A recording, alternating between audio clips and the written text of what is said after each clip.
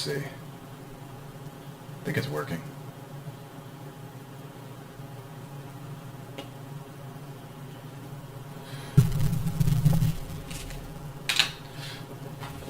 Cool. This is going to be part 2.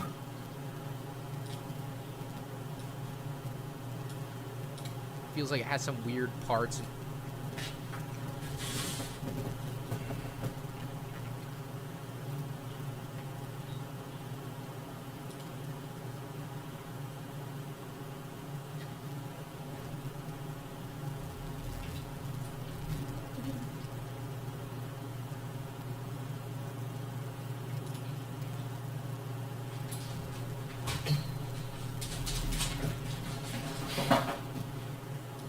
Jeez.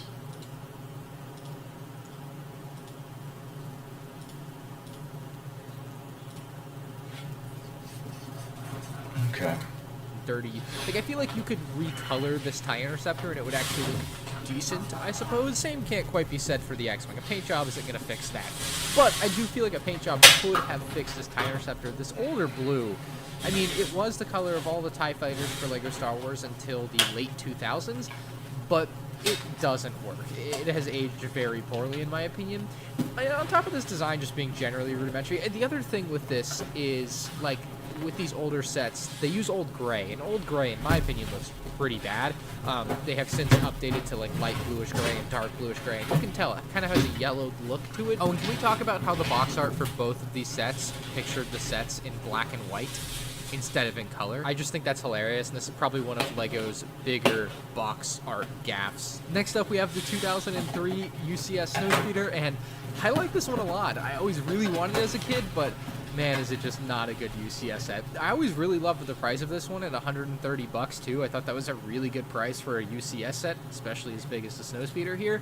And while it does actually hold up pretty well to today, it definitely is outclassed by the newer version, which you'll see later on the list. I do appreciate a lot of the attention to detail on this set though. It does have a lot going for it. I just think the other sets are better, obviously, coming up. Perhaps this is the one set on the list that I probably should have higher, but ultimately just ended up putting it way too low. I did feel like this would be a pretty cool opportunity to show you guys that there are actually 2 versions of this set's box art.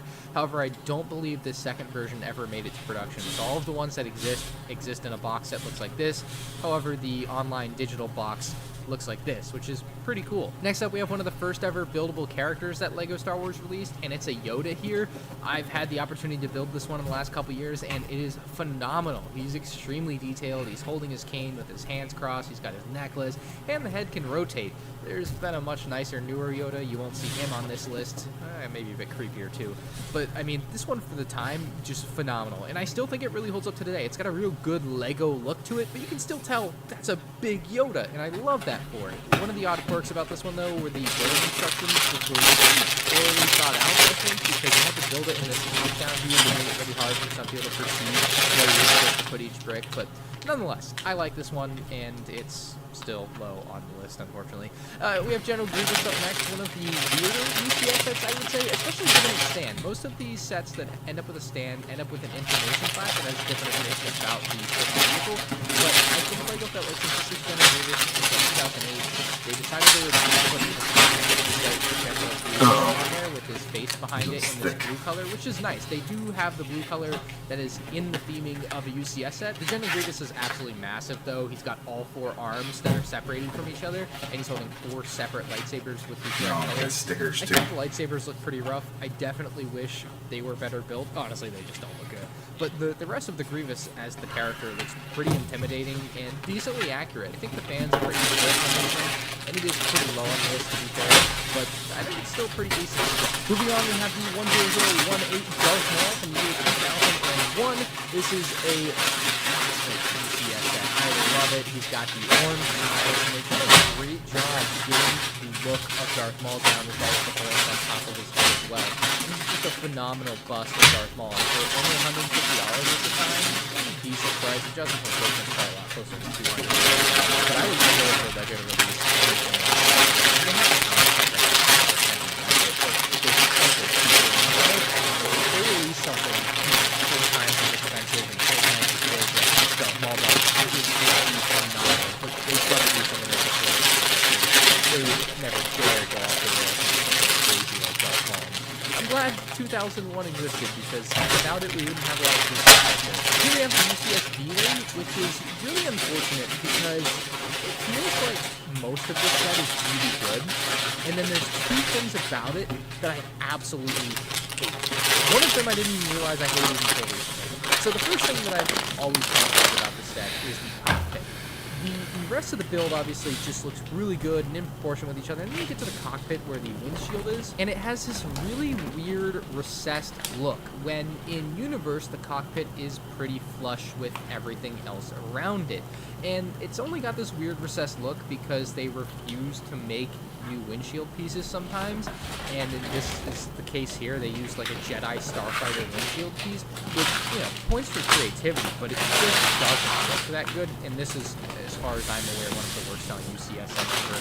I got it on May 2013 for half price. You don't see UCS sets for half price. This one was real bad. Oh, before we get to the second thing that I really hate about it, there is something that I found rather annoying about it, and that is between these two pieces here, there's always a small gap. You could never get the pieces to go together all the way, just because of the way the Lego bricks work. So yeah, there's always this weird gap there, and I didn't like it because it wasn't flush. But anyway, the other thing that I decided I really hate about this set is the stand. Like, the way the stand works is nice, but specifically the feet of the stand. Every other UCS set to that point in time has like a really sharp stand. Some of them added like curved pieces on top, but they still have like a squared off edge to them, which I always really appreciated for whatever reason, and it's telling that they went back to it after this. But this specific stand just has these really big curvy pieces, and they look terrible. I feel like it's part of the reason this set just isn't that good, and it's a weird reason, I agree. But, like, it's so bad looking compared to all the other UCS stands to that point and since then, which have, like, a pretty common theme among them. And then you just have this one, which is the farthest thing off the rails. I mean, other than maybe the Grievous that we just looked at. But that one obviously has a functional need to have the wider base. This one just... no. The smallest UCS set ever created is this Naboo Starfighter from 2002, and while I always thought it was an episode 1 set, it is technically an episode 2 set. I thought that's something cool to know because you can see Coruscant is the background art. If it was Naboo, it would be an episode 1 set. But it's kind of odd that it's an episode 2 set because most people connect the Naboo Starfighter with episode 1 because that's where it's more prevalent. I found something pretty dang cool while looking for imagery for this video. Oh my gosh.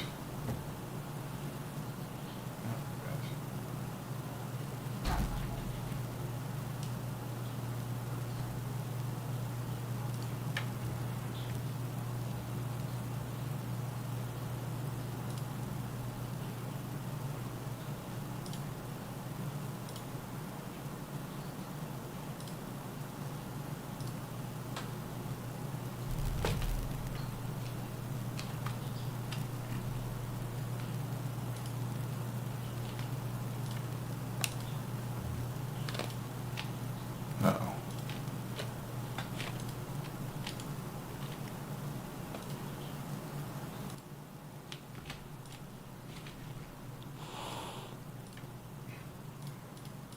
Video, you see this picture of the Naboo Starfighter box on this white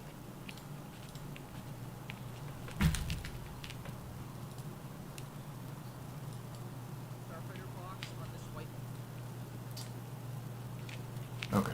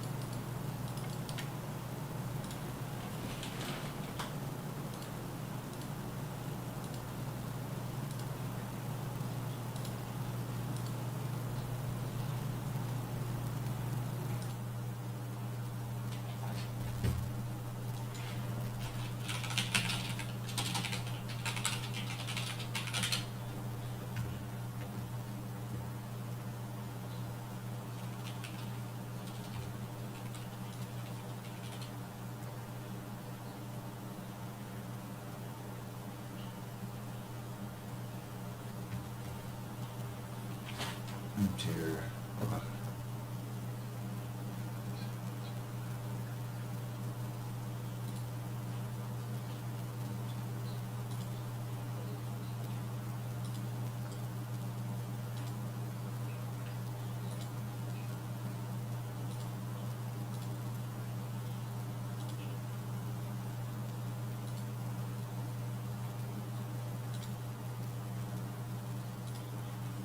Okay, testing.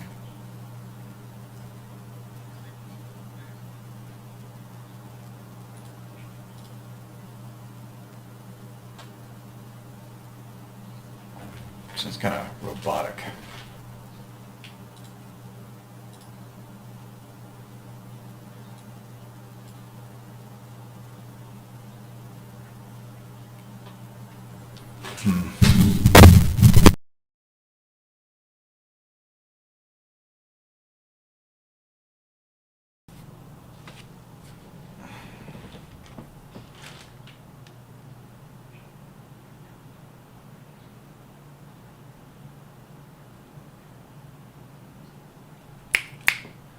Now let's test.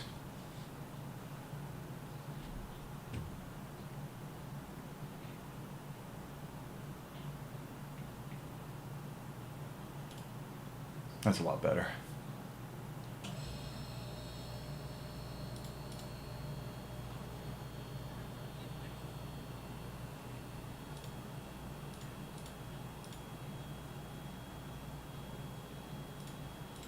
Cool.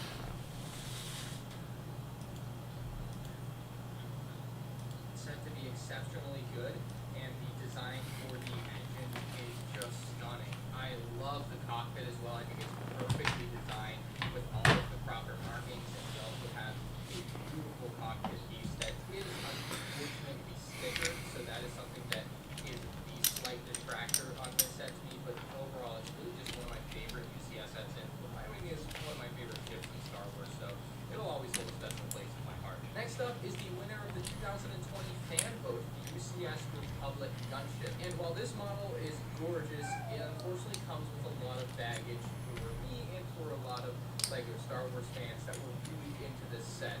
Mostly coming down to the minifigs in the set, but the set is the whole experience, and LEGO did ask which minifigures fans wanted in the set and completely failed to deliver, and then spit in their face time and time again with statements such as the Republic gunship is an original trilogy vehicle, the clone trooper has yellow markings and thus doubles as a clone pilot, because all most people remember from the movies is a clone trooper with some yellow markings. Just some absurd statements to say about a set that was decided on by your biggest fans. So I'll always appreciate LEGO for giving me some good content around that, but really at the end of the day, this is a beautiful build with a set just unfortunately surrounded in so much controversy, I can't possibly put it any higher. From 2006, we have the UCS AT-ST.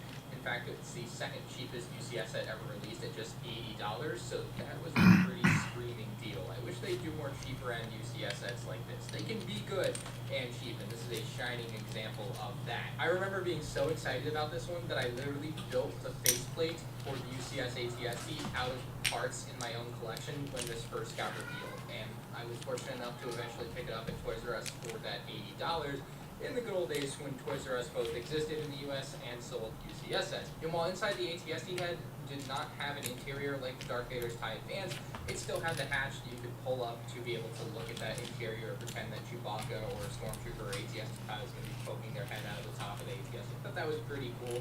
I think the guns on the side of the AT-ST are really well designed, and while the legs are not posable, it makes a lot of sense to not have them posable. They do need to be sturdy to keep the thing up, and so this is kind of the one angle that you can display your AT-ST at, although the head did turn, which was a pretty cool additional feature with this one. Next up, we have the Tantive from 2001. This thing is a behemoth, and I think it's one of the few very early LEGO Star Wars sets, I'm talking first 3 years because this came out in 2001, that could come out today and not look completely out of place.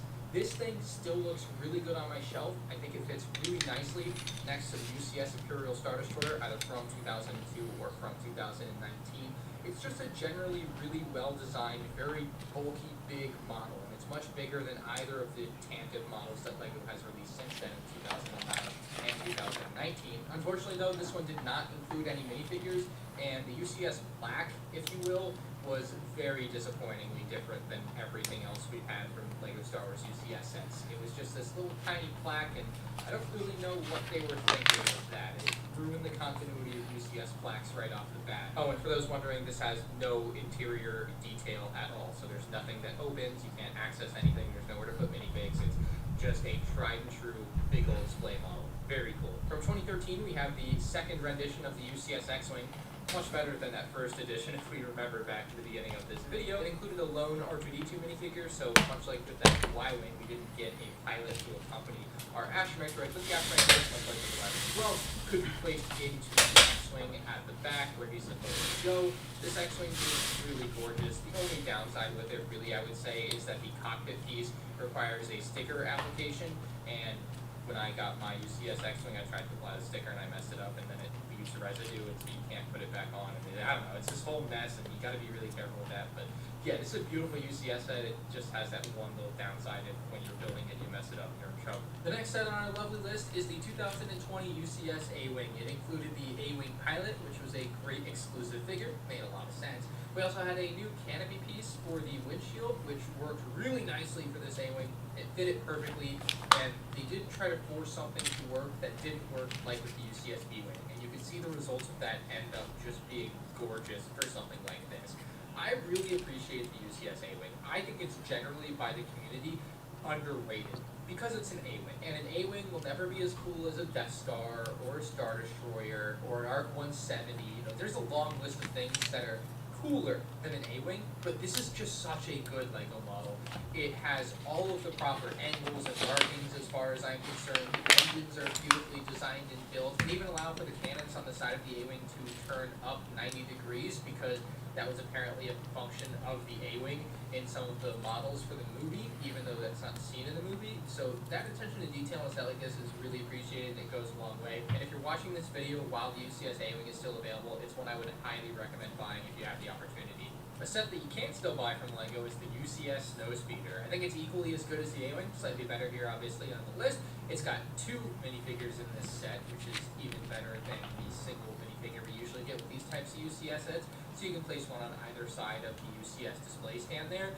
One of the kind of underrated aspects about this set that did get a lot of talk when it first came out, but I feel like a lot of people might not know about it, is that the cannons are actually slightly pointed inwards because that's how they are in the actual Snowspeeder. So you can see from this top-down view that it's not a perfectly straight cannon, it's actually slightly angled in. You have the tow cable at the back, you have a beautifully designed cockpit that fits really nicely into the build. Like when you pull it up, it lifts up nicely, and then when you place it back down, it feels really satisfying to plop it back into place for whatever reason. Also a very detailed interior, obviously not made for minifigs because this isn't minifig scale, but it's a beautiful, massive UCS Snowspeeder and a great improvement on that original version that we saw earlier in the video. 2018's UCS Y-Wing also included 2 minifigs with Dutch Vander and R2 BHD, the astromech droid. Oh, it's such a great set. Like I said earlier, Y-Wing is one of my favorite ships in Star Wars, and it's not even as big of an improvement as it should be. Like, I think that 2004 model was just so good that this model isn't even that much better than the 2004 model, but it's such a good model. It adds in landing gear, which is hugely underrated on this one. It allows you to display it much more nicely without the stand if you so choose. You have the interior, which is actually built for your Dutch Vander minifigure to fit inside in this one. The cannon on top can spin 360 degrees. You can, of course, put your astromech droid in the back, and the greebling and detail throughout the rest of the body of the Y-Wing is just fantastic. Easily one of the best $200 UCS sets ever released, and if we ever do get another UCS Y-Wing, I don't know how they would improve upon this. 2002 saw the UCS Imperial Star Destroyer. I can't imagine what people must have thought when this first came out, because 2002 was obviously such a very different time for LEGO Star Wars. Big models like this were not common at all. This was the first, what I would call, truly huge model of a LEGO Star Wars set. It included a micro version of an Android, but that's just the side notes, the massive Star Destroyer that you get. It did have a couple flaws that leave it a little bit lower down on this list, like a pretty big gap in the middle of the set that just wasn't able to be fixed in the finalized design, as well as, I guess, an aging aspect of the set because it used magnets to hold its panels in some places. Apparently some of the panels would sag over time. Now, I bought mine a couple of years ago and it's actually brand new, but I've yet to experience that, but it is something that I've seen a lot of people say is a problem with this particular model. The UCS Sandcrawler, one of the few UCS sets that I would still consider UCS that doesn't come with the display plaque, oddly enough. It does come with a ton of figures though. I mean, it's a pretty crazy character. This set is insanely accurate and it's usually practically every panel on this thing can open up. You can have a crane without the front of a Sandcrawler to allow you to pick up some cargo and bring it into the Sandcrawler. You have another crane that can lift your astromech droids up and into the Sandcrawler. It has a pocket area that you can and around as well to pilot your Sandcrawler throughout Tatooine. So yeah, this is a beautiful Sandcrawler, and while I don't consider the original Sandcrawler UCS, this one definitely is and deserves a very high placement on our UCS list. It's gorgeous. Here we have the 10221 Super Star Destroyer from 2011. Absolutely stunning. This thing is super long. I think it's over 50 inches long, so this thing is massive.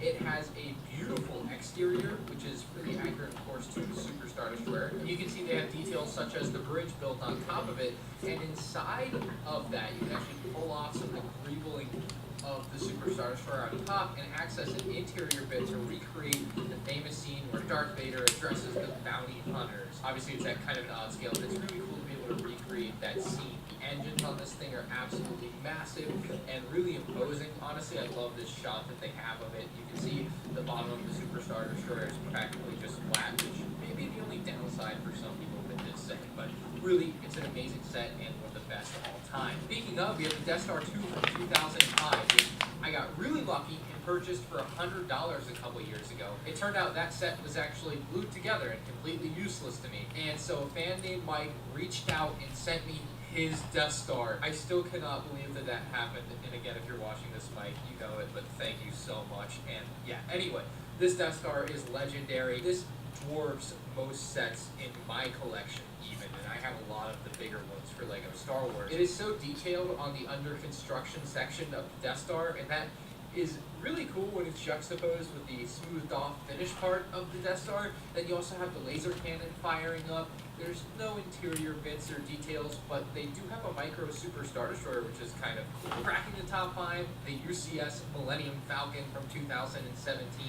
At the time, probably the most hyped LEGO Star Wars release ever. It was, and still is, the biggest LEGO Star Wars set by piece count. It had a bunch of minifigures, and interestingly enough, it's one of the few sets in LEGO Star Wars history to include minifigures from 2 completely different movies. We have minifigures from Episode 5, and we have minifigures from Episode 7. So I thought that was a really unique way to do this set. And they actually included a second grade artist, so you can swap it out and make the Millennium Falcon into a different version from a different movie as you please. Now this Falcon is obviously a massive improvement over that 2007 version, but some of the areas that are worth pointing out is just the overall detailing on the ship is just massively improved. It's no longer just studs. It actually has different parts on top of it and greebling and tons of techniques that I don't even have words for, but it looks gorgeous. You also have a dedicated cockpit windshield piece that looks so much better than the brick-built version from the years prior, and we have interior sections. The full interior of the Falcon isn't quite there, but we do have like 3 different rooms that are represented, which is awesome to see. So UCS Falcon, still to this day, one of the best sets LEGO has ever released and probably will be forever. Such a great set and definitely deserving of its high spot on the list. Moving on, we have the Star Destroyer, a set that I get asked a lot if you should buy the Falcon or the Star Destroyer, and I always tell people the Star Destroyer for one simple reason. I think it looks cooler. I think it looks more imposing. The Star Destroyer is the bad guy's ship. And to me, no matter what happens, the bad guys are always just cooler. And so the Star Destroyer is the essence of that. It is epic, it is massive, its piece count doesn't do it justice for how big it is. It comes with a micro Tantive 4, again, much like the 2002 version of the Star Destroyer. This one, of course, slightly improved. And there's also the docking bay underneath the Star Destroyer where you can pull in the Tantive, have the Tantive be docked into the Star Destroyer, and of course, always seen with Darth Vader and all that jazz to open episode 4. The backside of the Star Destroyer just beautifully detailed with the engines, and you can see the stand for it is very big, but obviously it needs to be because it's a massive set. Speaking of Empire stuff, from Empire Strikes Back, we have the Slave 1. You can see that Cloud City box art, one of the most beautiful box arts from LEGO Star Wars ever. This one included 4 minifigures along with Han Solo and Carbonite, which allows you to recreate a pretty iconic scene here. I love that they were able to get the angling of the Slave 1 correct. It's one of those things that with LEGO you just never know if they're able to do it, but they really knocked it out of the park with this one. You also have the cockpit where Boba Fett can fit in, and that actually rotates with the ship, even though I can only show that with these still images. Backside of the Slave 1 is detailed with the engine bits as well. And I think what really puts this set over the top at the end of the day, and it's one of those weird things, I mean, obviously the design is fantastic, but just the fact that the stand is at a slight angle, like the way this set displays is pretty much second to none. It's one of the most beautiful sets to put on display and just have there the way that it sits. In second place here we have the UCS AT-AT. If you know me well enough, you know what's coming up next. And this is perhaps the most accurate LEGO Star Wars set ever created. It is so near perfectly scaled. It is insane. Perhaps its only downside is the fact that the legs do not move without the screwdriver tool, but that was a necessary evil for stability on this model, which is so big and heavy. You have a fully fleshed out interior where you have a generator, you have 2 speeder bikes that can be stored inside, you can store your E-Web blaster, snowtroopers can be seated within with tons of seats inside. There are way too many seats inside, to be honest. I mean, it's obviously accurate, but it's crazy how many seats are in there. And then as far as the cockpit goes, you have the control panel, you can fit General Beers and a couple of AT-AT pilots up there. Just absolutely stunning as far as the interior goes. 9 total minifigures is amazing. You don't get that many minifigs in UCS sets often, and to see it here is just lovely. But that leaves us with one choice for what I think is the best LEGO Star Wars UCS set, and obviously you may disagree, let me know in the comments below. But I wasn't quite ready to give up the #1 spot for the particular show yet, and that's right, it's the spot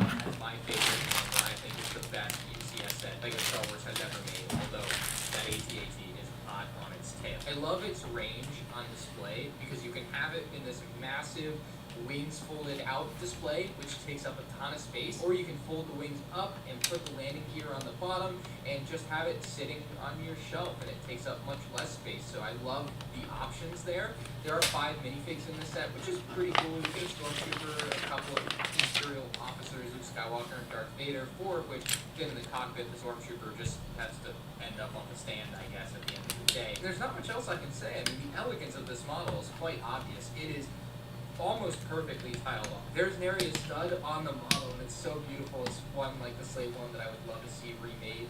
I'm curious how they could improve upon it, much like the Y-Wing. I just don't see how you can improve upon what I consider to be a near perfect model. But that is my list, updated all the way through 2021. Perhaps I'll make another version of this video in a few more years when God knows what other new cool UCS sets they could come out with. Let me know what you guys thought about my list in the comment section below, and let me know what your list might look like as well. If you're new to the channel, make sure you subscribe. If you enjoyed, hit the like button, and you can check out more LEGO Worst to First on the end screen now.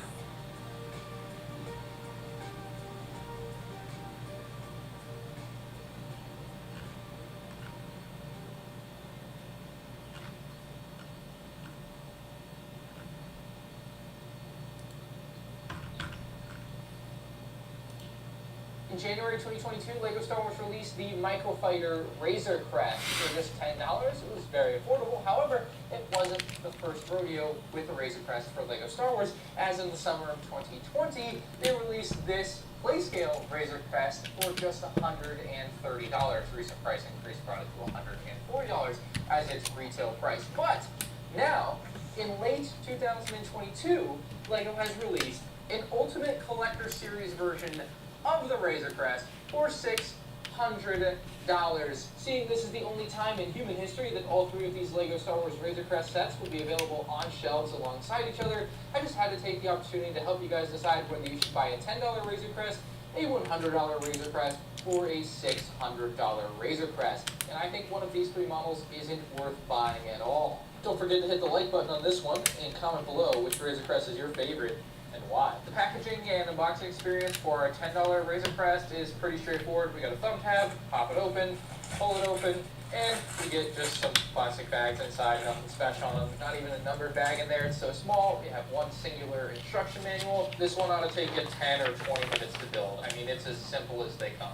Now when it comes to our $140 set, it's more of the same, just a couple of tape seals instead of thumb tabs this time to get through, and we're in.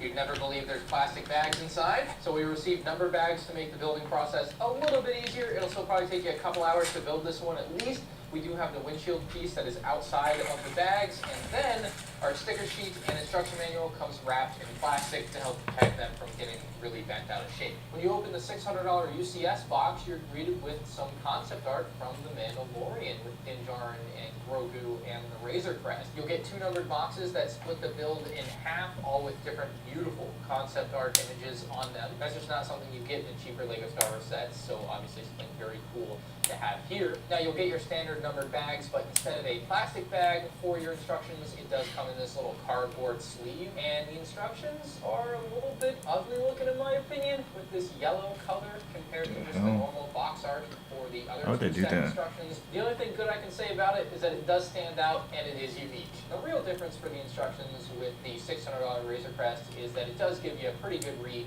about the set and the Razor Crest from The Mandalorian. When it comes to minifigures, there's only one character shared across all 3 sets, and that of course is the Mandalorian. And it is incredibly ironic that in the $10 Razor Crest, you get a better figure than in the $140 Razor Crest. He has arm printing, and the $140 Mando does not. So that's kind of sad to me. Now, I will say there does seem to be a bigger issue on these Beskar Mandos with the downshift in the helmet print versus on the regular Mando there. It seems to be in the proper spot, so that is definitely something the $140 set seems to get right more than the $10 set. Low quality for sure, but the lack of arm printing on the $140 figure is incredibly obvious and unfortunate given that the $10 figure and the $600 figure both get arm printing. Speaking of that $600 minifig here, it is just gorgeous. Get that $10 figure out of here. I mean, you can see they have added on arm printing from that $140 figure. It is otherwise the same minifig though as far as the torso and legs go. Just the exact same prints there, just adding on some arm printing with a different color arm with the dark gray arm versus just the brown arms. The helmets are another area where they really spiced it up for the $140 version, adding in a lot more detail on top and just kind of thinning out the visor to make it look better versus the older Mando helmet prints. So I think just generally everything is better on the more Jesus, expensive that's a lot figure. of studs. As it probably should be, you know. You're paying more money, you should be getting something better. And when we look underneath each helmet, you'll see that the only Mando with an actual face is the version in the $600 set. Now there's a $60 set with the Mandalorian in the N1 Starfighter that does come with the face as well, so the $600 set is the only way to get his face. As far as other minifigs in each set go, of course in the $10 set you only get the one Mando in Beskar armor. With the $140 set you get 5 characters total with Grogu, the Mandalorian. Is that Steve Harvey? No. That's Greef Karga. There we go, much better. And then we have IG-11 and a Scout Trooper. Love the Scout Trooper. Feel like he could have used the speeder bike in this set, but it wasn't included. And then for the $600 Razor Crest, you only get 4 characters, so 1 character less than the $140 set. But this time Grogu comes with the pram, which is amazing. We get Queel for the first time in a set, and he does come with the blurg, which the teeth look a little bit awkward for, but it is a blurg for the first time ever in LEGO Star Wars. We do get the Mythrol, but I do feel like he's a bit of a failure as a minifigure. I really feel like they should have done a sculpted, molded head like they did for Queel. I think it just doesn't look good on a regular minifigure head. And of course, the Din Djarin, and I didn't mention, but he does come with the hairpiece. So overall, I think the best minifig selection is the $600 UCS one, despite not liking the head or the Mythrol. Close second being for the $140 version, and of course it's hard to compete at $10.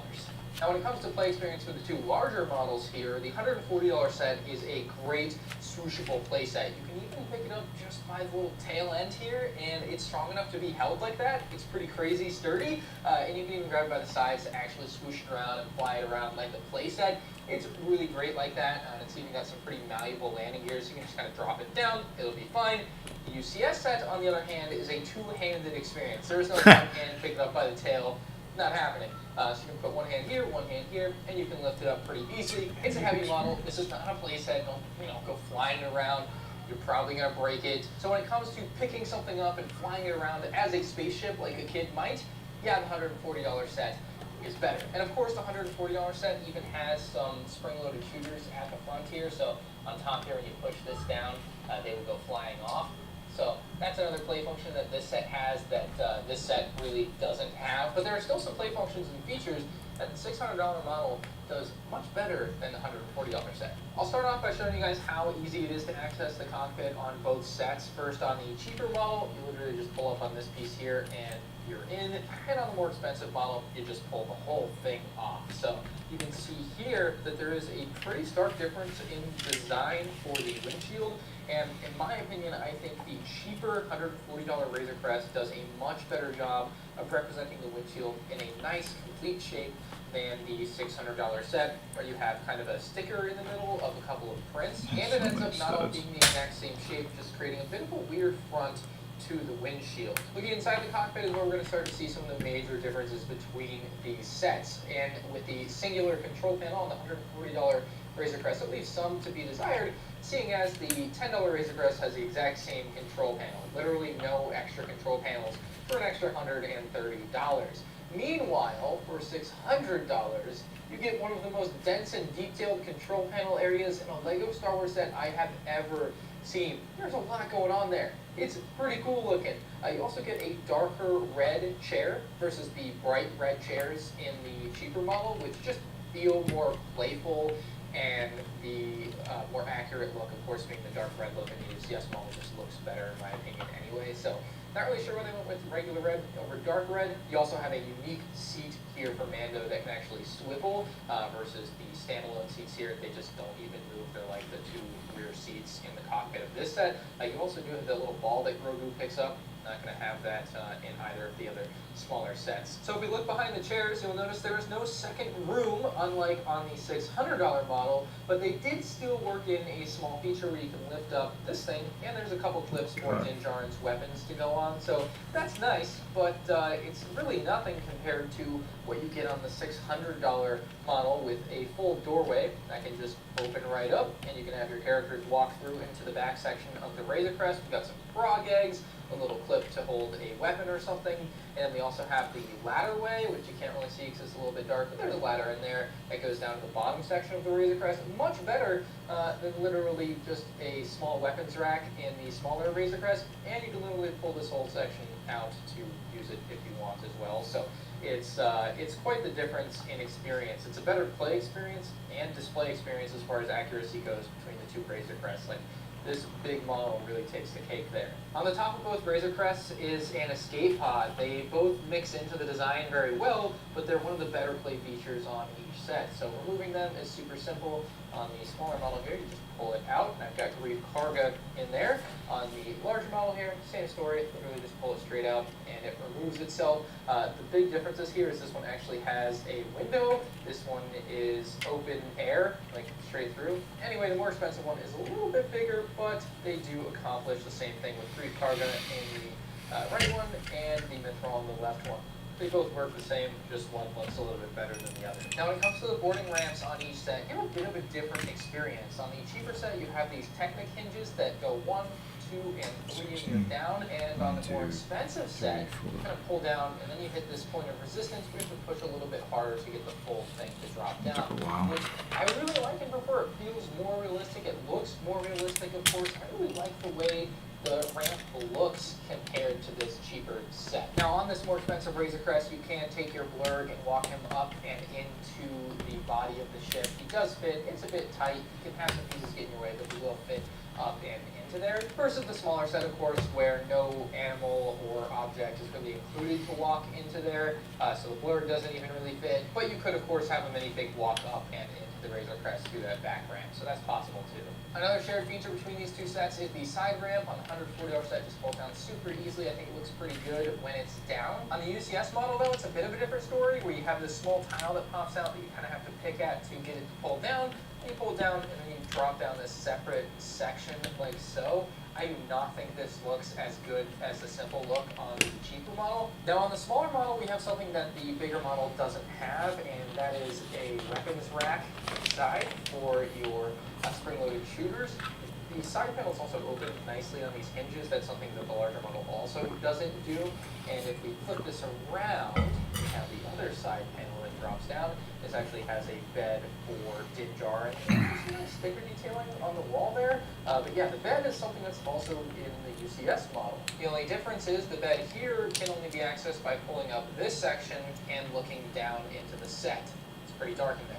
I would say the UCS bed in general is a bit of a classier look than the bed that we have on our smaller $140 model. I just don't like the colors as much on this one. But because the bed is embedded so deeply, you can actually pull it out to get your Mandalorian on there, and then you reveal a little bit of wiring underneath. And there's the water bottle I lost down there. It's supposed to attach to that stud above the pillow. However, it's a bit difficult to get out when the only way to get that thing out now is to flip this entire ship upside down. Not happening. So when it comes to accessing the rest of the interior on each of these models for the play scale set, you just have to pull these side panels down. It gives you really easy access to the interior. Fortunately, the only other stuff on the interior is the characters in Carbonite on the right there. We'll pull them out and put them aside to compare to the ones we have within the UCS set.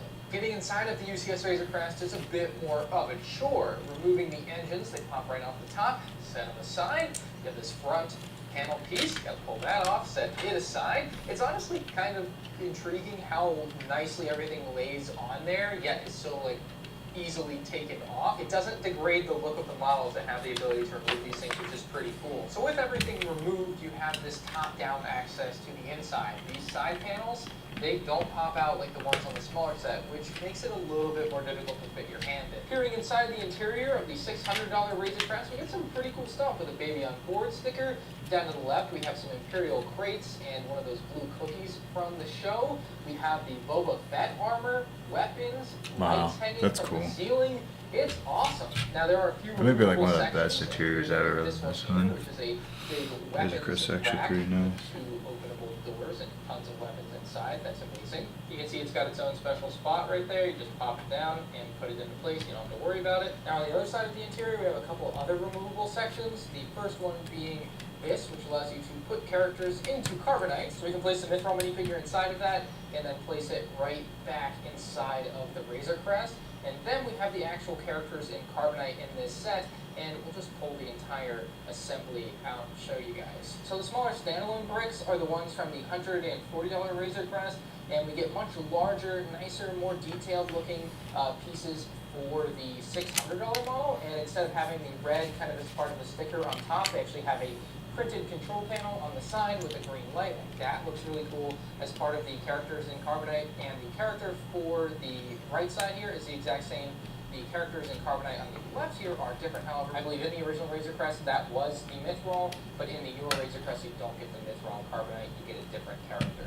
Another pretty obvious difference in what you get for your money when you buy the $600 set is a crazy level of detail and accuracy. However, the $140 set is no slouch. It does represent a lot of the angles and curves that the Razor Crest has very nicely. The UCS set just does it on such a greater level. It's hard to look past, right? But there are some interesting things that the smaller set does. It does use stickers on the engines, which I think provide a better level of detail. However, I think the engines on the UCS version still look better. Another interesting difference is like this big barrel piece at the back of the smaller set in dark gray versus the dark tan color they use for the plates on the larger set's engines. Just a difference in color there I think is interesting alone, let alone the different building techniques obviously. Another interesting difference is the accenting color for these sets. The dark tan color for the smaller set versus the yellow color for the larger set. At that, what the smaller set doesn't do is mix right up next to each other really the bricks and the stickers versus the bricks and the stickers for the yellow. They just butt up right next to each other, and you can see the difference in color pretty obviously, which doesn't look great. So I'm not a huge fan of that on the UCS model. It's one of the things I like the least about it, but it still generally looks better than it does on the smaller model. The difference on the engine intake for these two models are insane, sort of the angles and building techniques for the larger model just as a generality. Plus, we also have much better looking main cannons for the larger set versus the smaller set. It's just no contest. And the landing gear is also a place where the larger model just takes the cake. Love saying that in these types of videos. You have just really kind of dumbed down landing gear on the smaller model. Now, of course, it won't be retractable on either model, so it may as well look good, right? For the LEGO Razor Crest models, you have three pretty distinct categories for displaying these sets. First up, we have the desktop category. Literally something you would just put on your desk at work or something to remind you of something you like at home. As far as the $140 set goes, though, it's something you can actually put on a shelf and add into your normal collection. However, if you're looking to spend $600, that's not going to fit on a normal shelf, unless you have some really big shelves. It won't fit on my shelves, and I have reasonably big shelves. It is something that you need a table for, or a shelf custom built for it or something, right? It is not a standard display set. It definitely belongs in its own category in that regard. And something else it does as far as display goes is it does include a display plaque, a little bit of extra information about the Razor Crest, and the ability to place your minifigures alongside it so that you can display them with the UCS Razor Crest. It's also one of the biggest LEGO Star Wars sets ever, so it is something that really does grab your attention as far as putting it on display in a room. It's definitely going to catch people's eyes if that's what you're looking for. So when it comes down to it, which of these LEGO Star Wars Razor Crest should you buy? Well, I did say one of these is a complete stay away, and I think that's the Microfighter, the $10 Razor Crest. I guess unless you're buying it as a gift for kids, I really do not think it's worth buying. If you want that Mandalorian and Beskar armor, it does come in multiple other cheap LEGO Star Wars sets. So I really just don't see a great reason to spend $10 on the Razor Crest Microfighter with so many other great options out there. So that leaves us two Razor Crests to pick from for most buyers. I would say most people should probably be eyeing the $140 Razor Crest. It is a fantastic model of the set for the price. It obviously doesn't compare to the UCS set as far as the level of detail and the size. You're just not getting that. But for the price, it's excellent. I kind of think of it like the UCS AT-AT to the $160 AT-AT. They're both really good for their price, and I think the same thing essentially applies here. You're getting really good sets for your money at both levels. definitely the figures in this set, maybe could have used a little bit extra there, but I think the same could be said even for the UCS one, despite the exclusivity of some of these characters. Ultimately, unless you have the space, and unless you absolutely love the Mandalorian and the design of the Razor Crest, you probably shouldn't be spending $600 on a set. It's a top 1% of LEGO Star Wars sets as far as like price and piece count go. So you gotta be a really big fan of something to want to go out and spend that much money on something that needs its own extra display area that's not going to fit on your normal shelves. This is something that I feel like just meshes right into the normal collection for most LEGO Star Wars fans versus this at $600. I hope you enjoyed my deep dive in comparison on the $10, $140, and $600 Razor Crest. If you did, make sure you hit the like button. Let me know which Razor Crest you'll be picking up in the comments section below. And if you're new to the channel, hit that subscribe button.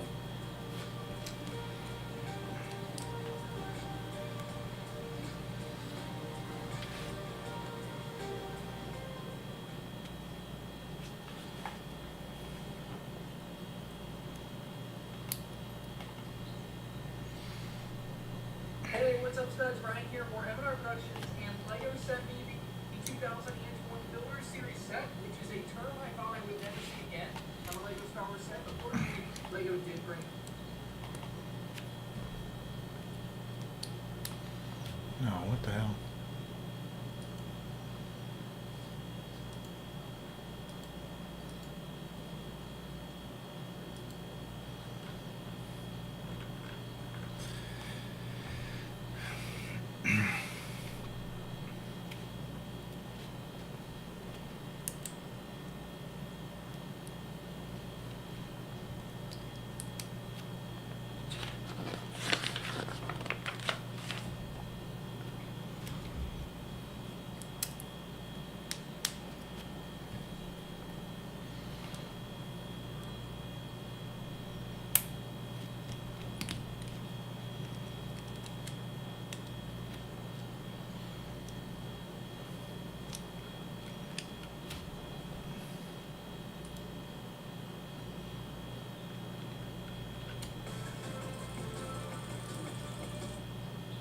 Hey, what's up, studs? Ryan here, more Hey everyone, Ryan here, more Avatar Productions, and one of the biggest requests that I got when I got the new LEGO Star Wars Master Builder Series Mos Eisley Cantina was to compare it to the rest of the Mos Eisley Cantinas. And in this video, we will be doing just that with all 4 iterations of the LEGO Star Wars Mos Eisley Cantina from 2004, starting off with even it's pretty crazy how far that's come.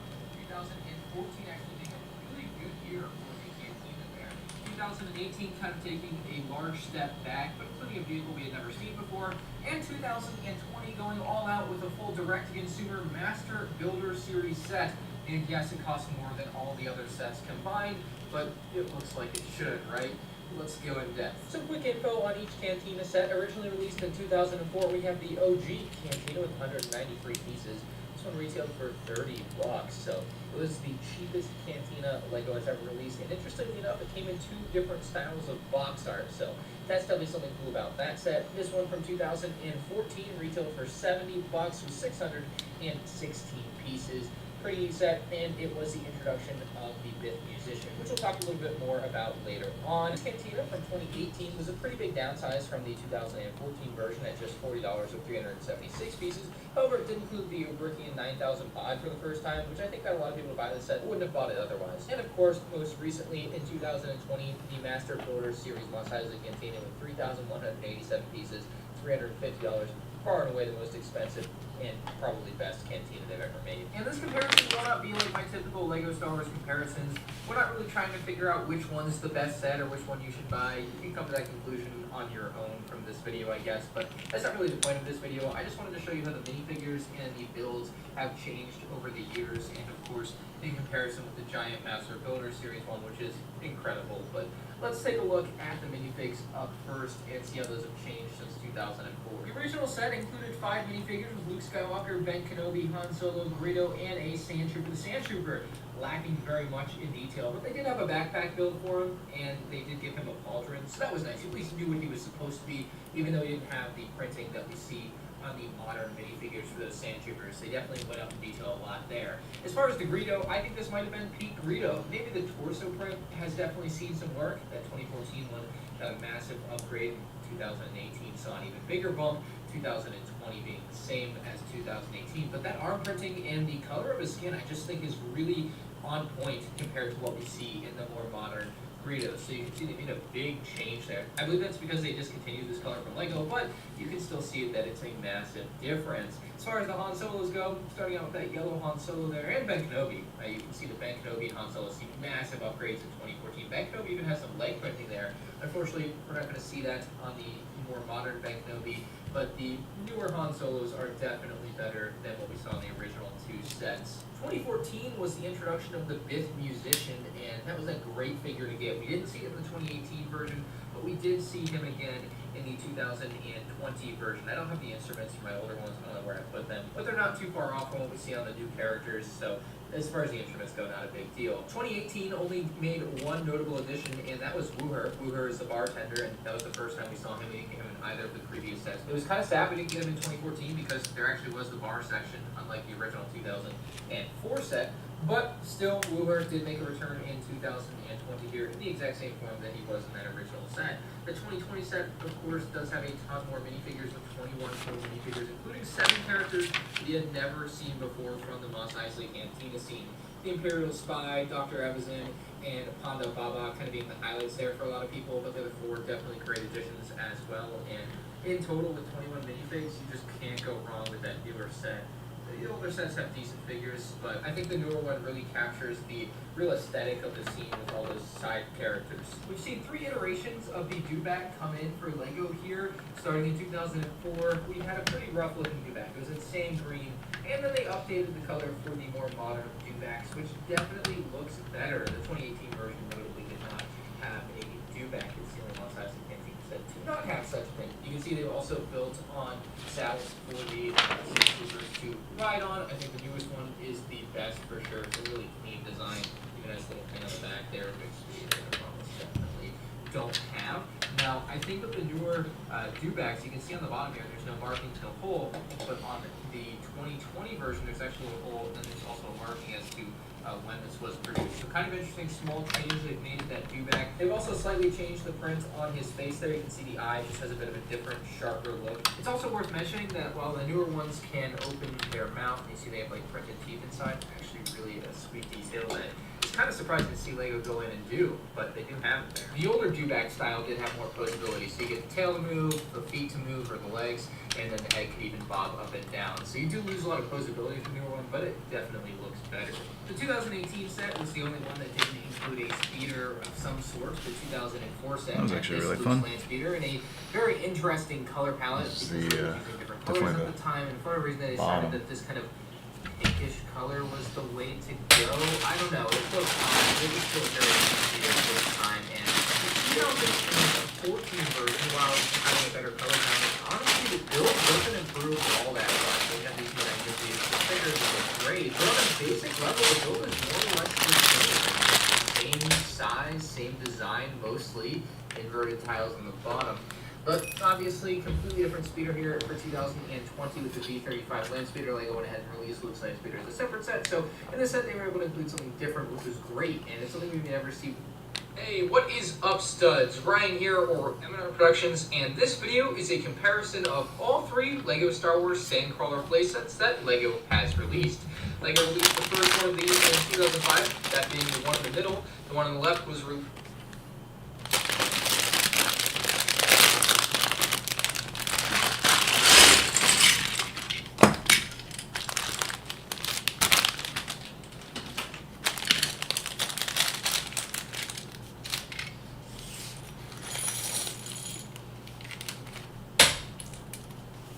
After that in 2014, and the newest version came out in 2018. We'll zoom in so you can see it. We're going to be comparing these in depth, and there are 5 categories by which these sets will be scored: minifigures, playability, design, value, and MMR. At the end, the number total will be tallied up, and we will have a winner for which Sandcrawler is the best. So if you enjoy these Lego Star Wars comparisons and want to see more, make sure you leave a like on this video. And if you have an idea for a future Lego Star Wars comparison, make sure you leave it down in the comments section below. If you want to check out my other and old Lego Star Wars comparison videos, you can check out the playlist linked below or at the end of the video on the cards. I'm not going to go over Oh my god, what the hell is going on?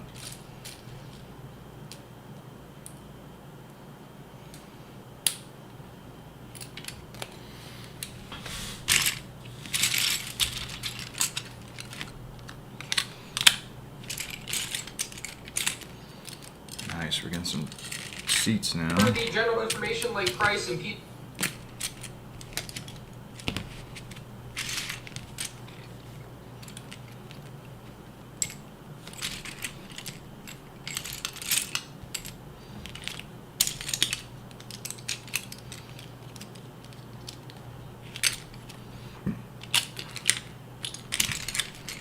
Count minifigures for all these sets right now because I will be going through that as we go through the video. So let's get started with the minifigure category. Which set has better figures?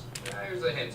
The original set from 2004 had 11 total minifigures. That is if you count this slew of things as minifigures, which I do in these particular sets. I think that's a fair assessment just to make it even across the board. Our first figure is Owen Lars, and of course for the time the figures were decent. Obviously by today's standards that torso print would not fly, but back in the day these were alright. Owen Lars, we had C-3PO whose hands were off-colored, which is a little bit of a shame. That's going to be a knock against this set. Of course the older R2-D2 print, we had a few Jawas, which as far as I can tell are exactly the same. We have an ASP droid. We then have R5-D4 with an unprinted dome, which has the regular torso print there.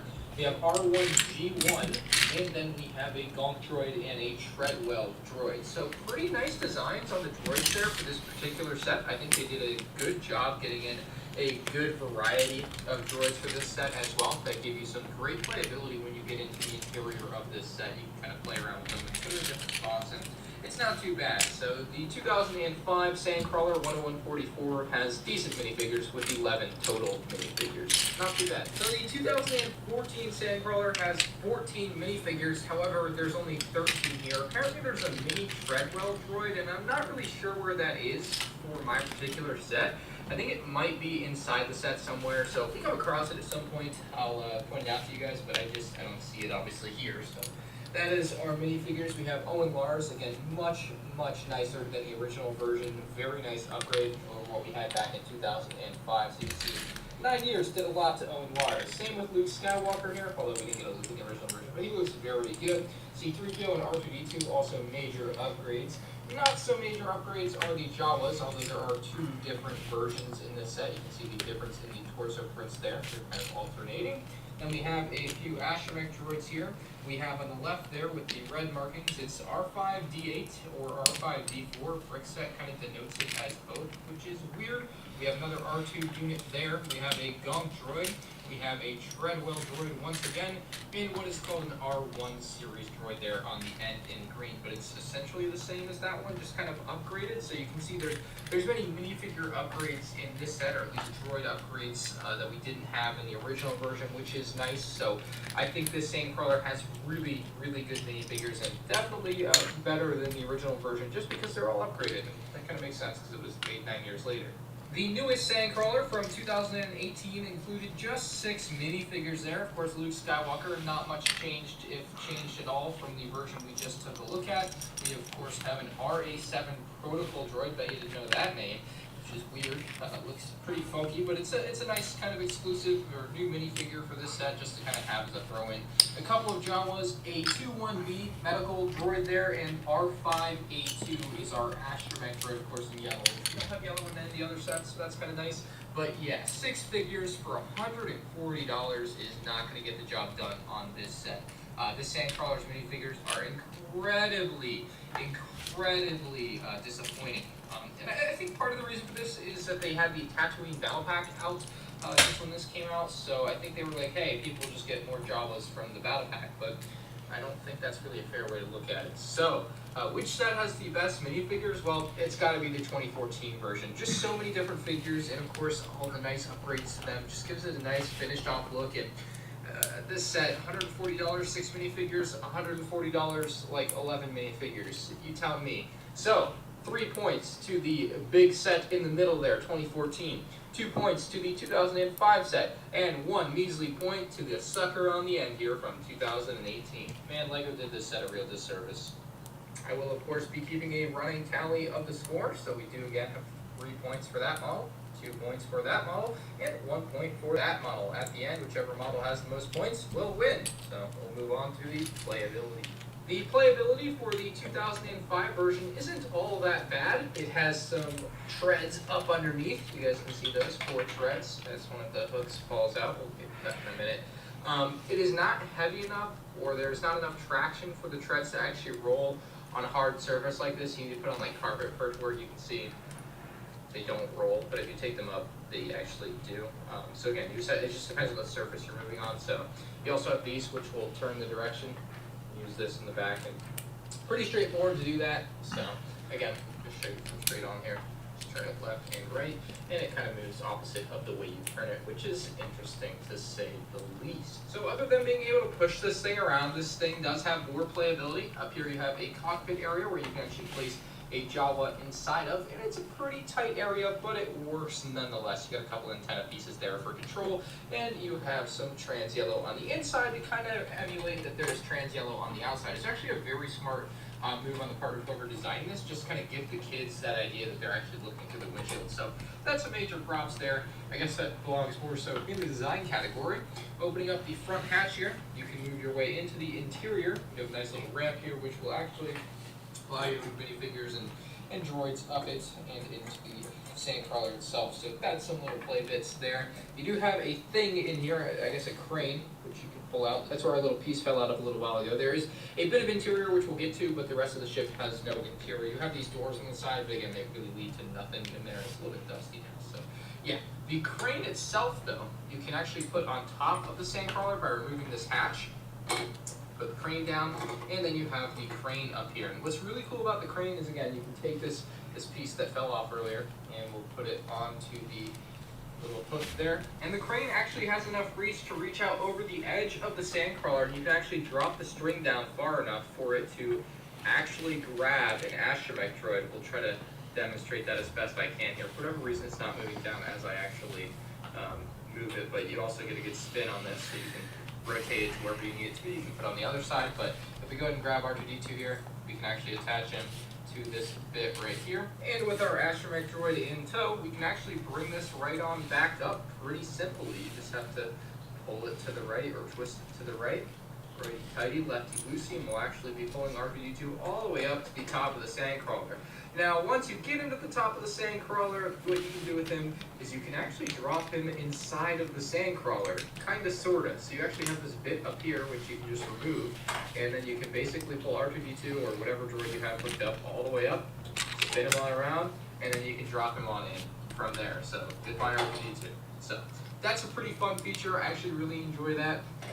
Very nicely implemented as well, that you can actually move the crane in and out of the ship and or vehicle. Now the interior is actually hard to access. You could access it through this hatch on the top, but LEGO thought of this and they actually made this whole thing removable. So you can actually pull out this entire section. It's on one giant plate or base plate or brick there. I guess brick would be the correct term. And there's your full interior, complete with tools and control panels and different little stickers in there, which is a lot of fun. So that is a pretty spacious interior on a giant Lego brick that you can access from either door or from the top, or you can just pull the whole dang thing out. It's really up to you, and I obviously prefer pulling the whole dang thing out.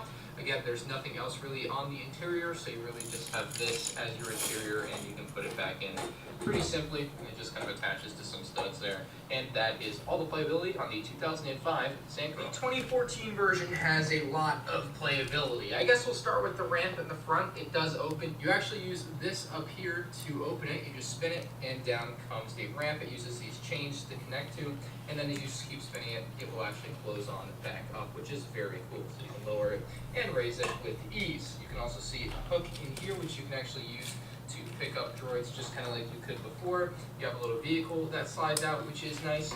There's a look at the interior there. A little dusty again, but not too bad. If you want to pull this hook out so you can actually use it, just pull it straight out and then you can actually drop it.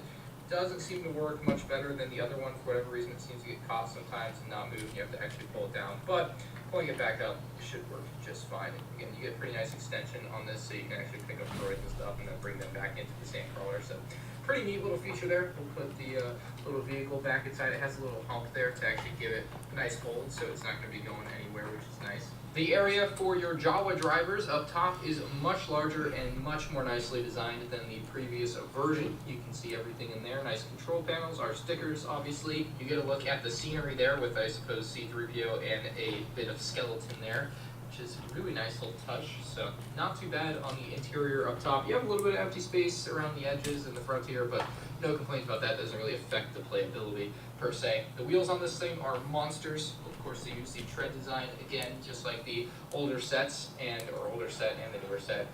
This one is actually heavy enough to make it roll, which is kind of nice on some harder surfaces, so you won't have any trouble with that.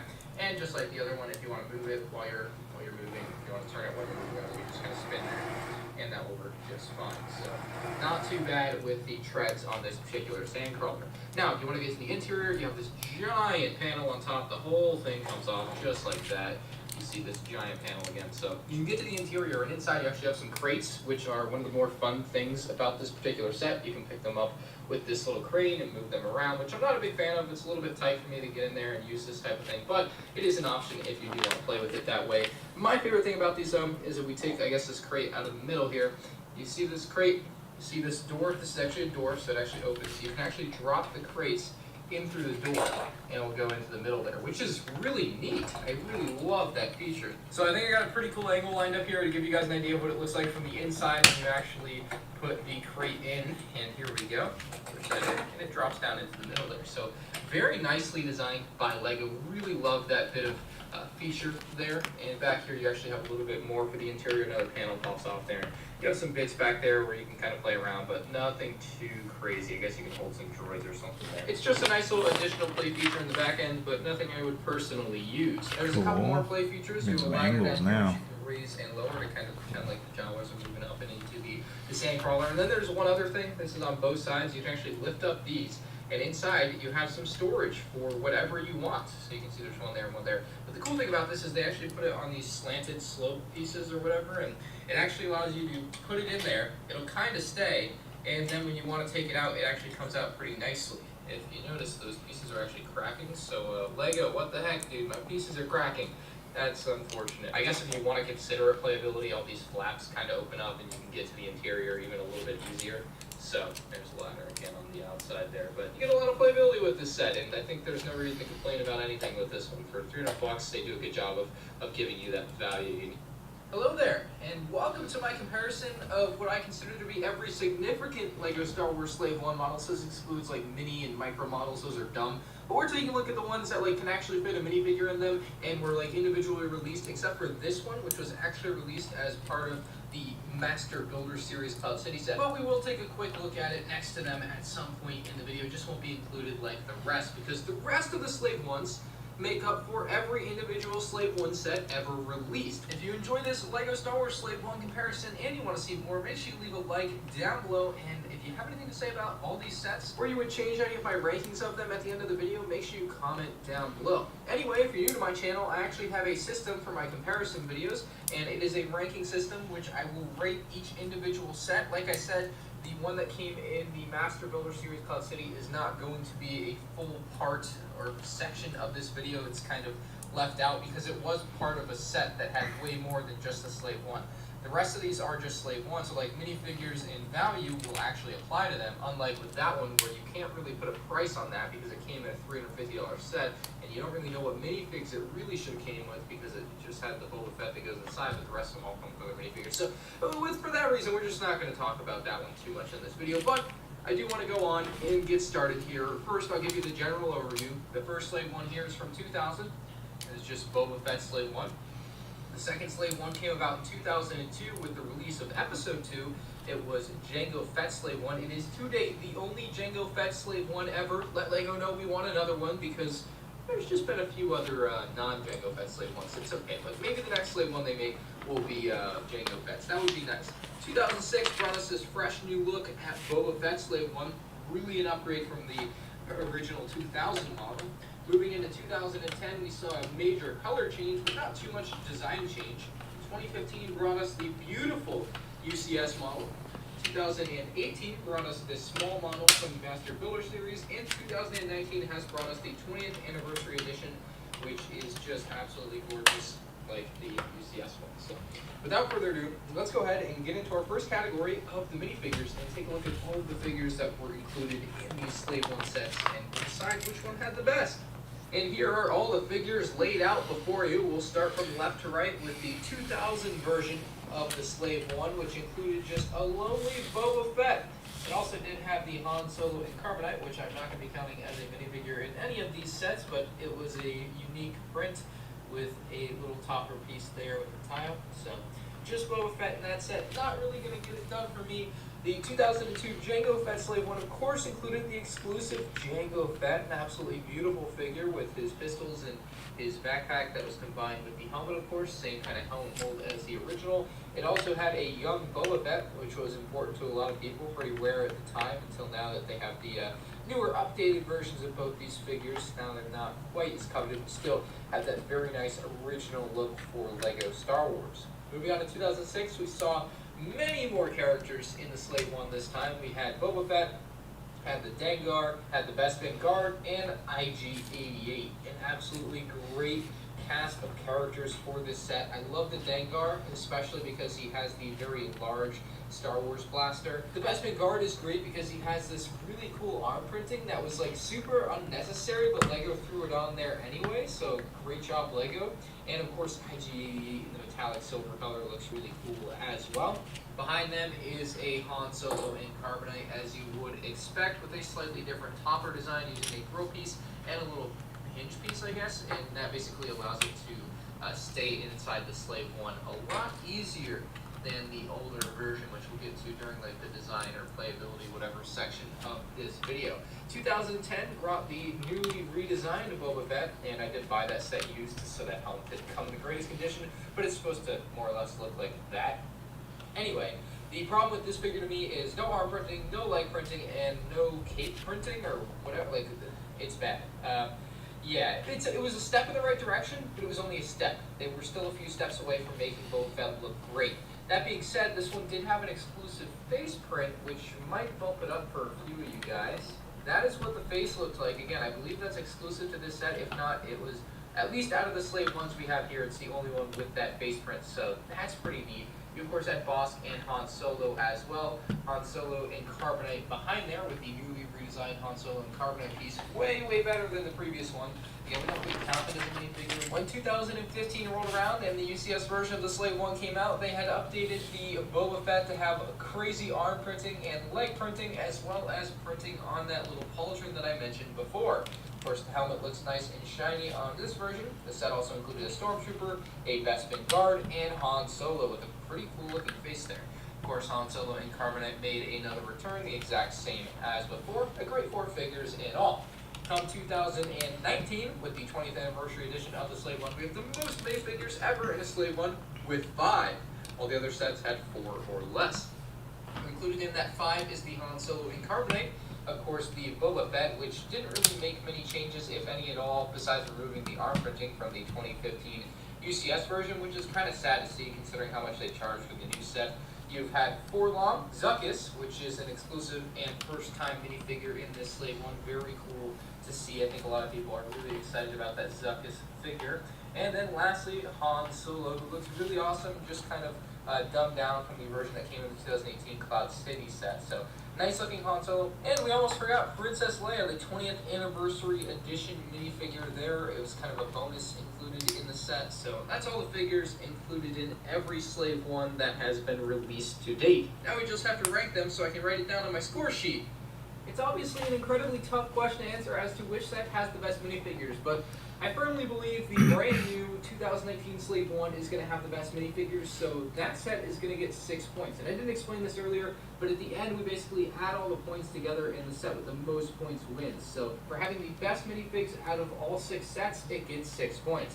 The particular set of figures that I deem to be second best will get 5 points, 4 points for the third best, and so on down the line. And again, at the end, the totals will be tallied. So for this, I think the second best figure set, and nostalgia almost wants me to say the 2006 version, but I gotta go UCS just because they made that Boba Fett so good. We're going to give 5 points to the UCS version from 2015. Moving down the line, 2006 is definitely going to get the 4 points from this list of sets. Now, 2002 could beat out 2010. You know, you could go either way. You could say the nostalgia for the original Jango Fett is just too much and it beats out 2010, but I think just to be fair, with the Bosk minifigure, the new Han Solo and Carbonite, the new Boba Fett and everything with that new set, you gotta give it the nod, give it 3 points. The second best figures are gonna go to the 2002 Jango Fett Slave One, 2 points, and then finally the worst figure selection and figures in general is going to go to the 2000 version, which just gets 1 measly point. So after 1 round, those are your scores. Let's move on to the playability of the Slave One. The 2000 model has very little to offer from a playability standpoint. The cannons or blasters at the front end of the ship can move or rotate 360 degrees, so you do have that going for you. The wings on the sides do also move with your rotation of the ship as well, so when it's landed, they'll be down. When it's up, they move to a horizontal position to the ground, or they stay horizontal to the ground. You can also put your Han Solo and Carbonite inside of the Slave One by dropping down this green little platform. You're going to bring your Han Solo over, you're going to slide him between the inverted slopes there, and slide that up, and he is in there. Kind of a weird feature. I mean, obviously it makes sense, but I don't know, it's weird the way it works. It's the best way to put it. So he does fit in there, which is important though for this 2000 Slave One, I think. Then the cockpit is. Yeah, I'm only like halfway done with it. You can open up the first section like that, but the whole thing will open like that. You have some control panels. You have a blaster for Boba Fett in there, and if you sit.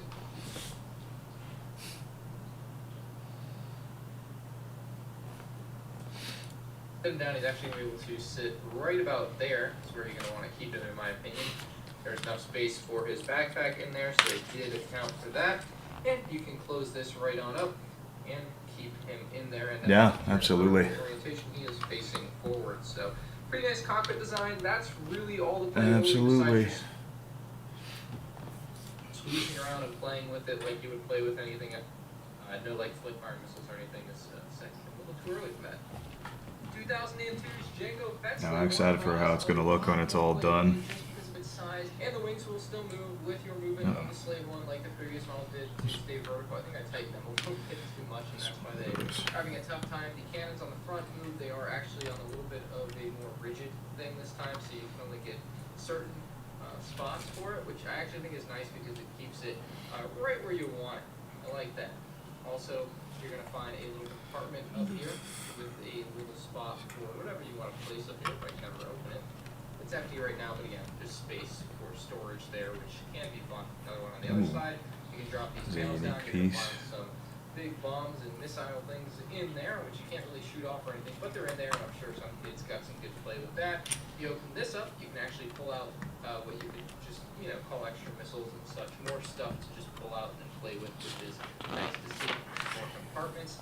This compartment here actually hides some Lego, what do they call them in universe, ion bombs or something, seismic bombs. You guys will correct me in the comment section, I'm sure, but these things are what I think they drop out and blows up like the asteroid fields. And the way you're going to drop these out of the actual Slave One is by pushing this up, which allows them to drop out of the bottom here. You guys can see that they all drop out, and you can have them drop onto whatever you want. You can do a little bombing run with the Slave One if you want to. Very interesting play feature there.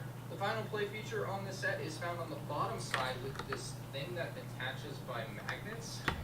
I think this is the back. This is still, to this day, even though I've had this set for a couple of years now, basically it's just a storage container that connects with the magnet. That's for sure the back. This one leads into the cockpit. That was a good thing to put on this set. I'm not really particularly complaining, but I'm also not saying it's a good thing. It's just an oddity that happened with this set. So that just connects up in there with the magnet. You can swings freely. Just like the other Slave Ones, of course, you can actually place your boat. Liking all these black bricks, but it's kind of hard to tell what's going on. I'm building the torso. So this section right here that I have, it's going to basically go on top of here. Alright. It's basically the very bottom. In fact, the box has really great art to show like what section you're building. So you say this is the basically where they all store it. I guess you can store up to 40 of these guys in there, which is ridiculous. You have to buy like a ton of battle packs or something, but yeah, so that's the little section. I'm building the very bottom floor here, but I guess there's 2 floors. I'm building the very bottom. That's going to set the foundation. I guess there's this little section down here. The amount of detail on this thing is absolutely insane. I wish I could pick this thing up and show you, but even the belly has like all these intricate little parts. Actually, I wonder if the box will show. I think it might. Yeah, it does. So it's a little hard to see, but you can see that the belly has like, I'll get into focus, has like all these little intricate pieces that no one would ever freaking see. I think it's really hard to see, but there's also like a little trap door down there where Luke can blow it open and basically like throw the thermal detonators inside of. So anyways, that's what I'm building. That's why I guess the interior is very, very dark. It's kind of looking like a boat right now, but that's essentially the section I'm building. So I can get more into focus. Yeah. So, but I'm building like, I guess, the very back where you can store bikes and stuff into it. So, yeah, this thing is going to be awesome, especially because it's going to look great against my slate. I want to make like a whole display, but I have a like, I have like the I just call it the chicken walker, but I know it's an ATST. So I have like one of these. It's having a hard time. This thing has a hard time standing on its own, kind of weighs down, but I have a couple of those, and then I have a couple TIE fighters. I don't feel like pulling them all out, but I'm gonna basically set up all my TIE fighters to basically be like, you know, on like little string. And then if I can somehow get a fucking snow speeder, those things are just impossible right now. They're a little pricey. I found a few on eBay. They're not too bad, but I like to like make like a diorama with this thing. Since this thing is so awesome and big, I'd like to incorporate like a whole little piece with it. So once I have it done, then it'll be the next step. Probably get a few more troopers. It won't cost that much. Probably a good like case might cost like $200, but sure beats $800 for a set, which thankfully I didn't have to pay for, which was really nice of one of my clients. So that was really, really cool. It was the best thing ever, man. I would never be able to afford this set otherwise. It would never happen.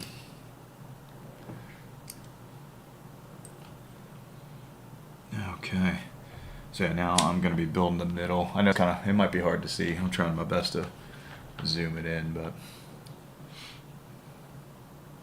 I didn't really make this to like stream it, to be honest. I just kind of wanted to have a tracker to see how long it took me for everything, and then just kind of look back at clips, I guess. I'm probably going to just speed up the footage later on. I just don't know if I could save all of this on my hard drive.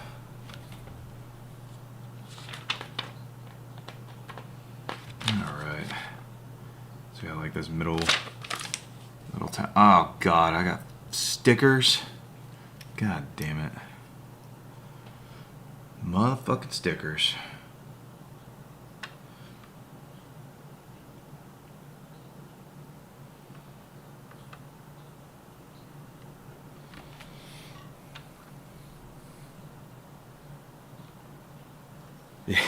Yeah, absolutely, man. That's the way to do it.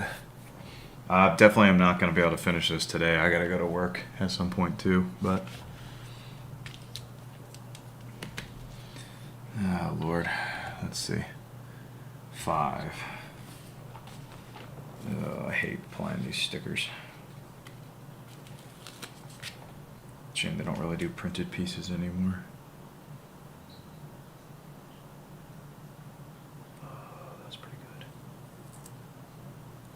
Okay, that was decent. I'm gonna get my good.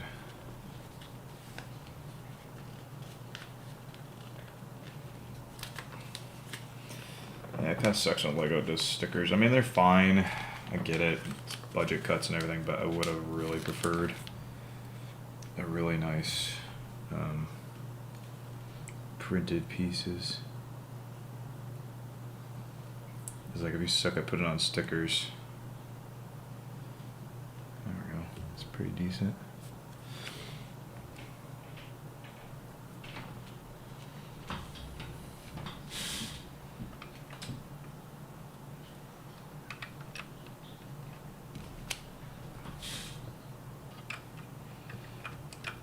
It does look cool though. But you got that set in. Nice. Okay, we got through our first round of stickers. We still have 4 more rounds. That's okay. We'll figure that out when we get there.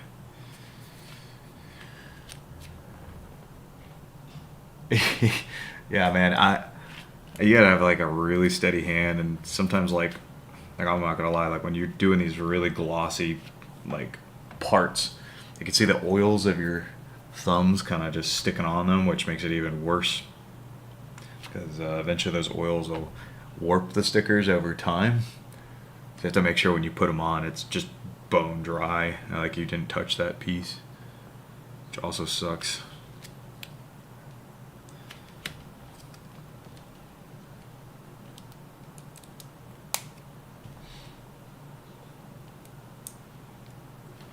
I don't know. I think I'm pretty steady with my hand. I do an okay job.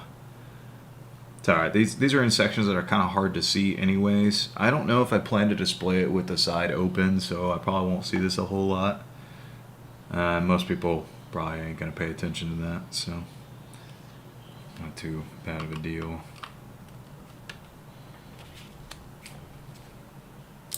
I hope I can at least finish this box before I go to work. That'd be nice.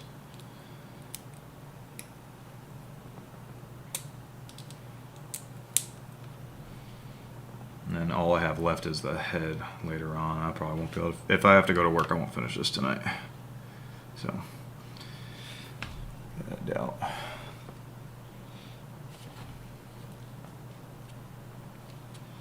Yeah, I guess that's it for that section. And the problem with this all being black is it's really hard to tell if you're missing something in the instructions. Like they do outline it with some white lines, but sometimes it's really hard to tell if there was any change. And I had some issues earlier where they snuck up some Technic pieces on me and I had to go back and take the whole damn thing apart. Really slowed it down. But anytime I'm working with bricks, I feel really good. Bricks are really fun to use. It's just simple. It's like the equivalent of having a shotgun in a game, you know? Just bam, just shove that shit on there. You don't have to be very precise with it. Oh, what in the fuck?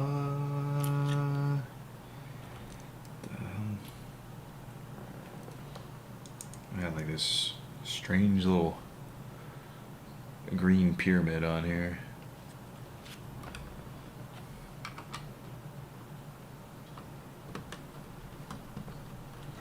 It's really satisfying to stick on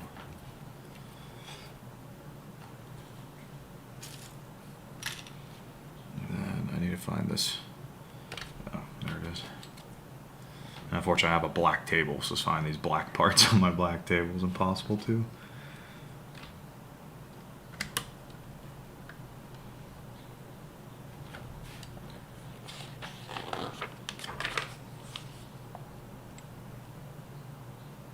Oh, I bet. Honestly, like, I think the thing that I feel like would be miserable is, like, any of the Star Destroyer, just because it's just so many. I mean, there's a lot of gray pieces here, too. And, like, trying to, like, if I don't sit here and organize them, it'll take even longer. Because then I'm having to find it for every single fucking piece. So, you kind of just have to organize. Oh, dude, there's a Kylo Ren set. I'm not a fan of Kylo Ren by any means, but there's a Kylo Ren set that's just pure black. Even the insides don't really offer a whole lot of color. I just don't even want to imagine how that is to build. Okay, I got 2 more stickers, 3 and 4. Okay, now these big fat panels here. These ones could be a little difficult. Let's see.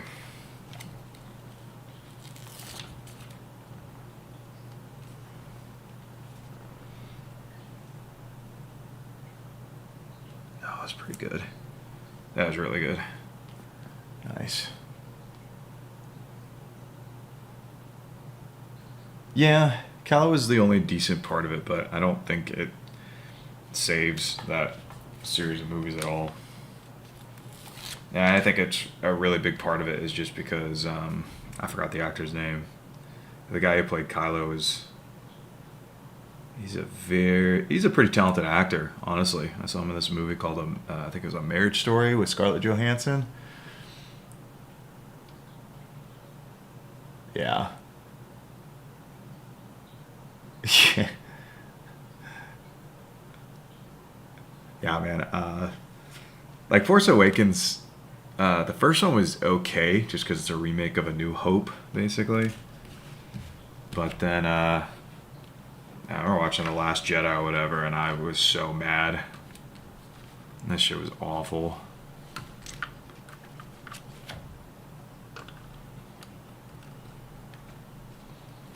Oh, these are cool though. These little. It's a shame they're not printed, but what can you do? Like, I feel like if you're, like, I didn't pay this amount of money, so maybe it's just me being unappreciative, but I feel like if somebody were to pay $850 for a set, the least you can do is print these pieces. Like, why the fuck are you applying stickers at $800? Not to mention taxes and everything else, and having the space for it. Like, this is a set that most people will never have, so they might as well. Yeah, no, I don't blame you. I don't blame you for not being in a hurry to want to watch it. Yeah. Because the new Star Wars are just not worth your time, to be honest. I don't know. Star Wars kind of just took a nosedive in popularity these days. I kind of feel ashamed. I still love it, but there's just that small part of me that can't quite get rid of it just yet.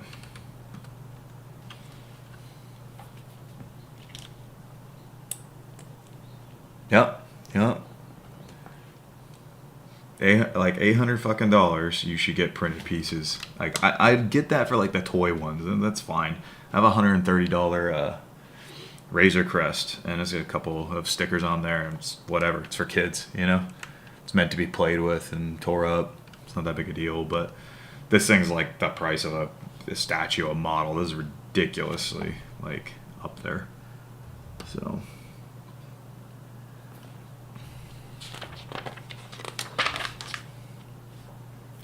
It's whatever. They look fine enough. I don't know how things work over at Lego, but still, it just add a lot more to the value of it. I mean, I like if you're already paying $850, right? I would say if you're already paying $850 and like it was a problem of cost, I'm pretty sure like if you just wanted printed pieces or whatever, like I would pay an extra $20, you know, if I was like that rich to actually afford this set. If it meant paying maybe $20 extra to get printed pieces, I'd just fucking do it.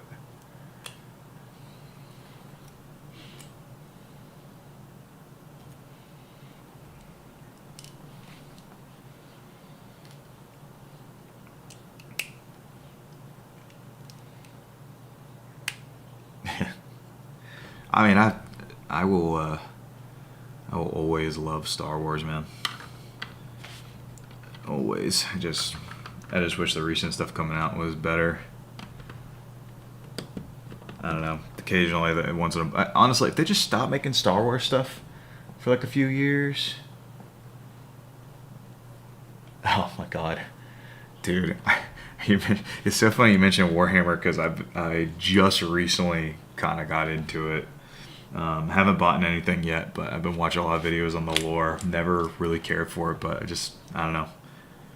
I went on a deep dive, and I know that shit's literally pay to play. You paid $150 for a starter pack of Warhammer. What faction did you go with?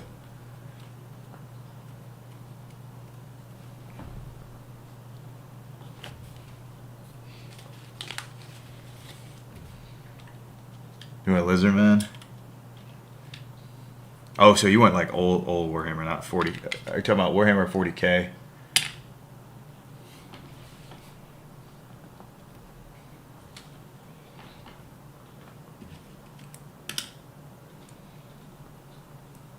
I was trying to like. I was trying to look into 40K minis. I don't know, but same time, still, you're right. It's expensive. Stuff costs way too much money, man.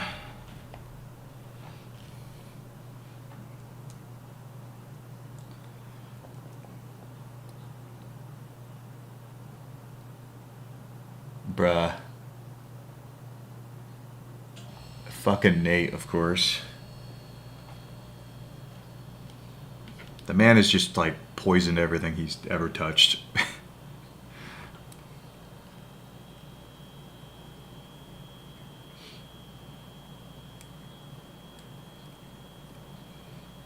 Like, it's so funny because everything like Nate tried to get us into, I hate. And then when I tried to enjoy it on my own, I was like, oh, this is actually kick ass. Why the fuck did I listen to this retard?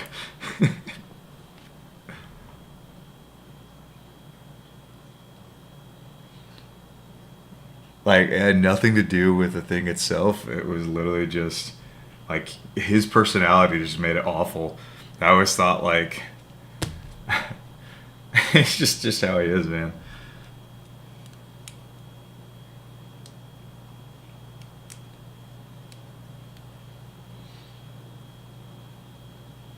Right? It just gets better. It really fucking does. Okay, I don't know what the fuck this is.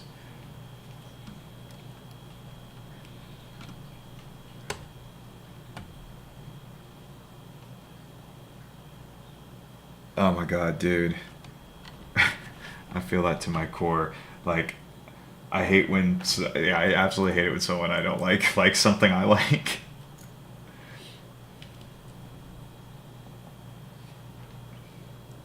Like, it says something about, like, it's like I start looking back at myself and I'm like, do I really like this? Because this person's a fucking idiot. Am I an idiot for liking this? Start reflecting on everything about yourself. Okay, let's see.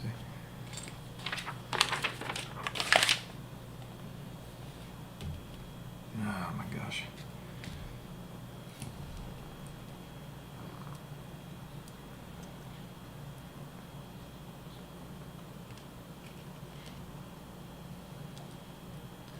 I do hope something good comes out of Star Wars. I don't know if you watched The Mandalorian, but later, bro.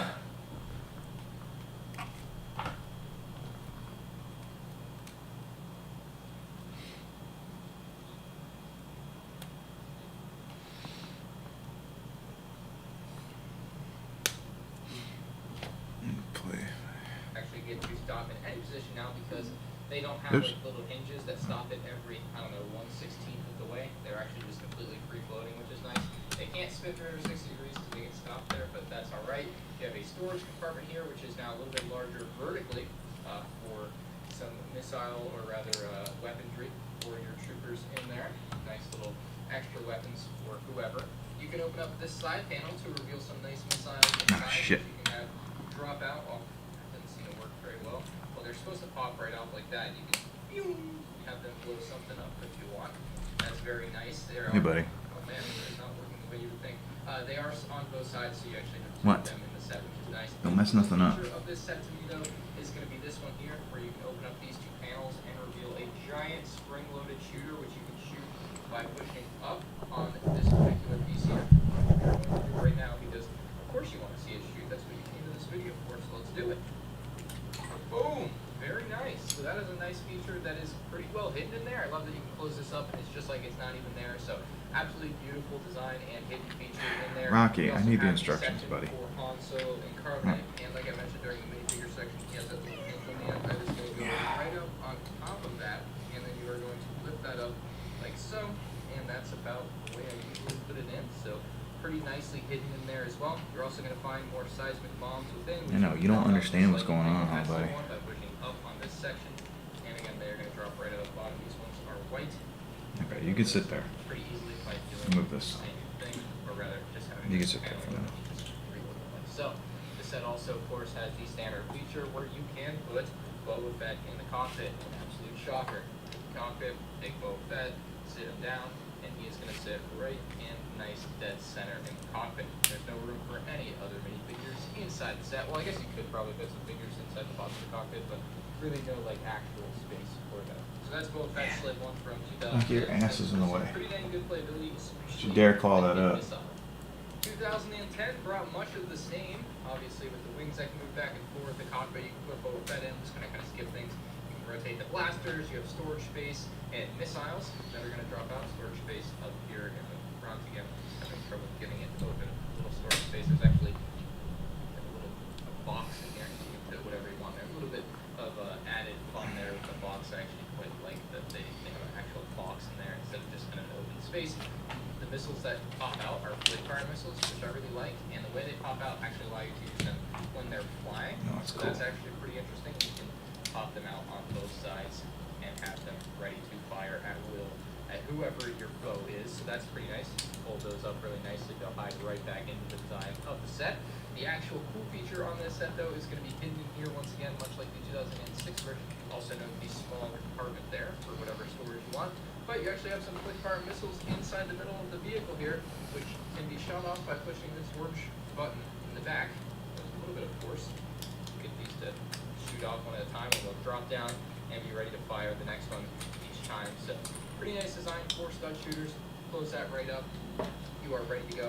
This one, of course, had the newer version of Han Solo in carbonite, so you're actually able to take Han Solo, place him in there, have him hold on to the clips that are provided inside of the carbonite piece, and then he can actually stay inside of here pretty easily. Just kind of drop him in there, hide right underneath there, and pretty well hidden. I actually like that better than the other one because you have to like keep the panel up, and it's weird. But this one does a pretty nice job of hiding him without that's making just on the design look backwards. any different and allowing you to play with that pretty easily by opening and closing it. So that's the 2010 playable playable. With the 2015 UCS version, we of course lose quite a bit of playability. It's really meant for display. You have the rotating cannons, which actually both rotate at the same time because they're on the same little Technicolor. You have these, which can pop out and reveal some missiles. They are on both sides, so you'll have different missiles on both sides ready to shoot at whoever your opponent is. And then if we can God, it's an cockpit, easy you're fix. actually going to be able to put Boba Fett in there, just like all the other sets, except you have a much more detailed cockpit area. The best feature on the UCS model is going to be found underneath for the Han Solo and carbonite. I think you can pull that out, and there's your Han Solo and carbonite flipped in underneath, so you can actually hide up inside of the bay of the Slave 1, like so, and you'll never even see him, which is just the best way to do it. So very nice little feature there on the UCS Slave 1. Overall, very nice, just really lacking a lot of functionality, as this one was obviously really made for display, and so it had to give up a lot of functionality. Finally, we have the 2019 version for playability. Unfortunately, they did retain the single axle design that allowed the turrets to kind of rotate together at once, kind of like that. These panels don't really open up or do anything, so you get nothing out of that, no storage or anything. For your Han Solo and carbonite, he's actually going to fit right under here this time. You just drop him in there, kind of like the 2010 version. He is very well hidden there. You're never even going to know he's there. On top, you'll find some spring-loaded shooters, and unfortunately, they are not hidden like they are on previous versions, but if you want to shoot them, you actually just push down on those red pieces at the top here. So, for example, shoot one here, just like that. Oh, these are lights. That's so But yeah, cool. that's how you shoot spring-loaded shooters. Pretty easy to That's do. really cool. The cockpit will allow you to place in a Boba Fett minifigure. Dummy, And yeah. nice little space working in there for you to play around in. The wings, just like all the other sets, do move these ones independently of each other, which is quite odd. You move them together. Left one obviously moving, right one not. Very interesting. Again, most of the time they would move with each other. This time they are independent. Now, the coolest new feature that this new Slave 1 was able to add compared to some of the other versions was its added handle on the back for being able to carry the model and play around with it, swoosh around with it. So that's something we didn't see on previous Slave 1 versions, and now in 2019 we have it. So that's really cool to see, because the Slave 1 was a weird set to pick up before, and this makes it a little bit easier. It actually makes these, because these panels are so loose, you can see one part right through when I was grabbing it there, but the the handle makes it a lot more fun to play around with and switch around with. So let's go ahead and explore the playability. So for playability, I think I'm going to give the nod to the 2016 version just because I love the handle so much. It opens up so many more possibilities for playing around with this set. The second best playability to me is going to go to 2006, where you have the giant spring-loaded shooter, which I really do appreciate. 2010 is going to follow pretty closely with the Cast it, box, yes. or third best, gets some points. 2002 with the Django Fett Slave 1 is going to get 3 points here, and I think we got to give 2 points to the 2000 version and 1 point to the UCS version because it's UCS and it's literally not meant to be played with, so we probably shouldn't score high on playability. So that's all the points for playability that we can give out. Let's move on to design. For our design category, the obvious winner is going to be the UCS version. That version is going to get 6 points in this category. We're not even going to go more in depth on that. I think it's pretty obvious. The second version, though, is where it gets a little bit more interesting. I think that's going to go to 2010. That's going to get 5 points because I like the colors on it a little bit more than the 2006 version as far as accuracy goes. Not that I don't have a lot of nostalgia for that version right there, but anyway, this version also just kind of closes everything up nicely. Everything that is a feature is kind of hidden, which is nice.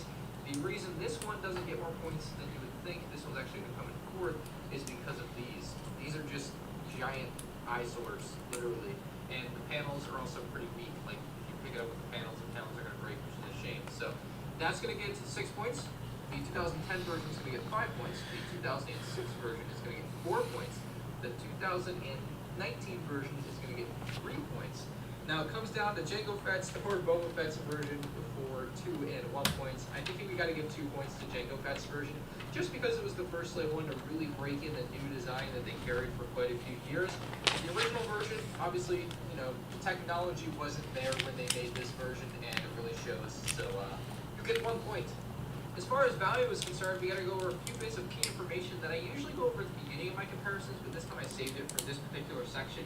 The 7144 Slave 1 from the year 2000 originally cost $20.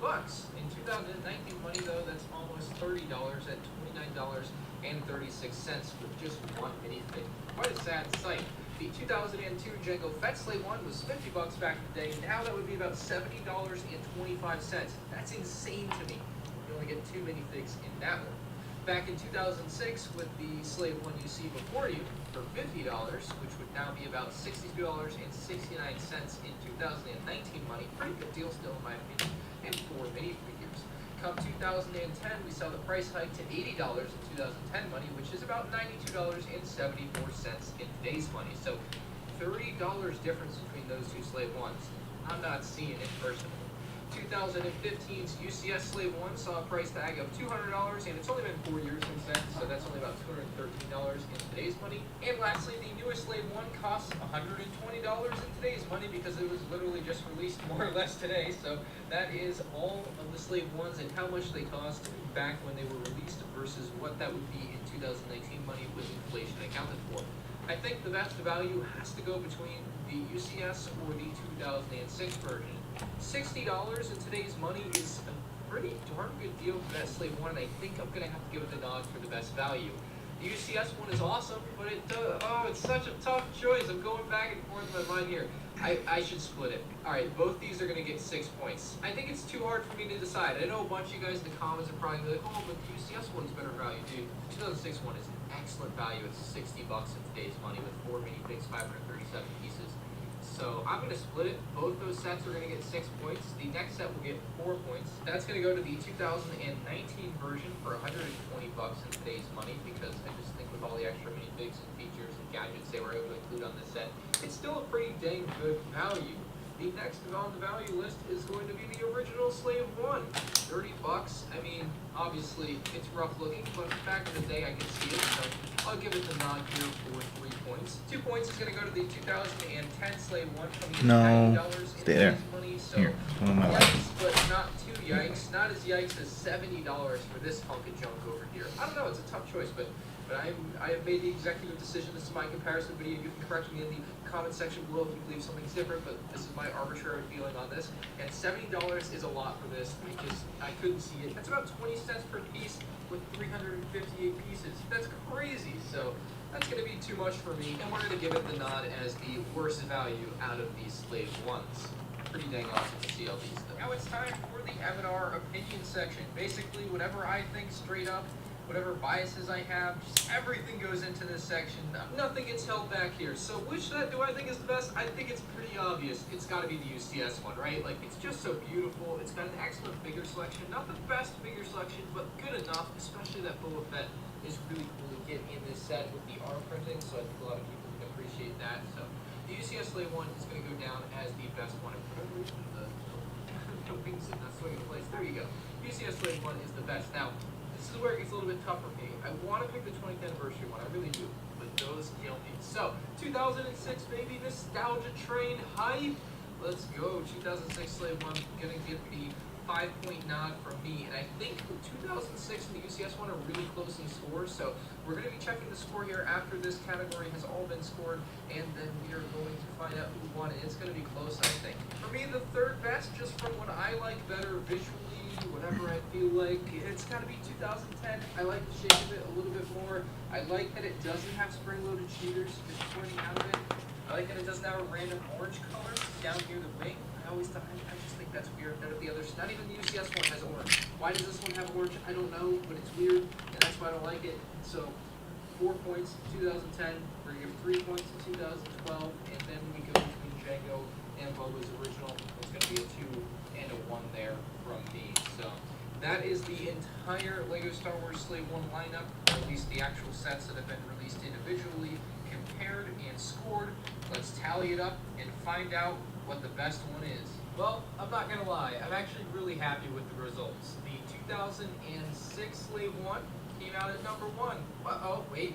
It tied with the UCS one, which, like, it just makes me happy that that's the conclusion I came to, because in my heart of hearts, those are the two that I like the most. And if I had to keep one, I'd probably, like, if I had to choose, I'd give the UCS one just because it's UCS and it's huge.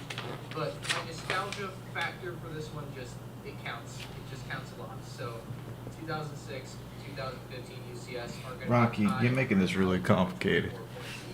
Coming in third place is going to be the 2019 version with 22 points. Not a bad showing. Pretty good. There's a cat underneath me. The fourth place version is going to go to 2010 with 19 points. Still not too bad. Then we get down to the dirty bottom cellar dwellers, as they say. 10 points. I know, you like your human, huh? Jango Fett Slave 1 didn't really hold up as good as I thought it would. It's a nice set, but just compared to everything else, it's just not that great. They need to remake that one, really do. And then going on to the worst set of the comparison, it's going to be the original version. I hate to do it.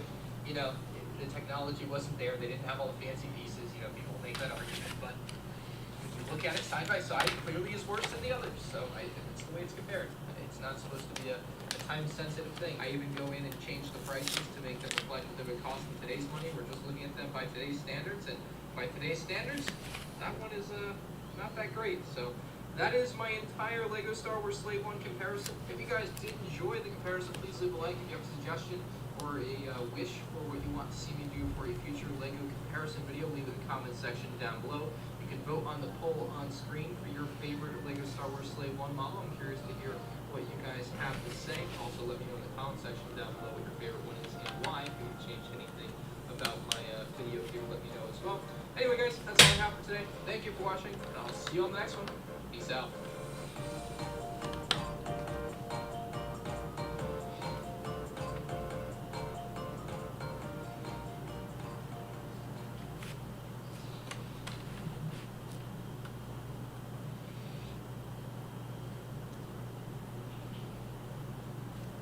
Hey everybody, Ryan here. We're Admiral Productions, and welcome to what should be a full version of my Imperial Shuttle comparison. Today we're going to be looking at Imperial Shuttle 2001, 2005, 2015, and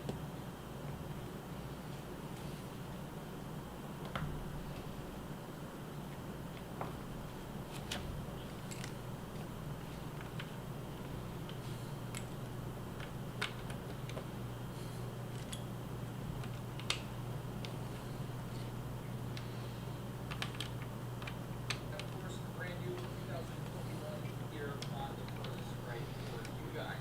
Very cool sets. Some of them very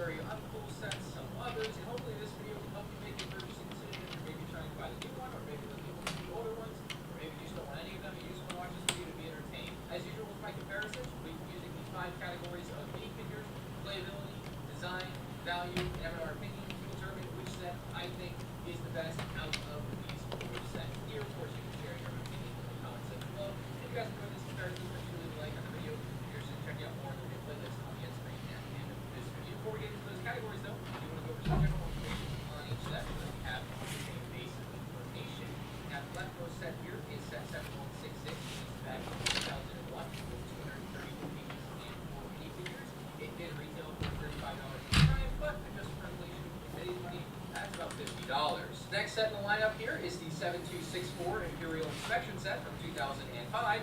It included 10 minifigures with 367 pieces. The build remained largely the same from 2001. However, they did add some extra little bits and bobs, a ton of minifigures, and the set retailed for $15 more than the previous version, coming in at $50 at the time. Adjusted for inflation, that's about $65 in today's money. 2015 brought us what many people would probably agree is the best play scale Imperial Shuttle, and today's comparison video will probably end up showing that as true to most people. The set number for it was 75094. It had the name of Imperial Shuttle Tiberium. It included 5 minifigures and retailed for $100 at the time with 937 pieces. Adjusted for inflation, that's about $110 in today's money.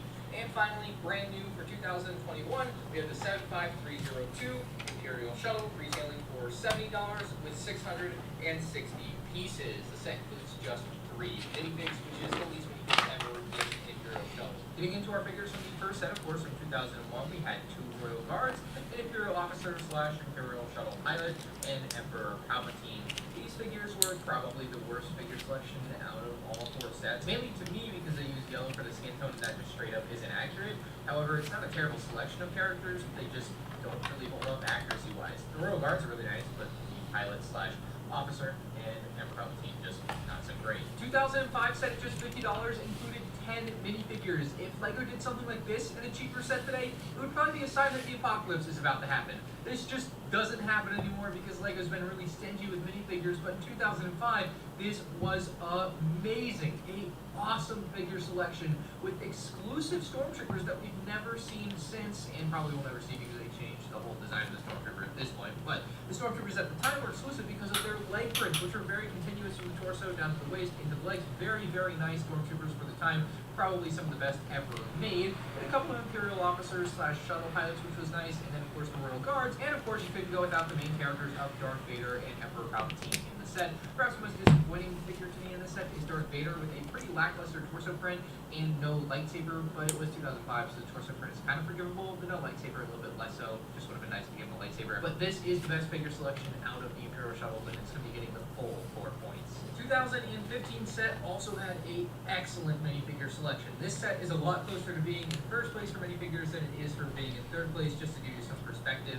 But this is great. You have a couple of Rebel Troopers, one of which on the right, I believe, is supposed to be like the Captain Rex guy, but obviously just not named that in the actual set. So 2 really nice Endor Rebel Troopers. And you have Princess Leia, who has her really nice kind of camo piece there in cloth. And she does have a waffle in her hand. However, in the actual set, she does have a cookie. So yeah, just so you know.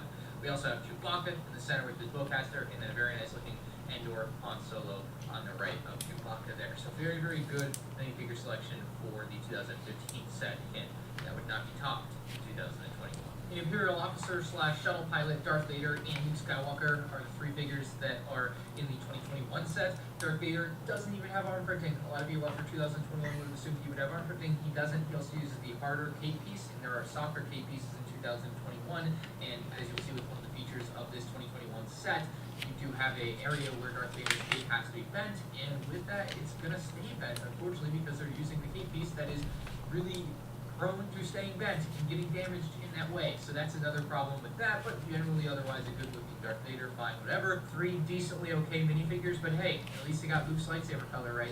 Next up is playability for each of the sets. Starting out with 2001, it's pretty straightforward. We have the cockpit, which allows you to take off this front panel piece or windshield piece, and then you have some interior access for a character or 2 to sit within the cockpit. You have a control panel, and that's pretty nice and printed on everything there. And then, of course, you can drop the wings down. You have it in a bit of the flight mode. The wings don't drop down quite as far as you would want them to, but it does drop down nicely. The issue you have with these earlier shuttles, though, is that there is no Technic spine for the wing here, so it can break off somewhat easily during play. I'm sure if you guys have owned one of these older shuttles or any set that's kind of designed like this without any Technic inner workings there, you had problems, I guarantee it. On the bottom side, you do have landing gear, which allows you to land. We'll talk a little bit more about each set's landing gear in the design category. You drop it on down, you can drop this back flap down, and then you also have a little space on the inside here where you can put in for Palpatine and the 2 Royal Guards. So this is what they look like on the platform. They fit nicely, however their capes do have to get bent in some odd ways, which is not preferable, but you can see you do fit them in there. It fits just fine, and of course you can fit all the characters there. So that's really all you have for playability on the 2001 set. No like spring-loose shooters or anything, no flip-fire missiles, nothing special on anything like that. So very bare bones, but gets the job done, I suppose. 2005 shuttle is practically the same as far as playability as the 2001 shuttle, with the ability to remove the windshield piece to access the interior for the cockpit to place down your pilot, dropping the wings down. The same problem remains with the main fin of the shuttle, where it can break off rather easily. You have the same landing gear, and then you can of course pull down this back panel. It's on a slightly different piece, but same thing, same concept. So you can fit the 4 figures in the shuttle, but of course there's way more figures in this set. And so quite a bit of the playability credit for this set goes to the little extra interior Death Star builds here, as well as the fact that you just have way more minifigures to play around with. I think that's really great. You have this little cart that can drive around inside of the Death Star here with little wrenches in the back, tools and whatnot. You have a big crate, and then you also have a smaller crate which can be carried by this little crane here built onto this platform.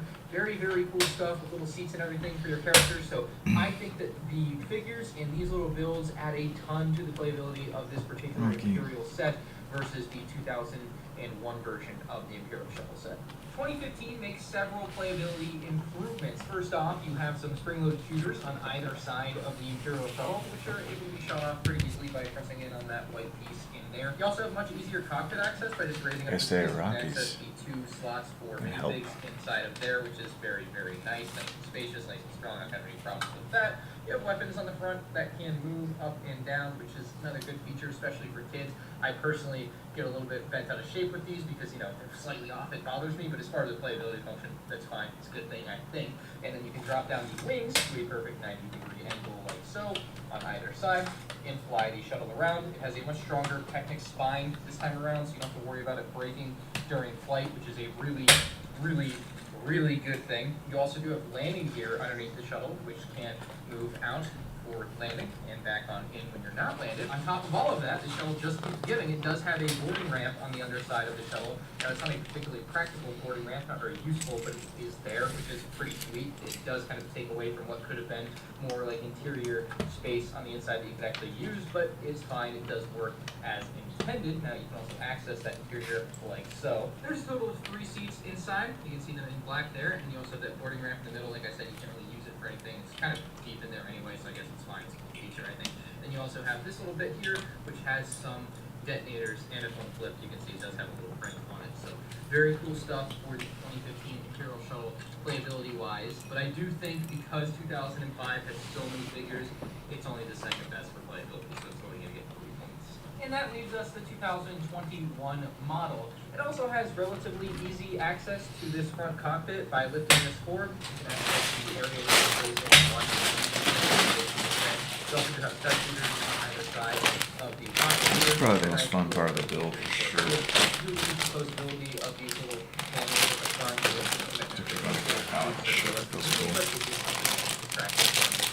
The last model is a positive design aspect. That's the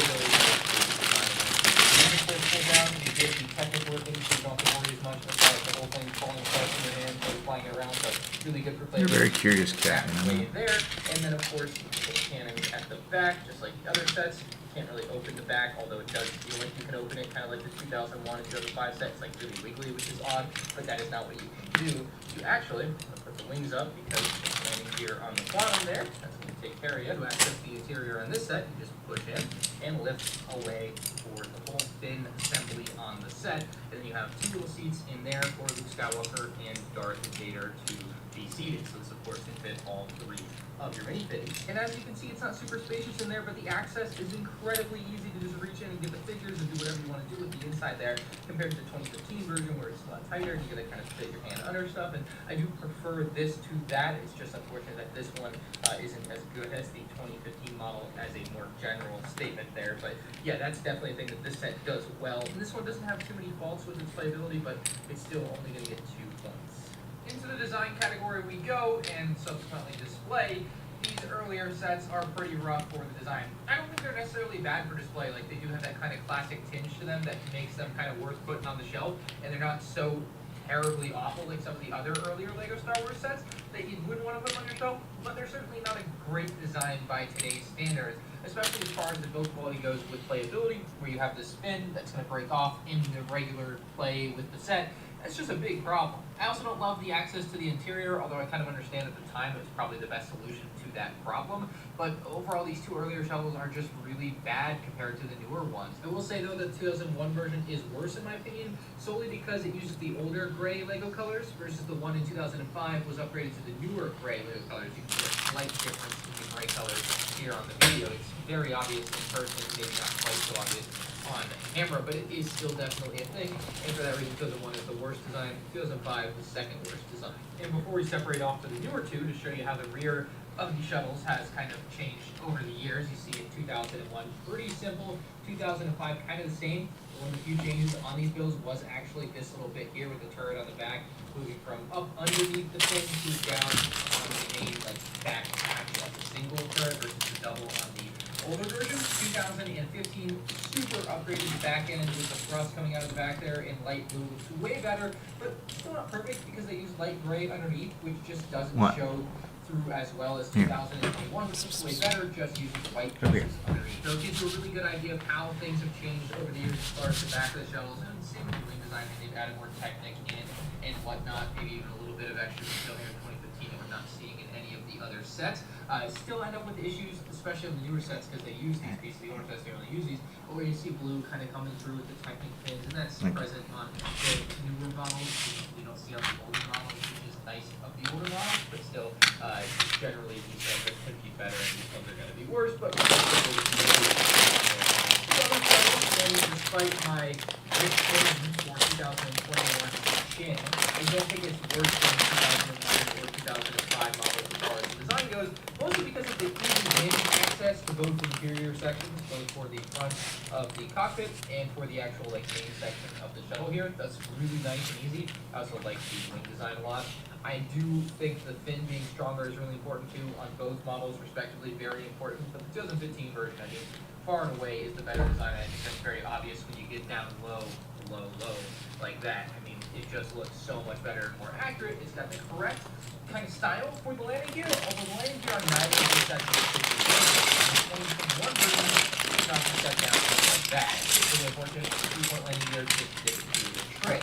2015 have some stronger landing, has a much bigger base. You can see things be more balanced, but unfortunately, has an issue, just like in 2021 still has an issue, where if you like flip the model just slightly, it can fall back really easily. And you say, well, you have the landing gear go wrong? Dude, I've checked this landing gear 100 times. I'm pretty sure it's not going wrong at this point.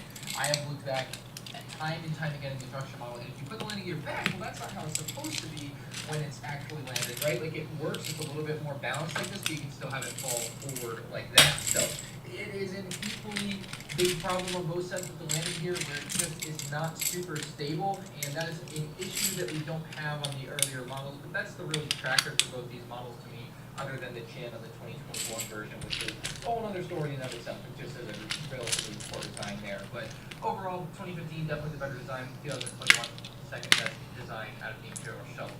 Now let's talk value and a quick refresher at their respective inflation-adjusted prices. 2001 retailed for $50, 2005 retailed for $65, 2015 at $110, and 2021 at $70. I think it's pretty obvious the 2001 set's not a very good value at $50 compared to everything else. I mean, even this one at $70 has such a better build versus the $50 there. And then if you look at this one for $15 more than 2001, you're telling me you get 6 more minifigures plus plus the extra build. It's just an incredible difference in value there. 2001, worst value. 2005, I think, is the best value, because you compare this for 65 versus this for 110. You call it, you know, roughly 3/5 the price, and that is still a pretty dang good drop in quality as far as the build goes versus the value of all the extra minifigs, the builds. It's still getting a decent shuttle, I suppose, depending on your opinion on that shuttle. So I think that's pretty fair there. I think the 2015 shuttle is going to be the second best value, though. At $110, you're getting such a behemoth of a model compared to 2021, which is scaled down, and it's only $40 more. Plus, you get way better minifigures, in my opinion, and just generally, like, if you're going to spend $40 more, you're going to get a better set. Like, it's worth the extra $40 comparatively. Obviously, nowadays you're going to be paying about $200 sealed on eBay or Bricklink if you want to buy this 2015 model, but I also think that's worth it. I think if you're going in looking to buy a new Imperial shuttle, it's worth the extra money to just have the good one versus the one that's not so good, if you can afford it. If not, no big deal. You're not going to hate the new shuttle, but it's just worth the extra money to get the cooler thing for me personally. Quick, before I hop into my opinion, this is our score sheet at the moment, so it's a pretty tight race outside of the 2001 version of the set, which doesn't really have a chance at this point because we're not playing golf. You really thought I'd make a whole Imperial Shuttle comparison video and not bring out my favorite LEGO Star Wars set of all time, the UCS Imperial Shuttle. Now, obviously, it doesn't really compare with the smaller models. That's why it's not part of the video properly, but I thought I'd put it in here while I talk about my opinion on the set. So, from left to right, again, 2001, it's a fine set, but, you know, just in the whole scheme of things, it's just not very good. And, you know, with those yellow figures, the old gray color, just a rudimentary design, it's just the worst set in my opinion. It gets 1 point. It's just not that good. It's unfortunate, but that's the way it is. 2005, maybe perhaps somewhat influenced by that beautiful box art and the fact that it's just got so many dang cool minifigures, is the second best Imperial shuttle they've released, at least of the playset versions. Of course, we're not counting this one too. So, yeah, very nice set, very cool figure selection, and obviously the shuttle build itself is very rudimentary like the original one, but the figures and the box art and stuff like that I think makes up for it. So that's getting 1 point, that's getting 3 points. The set that's getting 2 points is the 2021 shuttle. In my opinion, this is the second worst shuttle, or third best shuttle, however you want to spin it. It's just not that good looking on the chin. The minifigures definitely disappoint, but overall it does have some positive attributes to the model that I do like, and it definitely has to get credit for that. So I think it's good. I think it's better than that. I would rather have this than that, but I wouldn't rather have that than either of those two, if that makes any sense. But of course, the king here, and maybe we'll forget about that for a second, but out of the playsets is the 2015 model. It's just so freaking good comparatively. I kind of doubt, and that's unless they make another UCS version, which is entirely possible, but I definitely doubt they'll ever make anything in the play scale that even touches what 2015 did so right.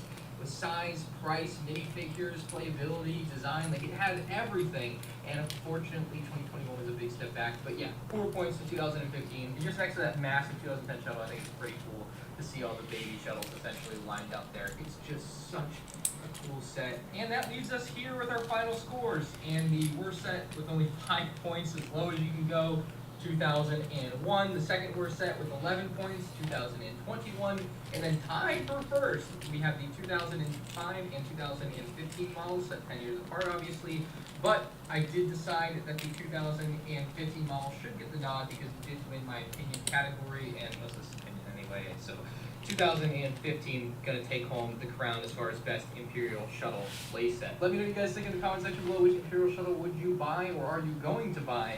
Having watched this video now, I'm kind of curious what you guys are thinking down there. Make sure you leave a like down in the comment section below. If you're new to the channel, make sure you subscribe. And like I said earlier, you can check out more LEGO Star Wars comparisons on the end screen now.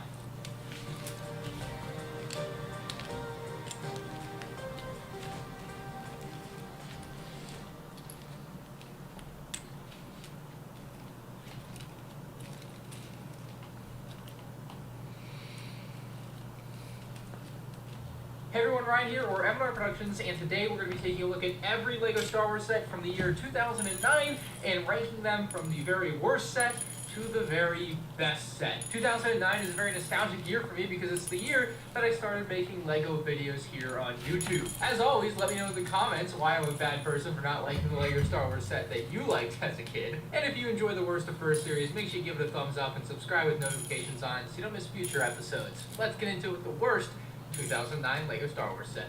The Hyena Droid Bomber, my least favorite set, or what I think is the worst set of 2009. I've said this in other videos that this set has shown up in for a worst to first. It is ugly to me. I hate these large Vulture Droid builds, and the minifigures do leave a little something to be desired, but I really love the Rocket Battle Droids. They are awesome. It would have just been cool to get something else additional to that. It did have a pretty cool bomb dropping play function, but like, yeah, this set just doesn't hit the mark for me. I hate to say it, but after a lot of deliberation, the second worst set from 2009 for me is going to be the Assassin's Droid Battle Pack. This one, while a very good idea and a very cool build, the figures I just didn't care about that much. When it comes to battle packs, that kind of matters. It was neat to get the Elite Assassin Droid in black, but the regular Assassin Droid to me is basically IG-88, and it just wasn't anything special for me to have a bunch of for an army, and as such I ultimately only ever bought a few of these. For me, it's a cool battle pack, pretty much due to nostalgia nowadays, but ultimately the other 17 sets from 2009 are just better. I hate that this set is so low on the list, but the Count Dooku Solar Sailor is a beautiful set in some ways, but to me, it was too much money at the time, costing $55. I don't even want to know what that is adjusted for inflation, but I just remember 12-year-old me thinking, that's too much money, and then buying it anyway. The set included 2 Magna Guards, which is phenomenal, as well as a pilot for the Solar Sailor, but of course the star of the show would be Count Dooku, who could ride his speeder bike in and out of the Solar Sailor. It had this great system where you could open up the large canopy pieces on the back of the Solar Sailor to allow Count Dooku's speeder bike to be placed within the Solar Sailor or completely taken out and used as an actual speeder bike. It was really neat, something I really liked playing with. It had landing gear, which wasn't the best, but it did work. And as far as accuracy of the source material, the general look of the thing is pretty spot on. However, it's missing the fundamental feature of a Solar Sailor, the Solar Sail. It's just not there. When you had the magazine in, that's something you could always take out if you really wanted it to look perfect on display, but it's just got a nice charm to it. Summer of 2001, they're on. However, it's missing the fundamental feature of a Solar Sailor, the Solar Sail. It's just not there. It's something that obviously we can see in scenes from Star Wars Episode 2, and it's just completely missing from this set. I mean, I understand why. It would have been incredibly difficult to have it look good or attached to the set in a way that made sense, where you could have it released or be put back into the ship or whatever, but like, ultimately, it's just missing. And so, if I was going to find a reason to nitpick a set to put as the 17th best set versus a lot of the other really good sets that we have here, it's going to be that. The Separatist Shuttle is just better than Count Dooku's Solar Sailor to me. It's got Anaconda Far, it's got the blue pilot battle droid, 2 regular battle droids, and the beautiful Newt Gunray minifigure. 2009 Ryan loved the Newt Gunray figure, and I still do. There was just something special about getting a figure like that in a set like this to me. I don't know what it was, but something about this set I just always really loved. It's got a beautiful exterior design that's really spot on. There's only a couple of downsides to this set that I experienced when I was younger playing with it. The large fin on top of the shuttle is something that when you're swooshing it around can break off because it's not connected very strongly to the base of the ship. So that's an unfortunate side of it. And then the interior of this thing is a little bit lacking. Now, it was only $30 at the time, and it's a relatively small set, so I don't expect much from the interior of it. But if we're looking for reasons that this set should be higher than a lot of the other really great sets from 2009, then this is it. Its interior just kind of sucks. The battle droid that goes in the pilot area, he just holds on for dear life, I guess. And then the small area at the back for Newt Gunray, the doors actually open really in a good way where you twisted the thing on the side of the Separatist shuttle and they both open simultaneously. It's kind of sick. But when you open those, you just get a small seat that slides out for Newt Gunray. It wasn't good that it slid out, but yeah, small seat for Newt Gunray in there and he can fit in. But yeah, there's just not too much going on with the Separatist shuttle. Moving on, we have the Darth Vader's TIE Fighter. I think this one's even better than the 2016 model they made. I just like the look of this one better. I love what they did with this. They basically took the OG Darth Vader's TIE Fighter design in blue, made it gray, and made some small changes as far as adding in bricks with a little bit more curvature to make the set look a little bit more finished off and detailed. We've got some nice printed and stickered elements to add detail to the side of the wings and the top of the cockpit. The cockpit piece is that classic TIE Fighter cockpit piece, which it's just so beautiful to my eyes with the red studs at the bottom. There's something about it. It's just so classic. You did have some flick-fire missiles that were built into the ship as well that could be fired off by pushing on pieces on top of the TIE Fighter, so you'd actually have to flick them, which is always eyes, and the lone minifig in the set was Darth Vader. It's an interesting case for a LEGO Star Wars set, because if they were to make something like this nowadays, I could almost guarantee it would be Darth Vader, a Stormtrooper, and a Golem droid or something, right? Like, it wouldn't be just Darth Vader. But in 2009, it was just Darth Vader. And there's something about the simplicity of that I really like. A set that could have benefited from a minifigure, but is great nonetheless, is the midi-scale Millennium Falcon. $40 at the time, I thought it was a very good price, but ultimately these midi-scale sets didn't sell great at all. They only ever made one other one in 2010 with the Imperial Star Destroyer. That one also flopped, and thus marked the end of the mini-scale line with just 2 sets. But this is a perfect representation of a Millennium Falcon at this scale. I mean, I did say it could benefit from a minifigure, but appealing more to the adult consumer would have really done this thing a lot of justice, and it's something that I think could really succeed in 2022, but in 2009, the market was just different. 12, 13-year-old me thought that this set would have sold better with a minifigure, and I still think it would. However, I think even better in 2022, with the onslaught of 18-plus adult set, is a display stand for a set like this. And so either way, I think the set was missing that something extra to take it over the top, but I still think it is one of the best small LEGO Star Wars display models you could ever buy. It is fantastic. The Pirate Tank is a LEGO Star Wars set that I used to hate with a brilliant passion. I disliked it so much that I literally took it apart so that I could get 4 dark bluish gray 2x4s that were hiding inside the model. Ultimately, I've come around on it, in part because the Hondo Anaka figure is awesome. Turk Falso is just a funny name, and the Clone Wars Obi-Wan isn't a bad touch for the set. But the Pirate Tank is just beautiful. It's a killer design with flip-fire missiles at the front of the ship, which most people aren't going to like that much, but those were kind of easy to fire off, I think. And then you had a couple of flip-fire missiles also located at the rear of the ship that had a little bit of an angle to them, so they were kind of cool. I also do really like the big cannon that they set up for Hondo. Thought that was sick. And perhaps the coolest play feature was hidden behind the sticker details in the midsection of the ship, where Turk also could be thrust out of the tank and into battle by pushing on a small button at the rear of the ship. It's a sick play feature. This is absolutely going to be the most controversial pick on my list, but not even cracking the top 10 at number 12 here is going to be 8039 Venator playset. It only had 5 minifigs for $120. I feel strongly that clone sets should have a lot of clones, and this one I felt like didn't have a lot of clones. Now, I'll talk about the good things first because I'm going to slam it at the end of this. The Palpatine figure in this set was killer, and he had the Death Star plans, which was great too. The quadruple turrets on each side on top of the Venator are really sick looking to me. I also love the integrated handle for picking up the Venator. It's one of the best done integrated handles I think ever in a LEGO Star Wars set. It's also got a pretty neat bomb dropping function, and if you open up one of these side panels, you can show off a big cannon for your clone gunner. It also had a pretty cool escape pod built into the back of the ship. And you got Palpatine's office where you can have the Senate commandos guard him. But to me, this set really falls apart when it comes to its accuracy to the source material. It's just a fat Venator, man. It just is. The Venator's quite a bit skinnier than this, and I don't feel like this greatly represents what the Venator actually looks like. I think it's just one of those sets that people really love because it's the only version of it that exists. However, if LEGO were to remake this, especially as the UCS set today, it would blow this one out of the water, and I think it would give people a new perspective on how bad this is. I just don't love it as much as I used to, and I think there's better 2009 sets coming up. Next up, we have the Homo Mon Calamari Star Cruiser, a very unique looking set that did win the Toys R Us LEGO Star Wars fan vote back in the late 2000s. That included the Homo Mon Calamari Star Cruiser. It's actually cool because it had a whole hanger and of course Palpatine's arrest. extra Now, ship. because it did win that fan vote, it did have a red stripe on the bottom of the box. And it said fans' choice. I always like things that have like a base and a ship. Kind of That's cool. on for the fans there in 2009. Gives Not you a lot of something options. that the LEGO Star Wars team would be willing to do now. Instead, they made careless errors on fan vote winner boxes. Anyway, back to the good old days in 2009, this set was split into 2 sections.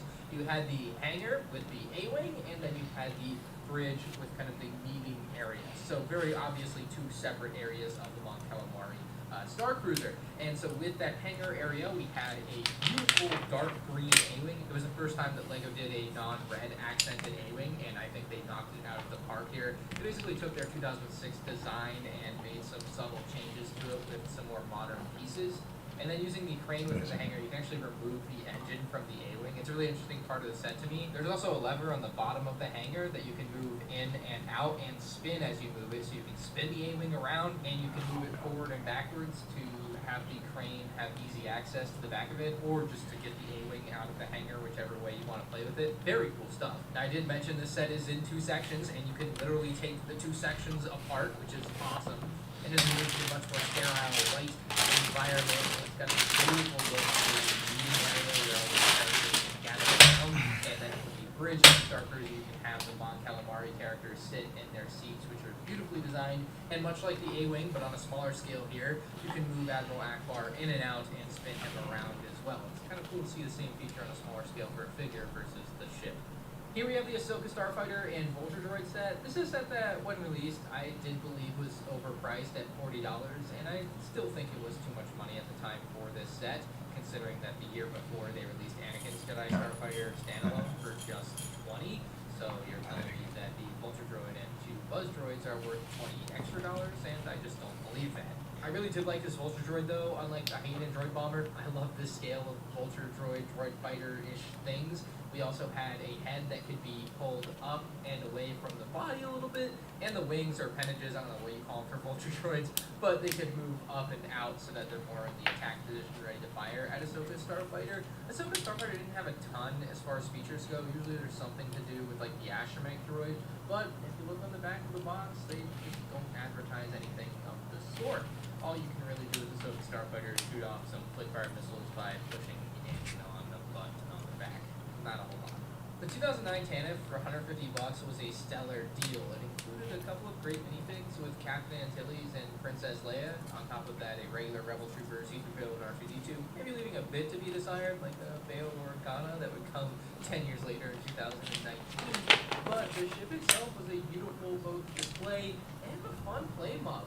It didn't have a built-in handle that would come to exist in the 2019 model, so that was kind of a downside, but just the aesthetic of this thing is gorgeous. And the engines also look sick with the yellow thrust coming out of the back. There was a pair of somewhat hidden escape pods built into the ship, which was a great feature. You had a beautiful interior area with a very large desk, and as far as the area for the pilots goes, it actually used printed cockpit pieces, which made for a color mismatch between the whites, but it's an interesting thing to have that provides a great amount of detail very accurately to the front of the Tantive. Now, the other fun stuff about this, of course, is going to be the cannons on top and bottom being spin 360 degrees. Really like that as a play feature, but ultimately this set definitely lacked the refinement that the 2018 model ended up with. The 7749 Echo Base was the first ever LEGO Star Wars set with a Tauntaun, and it had 5 minifigs for $25, which was also very good, with 2 Snowtroopers, 2 Han Rebel Troopers, and Han Solo, of course, on that Tauntaun. I love this set so much. It is one of my favorite LEGO Star Wars sets ever. I really enjoyed the cannon that they had in this set, where you had the flick-fire missiles that could be pushed out from the back of the cannon, and perhaps even cooler, you could have a Rebel Trooper hide inside of the cannon and close it up, and maybe have them surprise attacks on Snowtroopers. But the best feature of this set by far is the exploding feature for the Rebel Troopers when they're in their trench. You can just push down on a tile and make both of the Rebel Troopers fly off, and I always love the simplicity of the feature, yet it works so well. Like, beautiful stuff there from the LEGO Star Wars design team on this particular set. I love the look of it.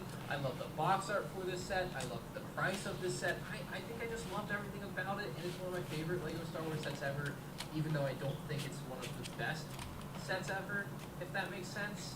Moving on, we have the Republic Attack Shuttle, and it could fit 2 clones in the cockpit. Conveniently, there were 2 clones included, 1 regular clone trooper and a clone pilot, along with a Mace Windu minifigure. And it always blew my mind when I saw this ship actually show up in the Clone Wars, and just how big the ship was compared to the characters, and that like Mace Windu could walk from the cockpit to the back section of the attack shuttle versus the actual LEGO set, where they could just sit in the cockpit. It wasn't actually that big. So the LEGO set was smaller than what the ship was in the universe. Now, I don't know, this was the first time that I think I ever made that connection, just remembering back in 2009. Now, it had a really good look for display because they made a pretty accurate model. The gear was really simplistic. It was just 2 big white pieces that were attached to the bottom of the ship. No moving landing gear at all, but it worked perfectly. The wings could fold up and down easily. You had a nice interior space where you could sit Mace Windu, and there were actually bombs within the interior space that could be dropped down onto Christophsis or wherever you were taking on the battle droids. To me, the coolest feature was the M1 Grand-like flick-fire missiles on top of the shuttle. You had, I think, 8 flick-fire missiles that, as you push a piece in on the back of the shuttle, you could shoot them out continuously and just remove the magazine when done. I don't know, it was kind of sick. I love the feature. It didn't look great for display when you had the magazine in. So that's something you could always take out if you really wanted it to look perfect on display, but it's just got a nice charm to it. Summer of 2009 saw Anakin's Y-Wing with Anakin Skywalker, Ahsoka Tano, and R2-D2 as minifigures. This is a beautiful iteration of the Y-Wing design, one of my favorite ships in all of Star Wars. They had a very nice mix of Lego studs and tiles, but this one had more tile than studded pieces. Like, I don't know, it just has such a clean look to me. It could fit all 3 figures pretty perfectly in the cockpit area. Ahsoka's head barely fitting in that bubble for the turret, but she fits, so it works. R2-D2, of course, exposed to the back where there's a small storage area that you can lift up. And then what I thought was the coolest part about this ship was underneath there is a big missile. On the back of the box, it does show to fire that big missile, you just have to push R2-D2 back. So a very interesting firing mechanism, but obviously I think the look of this set is what steals the show, not necessarily its features. Just the best design for Clone Wars Y-Wing. And part of me hopes they never try to remake this set and downsize it, because it just wouldn't hit the same. Battle on Endor is one of the best Lego Star Wars playsets ever. It's only $100 at the time. You got 12 minifigs, and with those minifigs, you got like an Ewok flyer. You had something to throw rocks at the ATST with. Yeah, that's right. You got an ATST in the set. It was a pretty nice looking ATST, kind of ahead of its time in my eyes, considering that just 2 years prior they released a completely brick-built ATST. So this more Technic integrated ATST was just something completely different at the time. Did have the ability to have Chewbacca pop out of the top, of course. You had 2 speeder bikes with scout troopers, which was nice. And then the Endor base had some shrubbery on it to kind of hide it, I suppose. But it also had a nice imposing look with its gray walls that had a very slight angle to them that I thought always looked very good. Now, the panels on the walls could come off a little bit easier than you might want, but it's also part of the functionality of the set because you'll see these 2 big domes kind of pushed up on top of the Endor bunker there, and when you push down on those, it's like it's blowing up the bunker because it blows the panels off the side of the bunker. So it's a give and take there. It's a nice play feature, but it's also something that's annoying when you go to move the set and they fall off. The interior of the bunker had some nice detail too, but to me it was nothing crazy. The best feature was the ability to open and close the doors at the front of the bunker with the turning of the knob there. Everything was kind of on rails, so it was easy to open and close. I still think this is one of the most fun LEGO Star Wars playsets of all time, and it's something that I hope they do a remake of soon. At number 4, we have the Corporate Alliance Tank Droid. This is the set that introduced jetpacks for clone troopers, and that was so special at the time for me. I thought it was so amazing to get jetpacks on these Clone Wars clone troopers. They looked phenomenal. And something that a lot of people might not know about this set is it actually did include a small extra build that allows you to make the jetpack troopers fly at the Corporate Alliance Tank Droid by hitting it really hard on the table and basically like a seesaw. Make them fly up into the air. It was really cool. As for the separatist side of things, though, you did get the 2 battle droids, but the tank droid itself is just a great model. Perfect color choice to me with the gray and the black, unlike the 2005 model, which was a little bit all over the place color-wise. I really like the yellow eyes for this model, too. I think they really pop. And this model just kind of kept it simple. You couldn't pull up the side panel to put a pilot in or anything. It was just a Corporate Alliance tank droid with some flick-fire missiles on the side, and it looked dope. And those big dish pieces were also printed. The detail there is just impressive for a $25 set. So one of my favorites from 2009 for sure. And that brings us to what I think is the 3rd best set from 2009, the 8014 Clone Walker Battle Pack. Now this set was good for obvious reasons. One, it had a nice walker. It wasn't something that looked bad in mass when you bought a bunch of battle packs. It was also something that you, and many people at the time did, modify into other things relatively easily. It built lots of cool stuff, like one of those fun things about early LEGO YouTube. Now, as far as minifigs go, this set did introduce the Clone Runner that we would later see in the Venator in the summer of 2009 that we talked about. And depending on how you looked at it, it included 2 or 3 regular clone troopers. Now, it does have that Clone Commander in black armor, but adding the armor on was optional. So you could have 3 completely regular Phase 1 Clone Wars clones out of this battle pack to build your army with, which was a phenomenal thing, and it's what I and many, many, many others did at the time when they bought more than one of these things, is you would build maybe one commander to have with your army video, and then you'd throw the rest of the armor into a pile because you just wanted regular clones. It was kind of the best of both worlds here. I loved that. This is an all-time great LEGO Star Wars Battle Pack, and it's something I talk more about in my worst first LEGO Star Wars Battle Packs video. I'll link that at the end screen.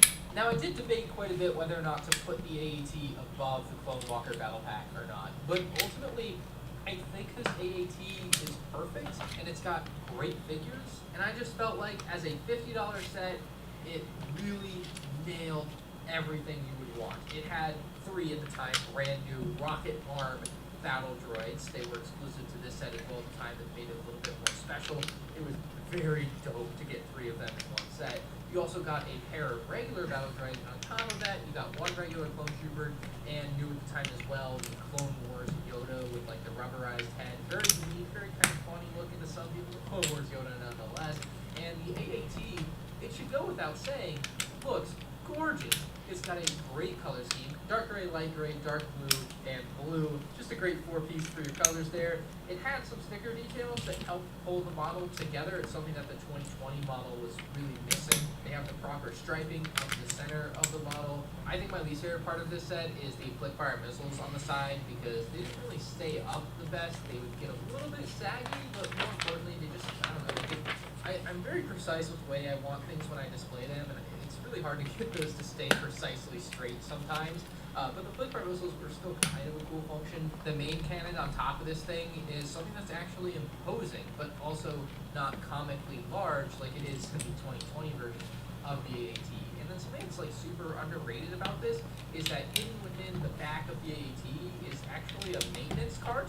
And so you can take your other battle droid and have him man this maintenance cart. And so when the AAT is like in use, you can just have the battle droid in there, like he's piloting or helping pilot the AAT. And then when the AAT is parked or something, you can have the maintenance cart come out, zoom around, and take on Yoda, the clone trooper, whatever you want to do. Like a lot of fun play there, but also a very nice display piece, very accurate model, like just everything you could want from a LEGO Star Wars set, I think. And that leaves us with 1 set left from 2009. And if you know anything about LEGO Star Wars from 2009, you probably know what's left. The 10195 Republic Dropship with ATOT. This is the ultimate white whale for lots of LEGO Star Wars collectors. It is something that in recent years, of course, when it released in 2009, released for $250, which found out to my grandma for buying it for me for my birthday in 2009. If I were to say anything bad about the set, it would be the minifigures.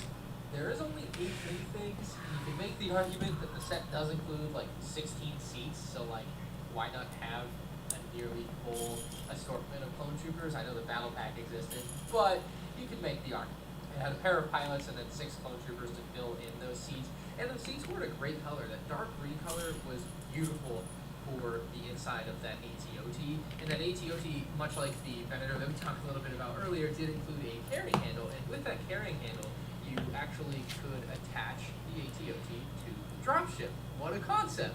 And so the dropship had a rather complex mechanism on the bottom of it where you kind of push back this yellow piece and it locks into place, and then you line up the dropship and plop it down onto the ATOT in the right spot so that the Lego Technic piece will like go through the hole of the handle, and then it can lift up the ATOT. The dropship itself also had a carrying handle built into the top of it that is pretty seamless. It looks really, really good. And it made carrying this heavy LEGO Star Wars model relatively easy for 13, 14-year-old me. It did have dual quad flick-fire missile shooters, and when I say quad flick-fire missile shooters, it shot all 4 at once. If you push in to shoot off your flick-fire missiles, they all shoot at the same time. And that was something that was really sick about this playset. And something else that's kind of underrated about this, something they don't really do with LEGO Star Wars or LEGO often at all, is that they included 2 different sets of stickers for the side paneling on the dropship. You could either have it be this really cool looking Wappa with its mouth open, or you could have it be the severed head of a battle droid being held up by a clone arm with some text in Arabesh, which I don't know what it says. Please comment below if you can translate. Inside of that paneling, though, was a stack of flick-fire missiles as well, so you could reload your dropship when needed. Kind of cool. My least favorite part about the ATOT is certainly the ramp on the back of the ship. It's something that feels kind of half-baked to me. I feel like the angle of the thing is just kind of absurd. Whenever you drop it down, it's at like a 70-degree angle, and it just makes no sense that clone troopers could walk up this ramp. It's nice that it's there for like the imaginative play, but it's not something that actually makes sense during play, so it always kind of threw me off. But yeah, it's there, which is nice, but it just doesn't, it could used to be a little bit longer, so you wouldn't have such a steep incline. For me, though, the Republic Dropship with ATOG is one of the best LEGO Star Wars sets of all time, and it's certainly the best set of 2009. If you enjoyed, as always, please make sure you flick that like button. 2009, Lick Fire Missiles, get it? Got it? Oh yeah, I went there.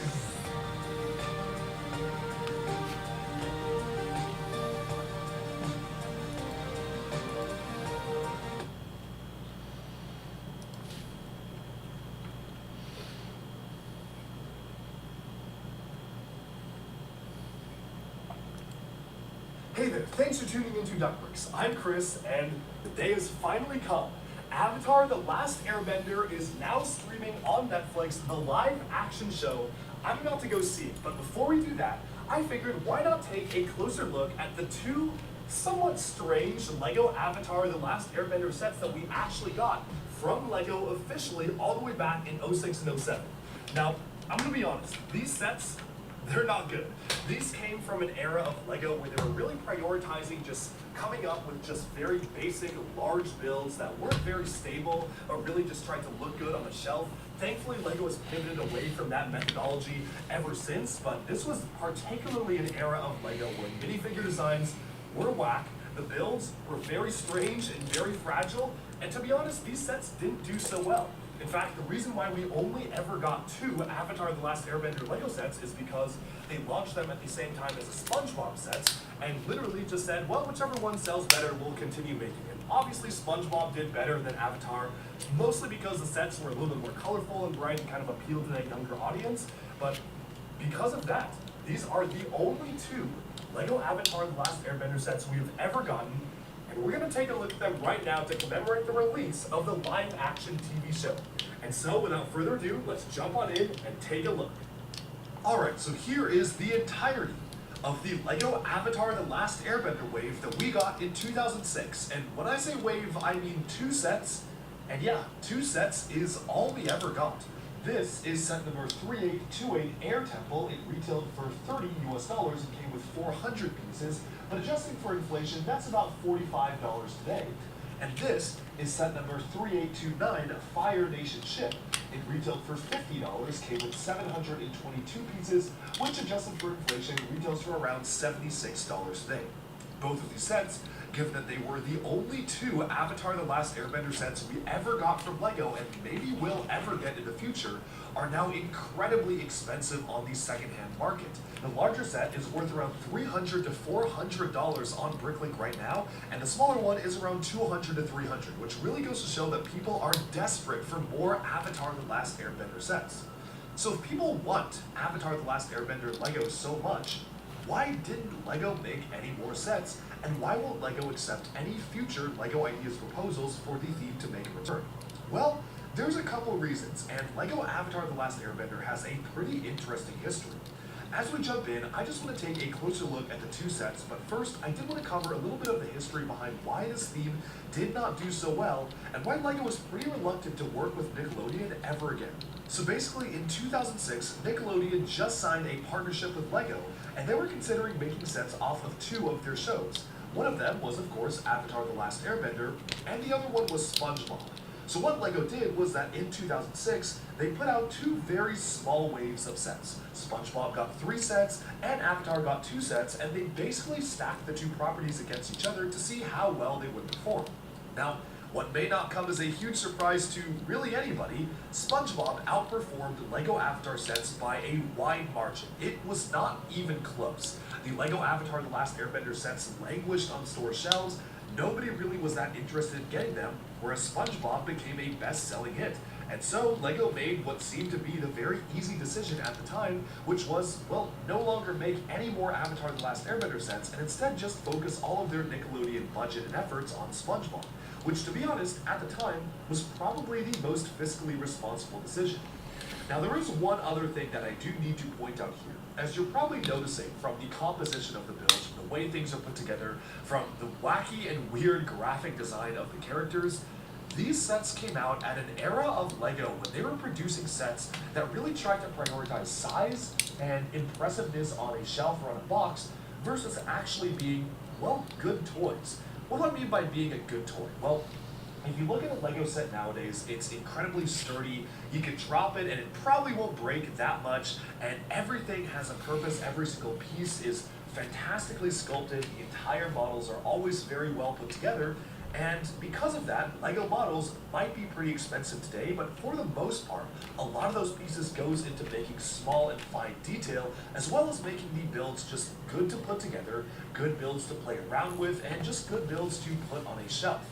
That is not the mentality Lego had in 2006. And if you look at all of the sets that came out around the 2005 to 2007 era, but especially in 2006, Lego had this kind of issue where they wanted to just get the biggest bang for your buck.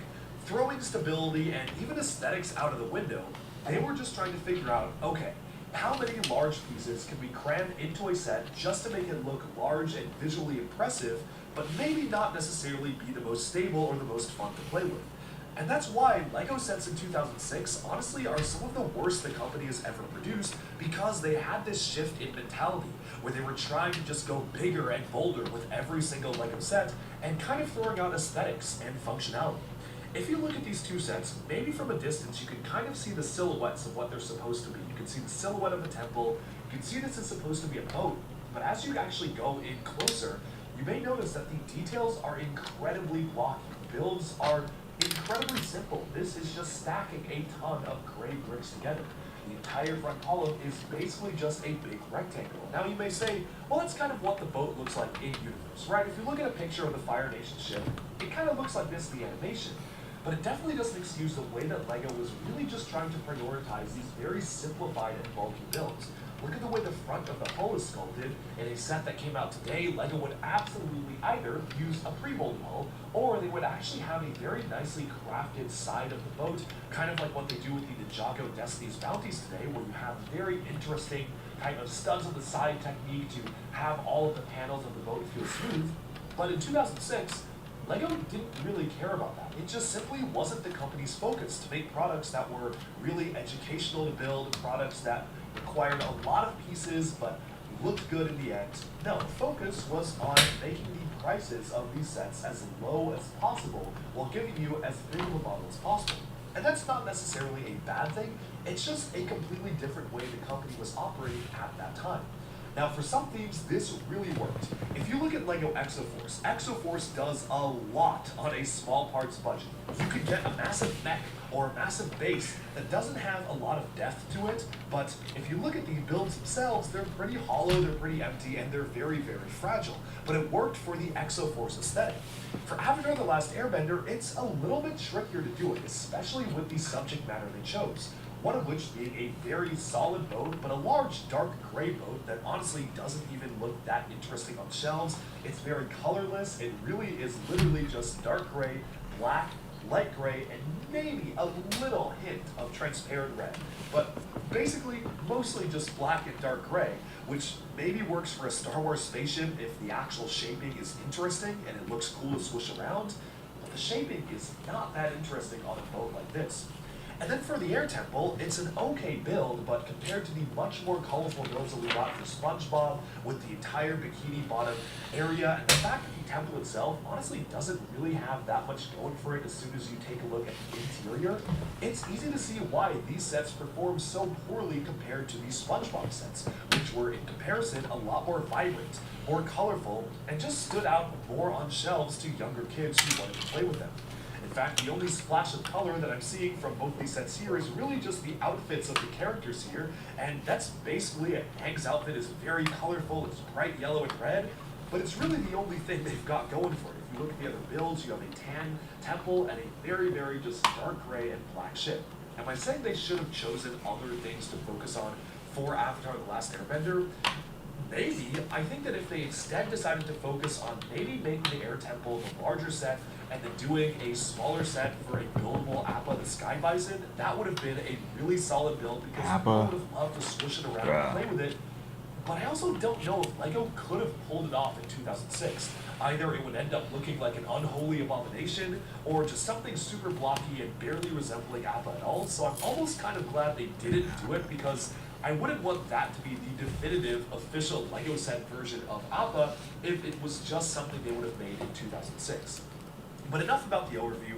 I just want to dive into the sets themselves, starting off with the minifigures, because the minifigures are some of the most interesting parts of the theme. I'm going to start off with Aang, of course, who is the main character of Avatar: The Last Airbender, and it's really interesting because obviously Star Wars fans will know that LEGO was doing a lot of interesting things when depicting animated characters in LEGO form, especially around the 2006 era. In 2008, we got these wacky faces for Star Wars The Clone Wars that was meant to match the animation style, and they also gave us these very interesting and wacky faces for the Avatar: The Last Airbender sets to make them actually feel like they were characters in the show and didn't really follow the traditional LEGO design. This was also a time period of LEGO where they were getting more comfortable with printing the top of minifigure heads, where you can see Sokka here has pretty much just his hair printed on the very top of his head and no hairpiece whatsoever, which is not really something LEGO does anymore, but it definitely reflects a different time in LEGO's history, especially when they were doing it a ton for the LEGO Sports and NBA players. I'm going to be completely honest, I don't actually mind this that much. A lot of people do not like the style of these minifigures, and would I have preferred it if they went with the traditional LEGO style? Yes, absolutely. I think it is definitely a good decision for LEGO to, going forwards, adapt cartoon material in standard LEGO styles.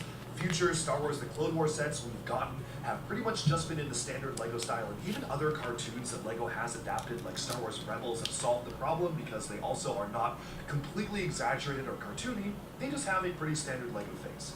But I will say, this is maybe the one exception. I feel like this face print for Aang actually does really capture his character quite well. You have a wide smile, you have a very expressive face, and overall, The hands I'm are bad, pretty though. happy with this minifigure. Sure, the printing is very simple, there's no back printing, but it doesn't really need it. They He is a really messed up character in a his very hands. simplified kind of 2D drawn cartoon, and it totally works for his features. But I cannot say the same about the other characters on the list. Before we move on to those though, I do want to point out we do get his glider in one of the sets, which is actually pretty nice. I like that they were able to print the glider on these kind of special vinyl pieces, which they've used in the past for sales, and it works pretty well. I think this is actually a pretty good representation of his glider. The other thing they did, which was kind of using a transparent, clear, large dish to represent the air powers, was okay for its time, but personally, I prefer to upgrade my Avatar: The Last Airbender figures by just including special power blast and effect elements that they've introduced in the many years prior to this theme coming out, such as this transparent, clear ice blast piece, which totally works as a gust of wind if you want to see it that way. But moving onwards to the other side characters, unfortunately, they are not captured nearly as well as Aang's. Katara here is nearly unrecognizable. I get what they were trying to do with the printed hairpiece kind of looping around the head itself, but something about the facial print is just really uncanny about the way that they've actually done the graphic design of this. Whereas the cartoon design worked for Aang because he's very expressive and he has these very large eyes and it definitely feels like the character itself. This one feels like they were just pushing it a little bit too far in the cartoon aesthetic, especially because Katara is a little bit more of a subdued character compared to Aang, and this facial expression just doesn't really work for me for the character.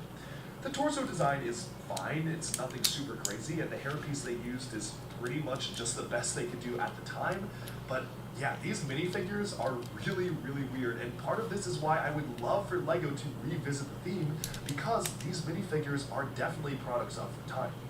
I think the clearest example of this is Sokka here, who's gotten a very strange treatment with the top of his head having this very strange hair print that kind of shows the exposed stud, almost making him look like he's bald, which he absolutely is not. The facial expression has this signature smirk, which I think works okay for the character, but it still feels a little bit weird. It still feels very much in the uncanny valley when you compare it to other LEGO minifigure heads. It's nice that we did get printed legs, but the blue on brown printing isn't quite as clear, especially when compared to the actual blue, and don't even get me started on the yellow on brown printing for Aang here, because that is just completely not the right color.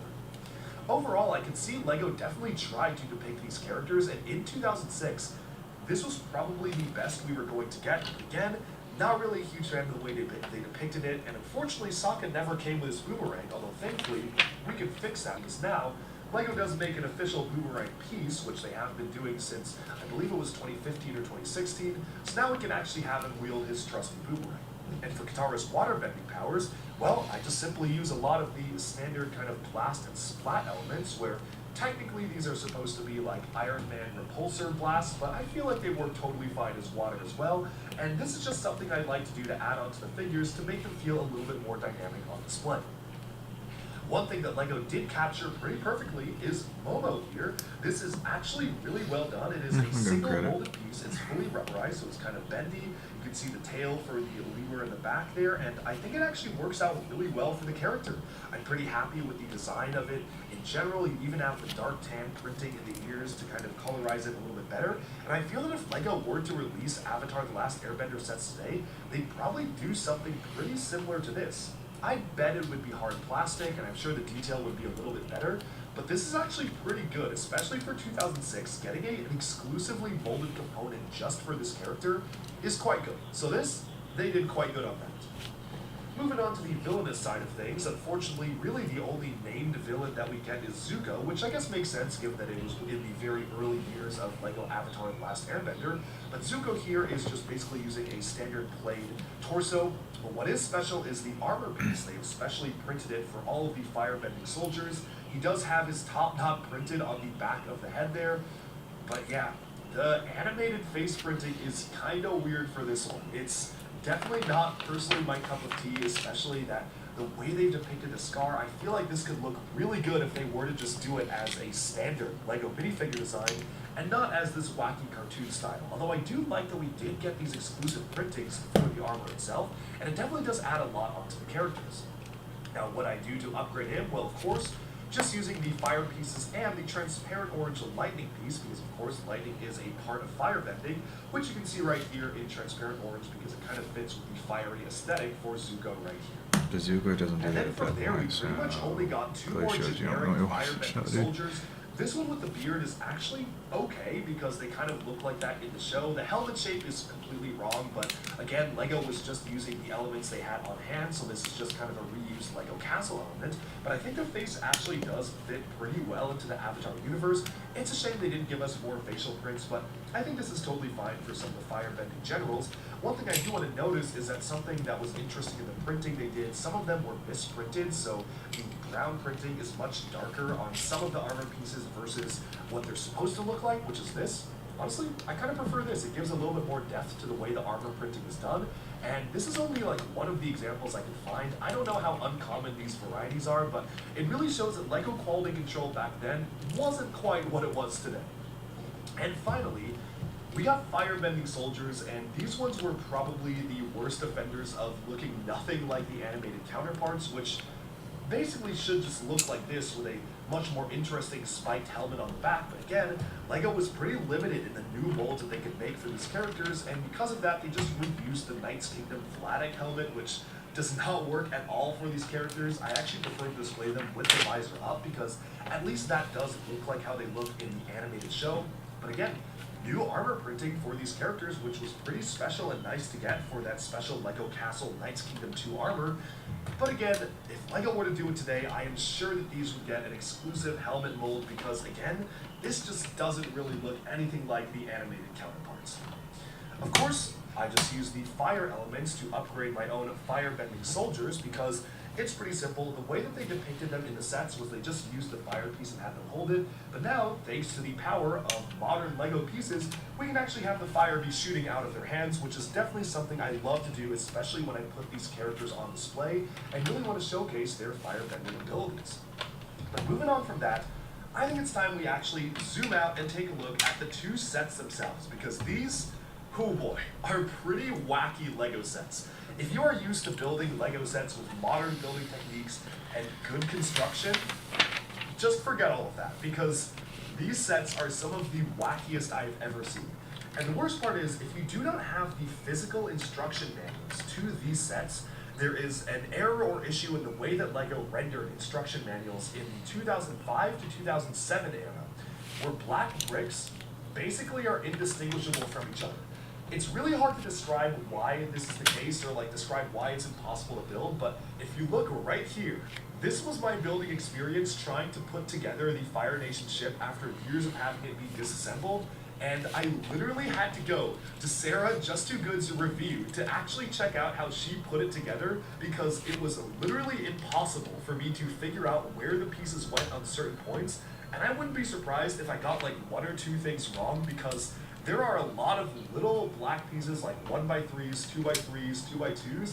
I have no idea if I put them in the right order for a lot of them. I did the best I could going off of like old reviews from 2006 on Eurobricks and the one YouTube video that exists in good quality on this subject. But again, if you are trying to rebuild these, it is the one case where you kind of have to get the physical instructions, because the digital ones are less than useless.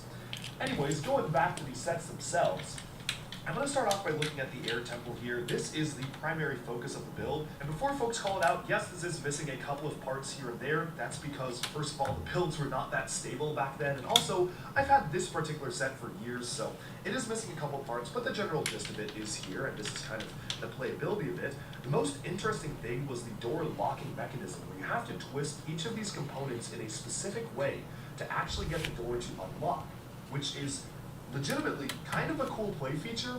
If it worked, it kind of works. You can lock it by sort of resetting it in one particular way. The way that you're supposed to make it work is, if you can see here, there are a couple of technique linkages on the back, and you're supposed to push them up like this, and they kind of balance together. So now this is the locked position. So if you look at it this way, the door is not going to open, but then if you just like wiggle it a little bit, the door doesn't immediately open. So it's not the best technique. Yeah, like as you can see, that's locked and now it's open. So really what you're supposed to do is twist each individual piece. But again, the way that LEGO designed it is kind of wacky. It is a very strange building technique, and absolutely not something LEGO would include in a set today, but it is still pretty interesting to check out what passed for a passable building technique back in 2006, when they were really just trying to prioritize getting the largest model that they could. For the most part, this is actually not a bad build. The rockwork is fairly decent, especially for an older set from 2006. I do like the intermixed white bricks here, indicating that there's snow on the temple itself. I feel like that just breaks up the color scheme a little bit and makes it feel more visually interesting. This is printed, which is very nice, having the printed sand green tower top, and it feels very much like the Hogwarts castle builds that we're doing back in the day, with just a little bit more rockwork, where you just have these larger prefab quarter kind of hemisphere elements, as well as the cone elements that are all attached up. But for the most part, the build is fairly simple. Now moving onwards to the interior, there is a trapdoor, which you can use to kind of have some animated play in there, but again, it's just a pretty simple play feature. You're supposed to pull out a rod and the trapdoor falls, and then you have a little bit of a weapons rack on the inside, which you can see right here, and that was basically it. There were some other play features that had to do with pulling out a section of the wall here, which has long since been destroyed, but you get the gist of it. It's a pretty basic build, and there's honestly not that much going on with this particular build itself. I actually do prefer it to the Fire Nation ship, because I feel like it is doing something unique. It feels interesting in the way the building techniques are done, and I think the locking mechanism was at least trying something interesting for its time. Like you can see, it actually is locked. Like this is actually a pretty interesting way of doing things.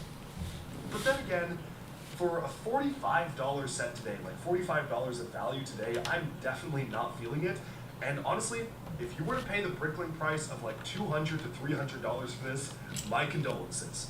It did come with a couple of different siege weapons as well, including this one from the Fire Nation, which utilized some of the elements that were introduced, like the winch in Jack Stone, which really goes to show the juniorized aspect of these particular sets, as well as the LEGO Exoforce disc launcher, which appears for the first and only time in this set in black, to my memory, which is pretty cool to get this piece in black. It's actually a pretty nice detail piece, but again, it's very basic, it's very juniorized. This almost feels like a 4+ style build. And yeah, it just honestly makes me really appreciate how far LEGO has come, especially in the past few years, because LEGO sets are way better than this nowadays. But moving on from that set, I think it's time we take a look at the absolute monstrosity that is the Fire Nation ship. And when I say monstrosity, I mean that in both a positive and a negative one. I think that this is legitimately a very cool and imposing build. It is big. This is actually quite a large build, especially for at the time, $50, so I guess around like $75 nowadays. It's pretty good. It's like you get a lot of stuff in this set, and it is a large scale boat. I actually do like a lot of the design choices made for the boat itself. That being said, size is not everything. If there's one lesson that I've learned from building the 2006 sets, size was everything to the designers at the time, because the build is honestly not that good. It's very, very blocky. It is more blocky than it even is in the animated show, which is still kind of a rectangular style of thing, but it's very, very much just a very basic build in the way that they've done it. However, there are a lot of play features in this, and I definitely don't want to completely discount the set entirely. For 2006, this is just the kind of build that you get after you never get it played because it's very just stacked of bricks, but it is interesting because they were able to pack a few different features there that I do actually really appreciate and like. First of all, we have a solid package here, including construction.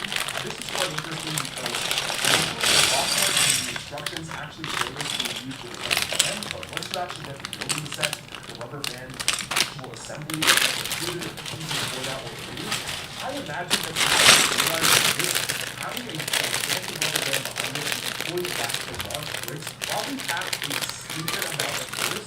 So that's one thing I would actually do. This is when you take the 2x2 bricks, you're gonna stick it in there, and you can fire it. And that works pretty well. That actually is a pretty smart way of using the anti-scout to attach onto this particular platform and launch, which is pretty cool. Now moving on from that, this actually does have a number of different separatable features to it. You can actually go ahead and remove almost every single portion of the way that this is all attached, and each one of it has a different thing going on with it, which actually shows that this set is a little bit more playable than you might imagine, because every single section is pretty much removable. I'm going to start off by showing what's left of the boat and setting those aside. First of all, if you look at the back here, the ramp can be deployed and this boat can be removed out of the back. So as you can see, the boat can kind of detach, and this is one of the separate boats they use to kind of go onto shore. It's okay. It's a very basic build. It kind of looks like a kid put it together, but again, it is what sorts of Lego builds you were getting at the time. This is nothing super revolutionary. It's very, very basic, but again, it kind of fits the aesthetic of the rest of the set. On the inside of the boat, though, you actually have a space for coal, kind of like how Lego trains had that at the time, with just a ton of different transparent orange and black studs placed in the furnace there. Moving on from that, you just have a lot of different interior detail. I really appreciate how they printed the Fire Nation flags. That's actually a really cool touch. That does look pretty cool, and I'm glad they included so many of the printed Fire Nation flags. It's got some good interior at least. Number of like 4 in here, and then there's 5, 6, 7, 8, 9, 10, I believe, in total, because there's more on the inside, so that's pretty nice.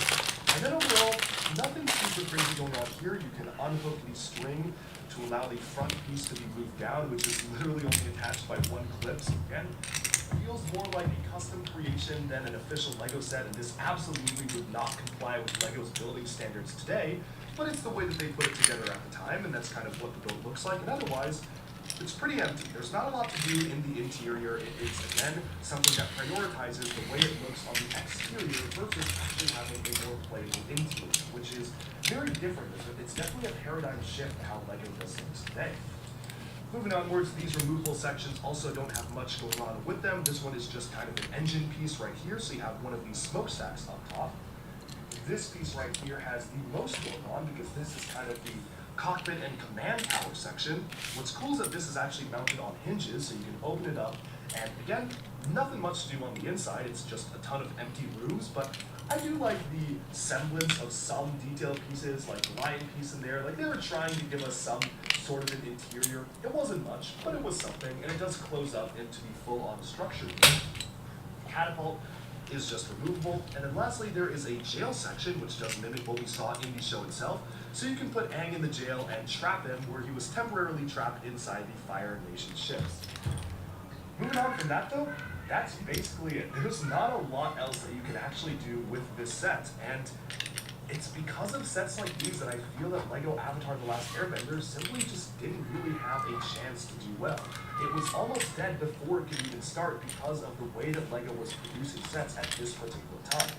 This is certainly a lesson for LEGO, I think, to not produce sets like this again. There definitely are a lot of flaws to the way that these are done, and they are pretty emblematic of the era and culture that LEGO was undergoing in 2006, where they were just really kind of going down on quality of sets and quality of products, and they were just trying to capitalize on the latest hits and just make as much money as possible without really caring too much about the quality of products they were putting out.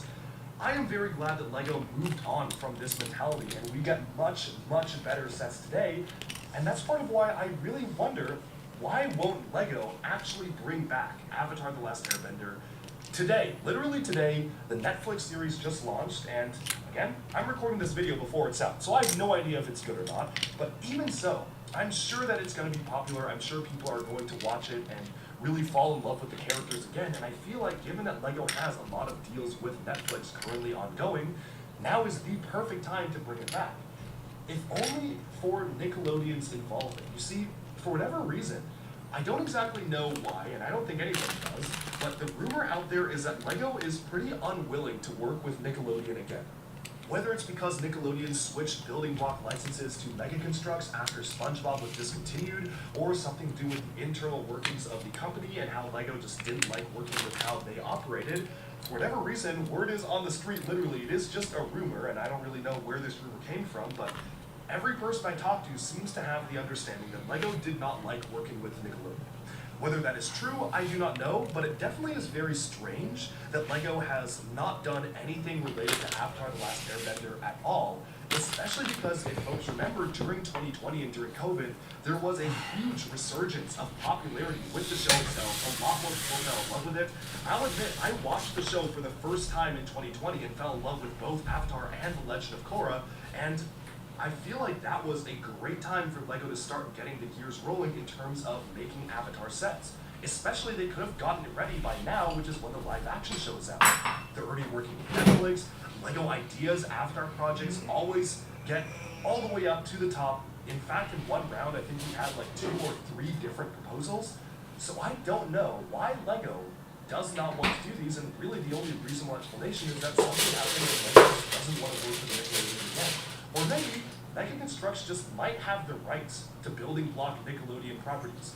I don't really know how that works, or if that's even public in terms of which company currently is the rights holder, but one can only hope that LEGO will one day reclaim the rights to Avatar: The Last Airbender, because what we got isn't very good. And I hope that LEGO isn't influenced by the poor sales data in 2006, because as we just saw in this video, a lot has changed since then. Those are just my thoughts, though. This is definitely a very interesting showcase of what LEGO was doing at this time that definitely could be done so much better today. And there are definitely so many characters that we could and should have gotten from LEGO Avatar and didn't. In fact, this is barely even the main cast whatsoever. It really is just some of the main characters in Season 1. And I personally would love to see LEGO revisit this thing, even if it was just a one-off set, like an 18+ set or an icon set that was just Appa the Sky Bison and like all of the important characters. That would be totally perfect. But who knows, maybe LEGO's waiting to see how well the Netflix show does and might consider doing it for Season 2, or maybe they might actually be waiting until more of the important characters like Azula or Toph enter the equation. We'll have to wait and see. I'm very excited to see if LEGO will actually bring back the license, because I feel like people are desperate for LEGO Avatar: The Last Airbender. Obviously, the brickkling prices of these pretty mediocre sets goes to show there is a lot of demand for them, and that's all I have to say about this. Alright, and with that, we have summed up our look at these 2 very strange LEGO Avatar: The Last Airbender sets. These are now some of the rarest LEGO sets ever, and I'm sure that as the show comes out and more people fall in love with the source material, especially if LEGO isn't willing to give us more sets because it's gone for ideas and they haven't really considered giving us any more LEGO Avatar sets, these sets will only increase in value, which is a little strange to me because, obviously, as you saw in the review, I don't think the sets are particularly very good. The temple's definitely a lot better than the ship, but it's still really interesting to see these as a piece of LEGO history.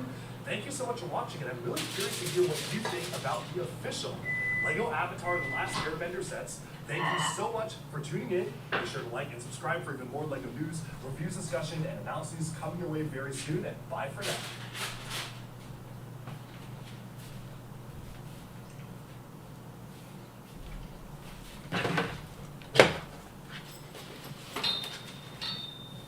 Making Star Wars sets in 1999, and some of those older sets are super nostalgic, but some just ain't looking so hot. But as LEGO evolved to develop new piece molds and minifigure designs, the quality and accuracy of sets got a lot better. Like seriously, I think they compare old LEGO Star Wars sets to the newer remakes. This is going to be a long one, so sit back, relax.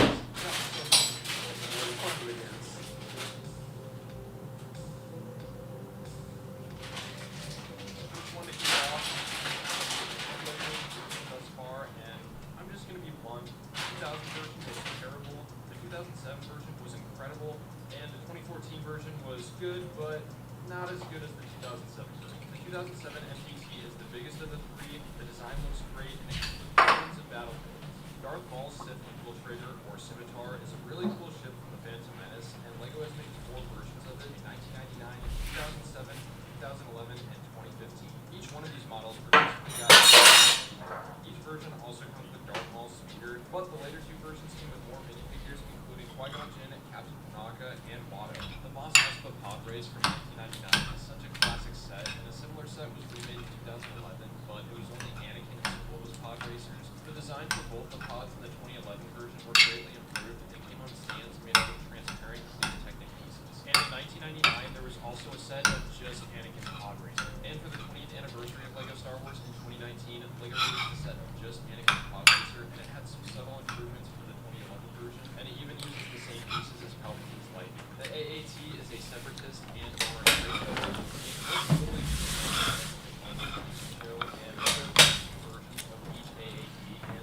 quite a bit. The first Trade Federation AAT was released in 2000 and looks pretty decent in my opinion. And honestly, I prefer this version over the 2014 version, which was scaled down to 22 months. And same goes with the Separatist AATs from the Clone Wars that have this really cool dark blue color scheme. The first one that came out in 2009 was much larger and detailed compared to the brand new 2020 version. But let me know which version you prefer down in the comments below. Next are these 3 droid carrier sets. The first one released in 1999, another one in 2011.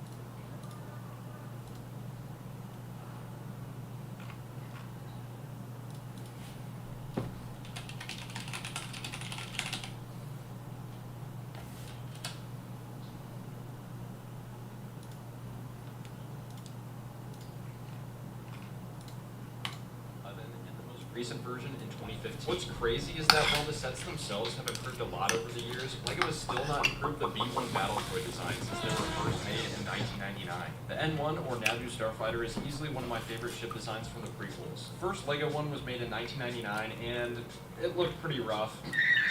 In 2002, they actually made a UCS Naboo Starfighter, and I personally believe this is the best Naboo Starfighter set just because it's a minifigure scale and it actually uses chrome pieces. Everything is chrome in the future! The next remake was in 2007, and it looked way better than the 1999 version. And it also had one of those giant Technic missile launchers that you could shoot out from the bottom of the set, and it also came with a Vulture droid. The next remake was in 2011, and it had some minor improvements from the previous version, but instead of a Vulture droid, it came with a side build of a maintenance cart. It also had a better minifigure selection and a droidica. The most recent 2015 remake looks very similar to the 2011 version, but it had an even better minifigure selection and 2 droidicas. And I guess we'll include Mando's N1 Starfighter in here since it's the same model as the Naboo Starfighters, but it's obviously in a gray color scheme, which I still think should be chrome. Besides that, it also has other modifications like a seat for Grogu and an updated engine. If I had a nickel for every time LEGO made a Gungan sub, I'd have 2 nickels, which isn't a lot, but it's weird that it happened the twice. 2000 version honestly didn't look too bad, and it's so nostalgic. It came with some really cool printed pieces and a special molded piece for this little guy. The only remake of this set was in 2012 and was a massive improvement, but it didn't come with any side builds like the 2000 version did. But today, this set is extremely valuable just because it came with the only Queen Amidala figure ever made, which is now worth around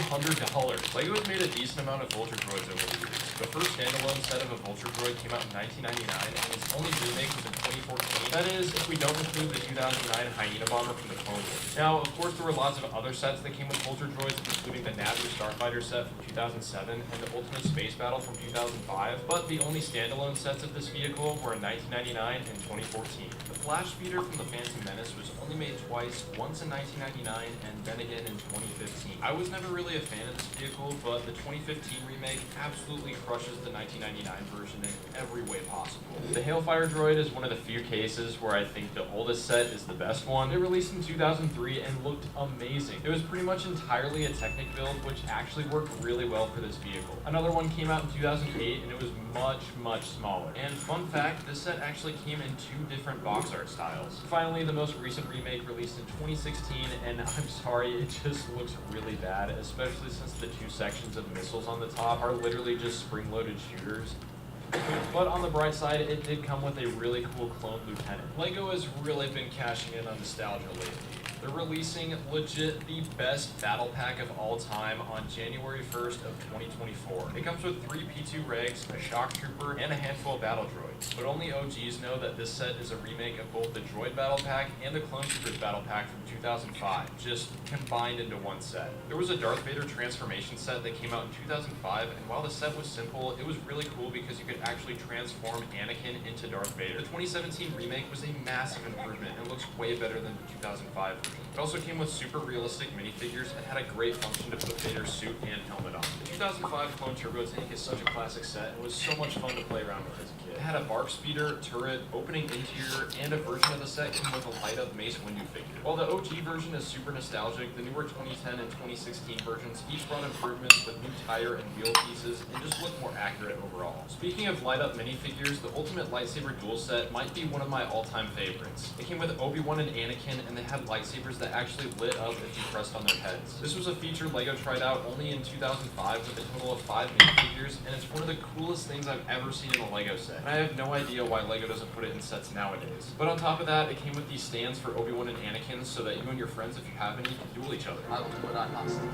This is one of the few cases where I think the older set is better than the newer one because LEGO remade this set in 2020 and called it the Duel on Mustafar set. This set is alright, it comes with some decent builds and figures, but I'm sorry, nothing can compare to the 2005 version. The first Republic gunship released in 2002, and it's such a classic. Its minifigure selection was perfection, and who could forget Jedi Bob? This version of the gunship also had this really weird but cool function where you could open the front of the ship and gain access to a command center. It also included this cargo crate that was held in place with these magnet pieces. The next remake of the gunship was in 2008 for the Clone Wars, and it had the double doors so that it could actually go into space. It also included a Bacta tank and a small command station. The 2013 version definitely takes the cake for being the best looking gunship and is my personal favorite. And I remember when I was 10 years old, I saved up all my money from mowing lawns to buy this set. Good times.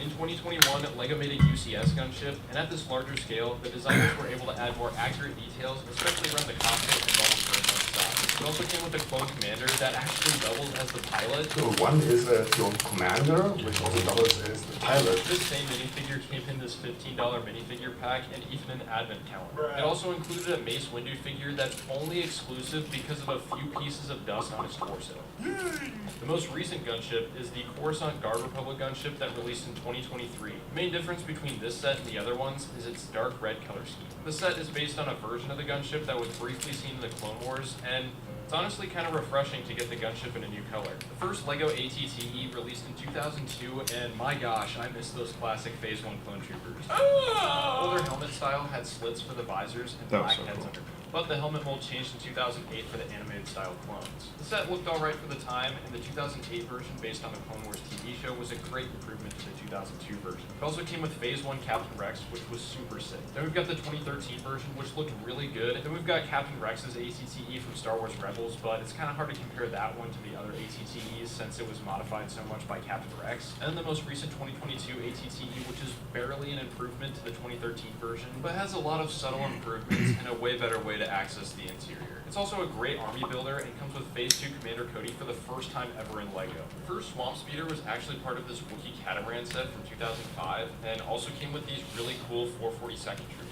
The next one was its own set, released in 2010, and then it was made again in the 2014 Kashyyyk Troopers Battle Pack. And last but not least is the most recent Swamp Speeder that was released in the 2023 332nd Battle Pack. Next is the good old Republic Fighter Tank, and let me just say, this set is definitely downgraded over the years. The first and best version of this set, released in 2008, the set was so epic, it was massive and had so many play features. The next one came out in 2017 and was way too small, but still looked pretty accurate overall. The 2022 version looks not very good. The fighter tank itself looks terrible, especially since it has this weird looking bump in the middle. The only thing it's got going for it is its insane minifigure selection. Like, come on man, 187th Troopers and Clone Wars Mace Windu, say less. This Jedi duel set came out in 2002 and it literally just came with Count Dooku, Yoda, and Count Dooku's speeder. It was remade in 2013, but this time on top of Dooku's speeder, it came with a section of Dooku's lair on Geonosis, and this feature we can have Yoda flipping around like a frog on ketchup. We also got Dooku, Yoda, and Poggle the Lesser with the Death Star plans. The ARC 170 is a really cool ship that doesn't get much screen time, but the first one released in 2005 and it was remade in 2010. The 2010 version uses some better building techniques, but part of me still likes the 2005 version better. That's probably just nostalgia talking though. In 2005, LEGO released this General Grievous chase set that came with Grievous's wheel bike and Obi-Wan's Boga. Man, this set is so freaking nostalgic for me. The mold for Boga's head and the Grievous minifigure are just so classic.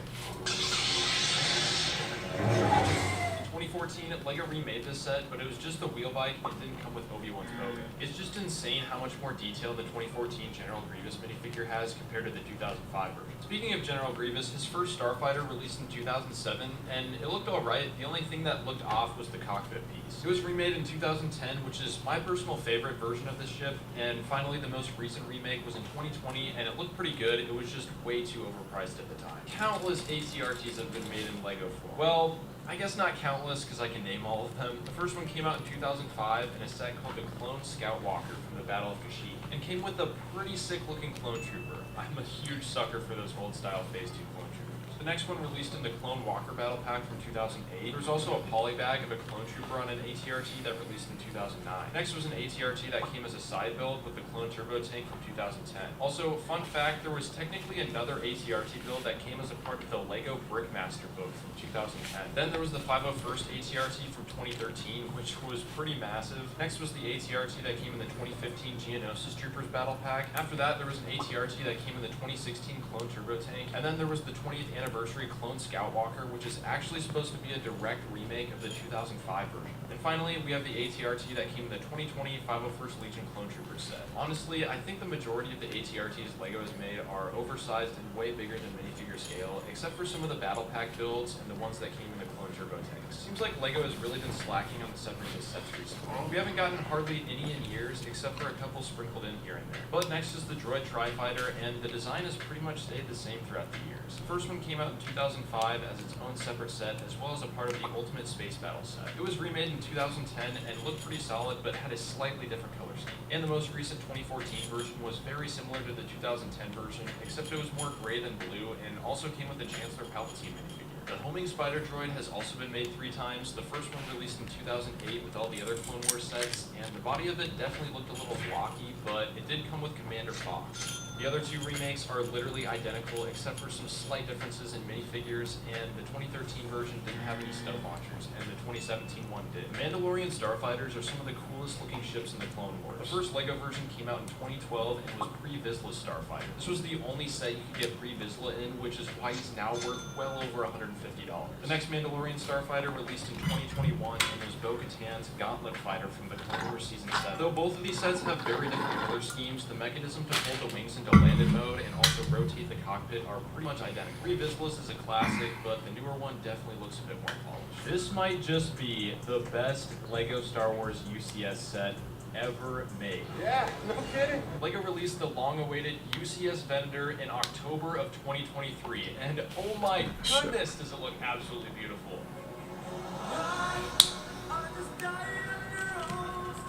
And naturally, I just had to buy this set. However, this isn't the first Venator LEGO has made. The first one actually released in 2009 and was a playscale set. And my boy was a little chunky, and it also came with this creepy looking Palpatine figure. Besides just the sheer scale of the UCS version compared to the 2009 version, one of the main differences is that the bridge on the UCS version is actually red, signifying that it's a flagship Venator. The OG Venator will always be nostalgic for me, but man, I'm so happy they made a UCS version. Now, the Republic Cruiser and the Republic Frigate sets are technically the same ship. The cruisers were just upgraded to frigates during the Clone Wars. In 2007, LEGO made the Republic Cruiser from the Phantom Menace that had a red color scheme, and in 2011, LEGO released a Republic Frigate from the Clone Wars in a gray color scheme. And besides the color scheme, they look very similar to each other. There are a ton of clone battle packs, so let's see how fast we can speedrun this one.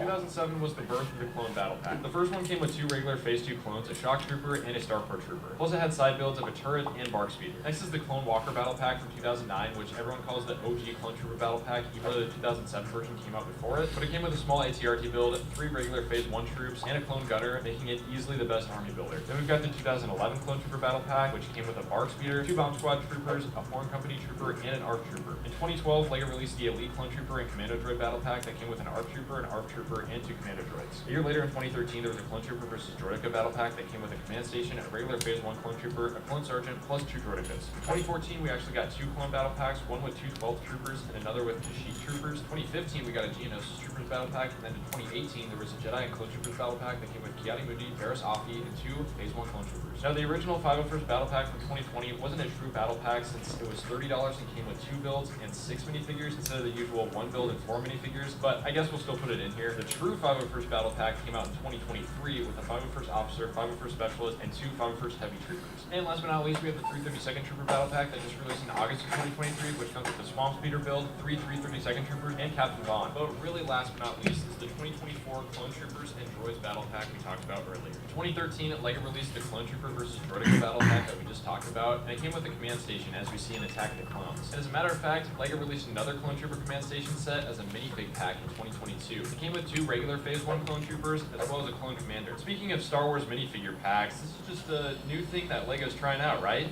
Wrong! LEGO actually made 4 minifig packs back in 2000. Each one came with 3 minifigures, and there were trading cards for each character and stands that you could display them on. And fun fact, these are the same pieces that they used in the LEGO basketball sets. And why LEGO didn't make any more of these for 22 years, I couldn't tell you, but at least better late than never. These 2 battle packs we talked about earlier came with miniature builds of the AB7 cannon, but the only minifigure scale version released in 2014 and came with 2 Wolfpack Troopers. There was a Mandalorian battle pack that came out back in 2011 and came with 4 Death Watch Mandalorians. Now, LEGO remade this Mandalorian battle pack in 2020, but this time it was from the Mandalorian Disney Plus show instead of the Clone Wars. And it came with 4 completely unique Mandalorian figures, which doesn't make it great for army building. But the side builds that came with both of these battle packs are basically identical. In 2003, LEGO released the first Geonosis Starfighter, which looked really good for being from 2003. It also came with a Geonosis cannon, 2 really cool looking Geonosis figures with plastic K pieces for their wings, and 2 Sand Red battle droids. This set was remade in 2011, at this time based off the Clone Wars TV show, and it had a much sleeker design thanks to some new LEGO pieces. It also came with an updated Geonosis figure, Phase 1 Commander Cody, and Ki-Adi-Mundi. The first Bark Speeder came along with the 2005 Clone Turbo Tank. The next one came in the OG Clone Trooper Battle Pack from 2007, and following that, another Bark Speeder was released in this other Clone Wars Battle Pack from 2011. Then there was the 2013 Bark Speeder with Sidecar set that came with none other than Phase 2 Captain Rex, which is now worth over $200. Then there was a Bark Speeder that came in the 2014 Battle of Seleucami set. And last but not least is the Bark Speeder that came in the 501st Legion Clone Trooper set from 2020. The V-Wing is such an underrated ship in Star Wars, and there were 3 of them made in LEGO. The first one was in 2006, and it honestly looked pretty solid. Then there was an Imperial V-Wing that released in 2011, which reminds me of the V-Wings that we see in the Bad Batch. And finally, the most recent V-Wing was released in 2014, and is pretty much a direct remake of the 2006 version, but has, you guessed it, updated building techniques and a sleeker design. There are a total of 3 LEGO Corporate Alliance tank droids that have been released, and the first one came as a part of the Wookiee attack set from 2005. It had this unique light blue and neon orange color scheme that actually looked kind of cool, but was super inaccurate since it looked nothing like the ones in the movie do. The next one released in 2009 and looked normal, and the final remake was in 2013, and it's the only one that doesn't have printed dish pieces for the sides of the tank. But it did come with the first updated Jango Fett minifigure since 2002. In 2008, LEGO released the first droid gunship, and honestly, it looked pretty solid, and it's the biggest of all the droid gunships. The next remake was in 2014, and it utilized updated pieces and building techniques, which made it look a bit better. And then finally, the 2019 version is technically the smallest of all of them, but it looks super clean and tiled off. Next is the ACAP, and the first one came out in 2008, and it looked pretty darn good for the time. It came with 2 shock troopers, had a retractable front leg, rotating turret, and compartments you could open up and put your figures inside. The next 2 remakes had pretty much the exact same features, but the 2014 version was the first to introduce spring-loaded shooters, and it came with a great minifigure selection, including Commander Gree and Chief Tarful. The 2019 version looked nearly identical to the 2014 version. What's the difference? And also came with Commander Gree, but had a bonus Kashyyyk Trooper and Chewie as well. There have been so many Jedi Starfighters, I don't even know where to start. In 2002, we had Obi-Wan Starfighter from Episode 2. In 2008, they released Anakin Starfighter from the Clone Wars TV show, and Ahsoka Starfighter released just a year later in 2009 and came with an Ultra Droid. They released a UCS Obi-Wan Starfighter in 2010, and it's one of the few UCS sets that LEGO has made based on the prequel trilogy. Also in 2010 was Plo Koon Starfighter that looked pretty freaking sweet. I love the coloration on this one. Mace Windu's Jedi Starfighter came out in 2011, and I always thought this set was super cool because it came with one of those tactical droids. In 2012 was Stacey Tin's Green Jedi Starfighter. Anakin's custom Jedi Starfighter from 2015 was also pretty awesome, but it's not even canon. In 2017, there was a set that came with Obi-Wan Starfighter and the booster ring that it uses to go to Kamino and attack the clones. In 2018, LEGO remade Anakin's Yellow Starfighter, and in 2022, they remade Obi-Wan Starfighter from Attack of the Clones, and it came with the first ever Kaminoan minifigure. The first LEGO Jedi Interceptors released in 2005 for Revenge of the Sith. Both Obi-Wan and Anakin's Interceptors came in the Ultimate Space Battle set that we talked about earlier. And don't ask me why, but in the same year they made a set of just Anakin's Interceptor, and it came with a Vulture Droid. This Jedi Interceptor with Hyperdrive booster ring set is so freaking epic. It released in 2007, and it's from that scene where Obi-Wan goes to Utapau to hunt down General Grievous. I absolutely love the blue color scheme of this set, and it's so nostalgic for me. And for whatever reason, Kit Fisto also came with this set. In 2012, LEGO released another version of Anakin's Jedi Interceptor, but this time it was one that he takes to Mustafar to slice and dice all the set in his figure. This one was really cool because it came with the lava droids that Obi-Wan and Anakin fight on, so you can reenact that iconic duel on Mustafar. 2 years later, there was yet another Anakin's Interceptor, and this one was a remake of the yellow one you see in the opening scene of Revenge of the Sith. In 2016, we got a remake of Obi-Wan's Interceptor from the opening scene of Revenge of the Sith as well, and the only real differences were some newer pieces and stickers. Finally, in 2020, LEGO released yet another yellow Anakin's Jedi Interceptor, and honestly, I have a really hard time telling the difference between this one and the 2014 version. Not gonna lie, I can't tell the difference between these two sets. It's getting out of hand. Now there are 2 of them.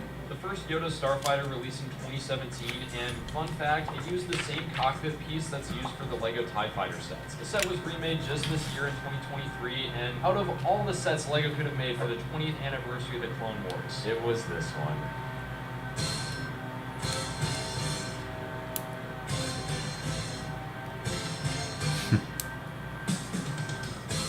First LEGO Star Destroyer was actually an Ultimate Collector Series set. It released in 2002, and this was when LEGO still used the yellowish gray color before they switched to the new light bluish gray color we know and love today. And since this set was available until 2007, it was actually produced in gold.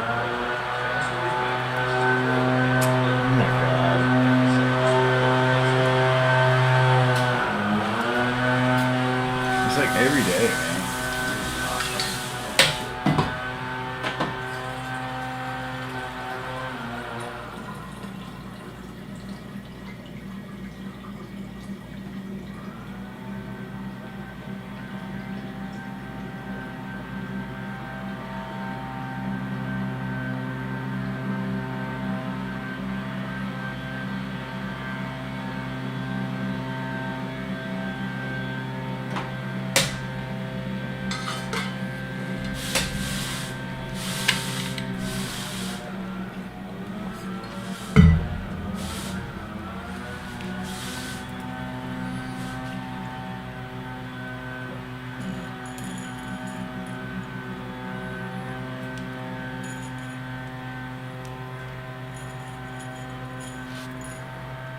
Sag and fall off completely. The next Star Destroyer was released in 2006. It had a massive interior space that folded out when you took off the top section. It was complete with an escape pod and a meditation chamber for Darth Vader. Another Playscale Star Destroyer was released in 2014, and it was a bit smaller but still opened up in the same way. It had some great interior detail. The This version of the Star Destroyer also had a play feature where you could make the turrets move back and forth. Both play-scale Star Destroyers also came with holograms of the Emperor. It was a much-needed remake of the UCS Star Destroyer from 2019. It had a much stronger design and an easier way to pick up the set for transportation. The Imperial Landing Craft is a vehicle that was shown for about 3 seconds in A New Hope, and LEGO made a set of it in 2007. It was a very unique set and was pretty awesome because it had this sick function where you could basically detach the entire bottom half of the ship to drop your troops off. LEGO remade this set in 2018 and it looked a lot more polished compared to the 2007 version, especially around the cockpit area. Another super nostalgic set is Jabba's Palace from 2003. It low-key reminds me of one of those old Harry Potter sets, but this set came with some great minifigures, including none other than Jabba himself, and it had a trapdoor function to send Luke to the Rancor pit. The next remake of this set was in 2012, and it was also pretty incredible. Not only did it come with a ton of insane minifigures, some with brand new molds, but also had great play features and looked amazing on display. And fun fact, there was actually a separate Rancor pit set that you could buy to put underneath the Jabba's Palace. Now, we kind of downgraded in 2022 with the Boba Fett's throne room set. It basically looks like the 2012 version, just squished. It doesn't have the roof part on the top, and the tower isn't nearly as tall as it needs to be. Besides that, the set comes with some great exclusive minifigures, and Boba's throne looks awesome. Speaking of Jabba, the first version of his sail barge released in 2006, and this is another case where I like the older version better than the newer one. The 2006 version just had so much going for it. It came with a desert skiff and Sarlacc pit, plus it just looks more accurate than the 2013 version in my opinion. The 2013 set wasn't bad, it's just not as good as the other one. Alright, now we've got the A-Wing, and this set has been made a lot, so I'm gonna go through these pretty quick. The first one was in 1999, and it was remade in 2006,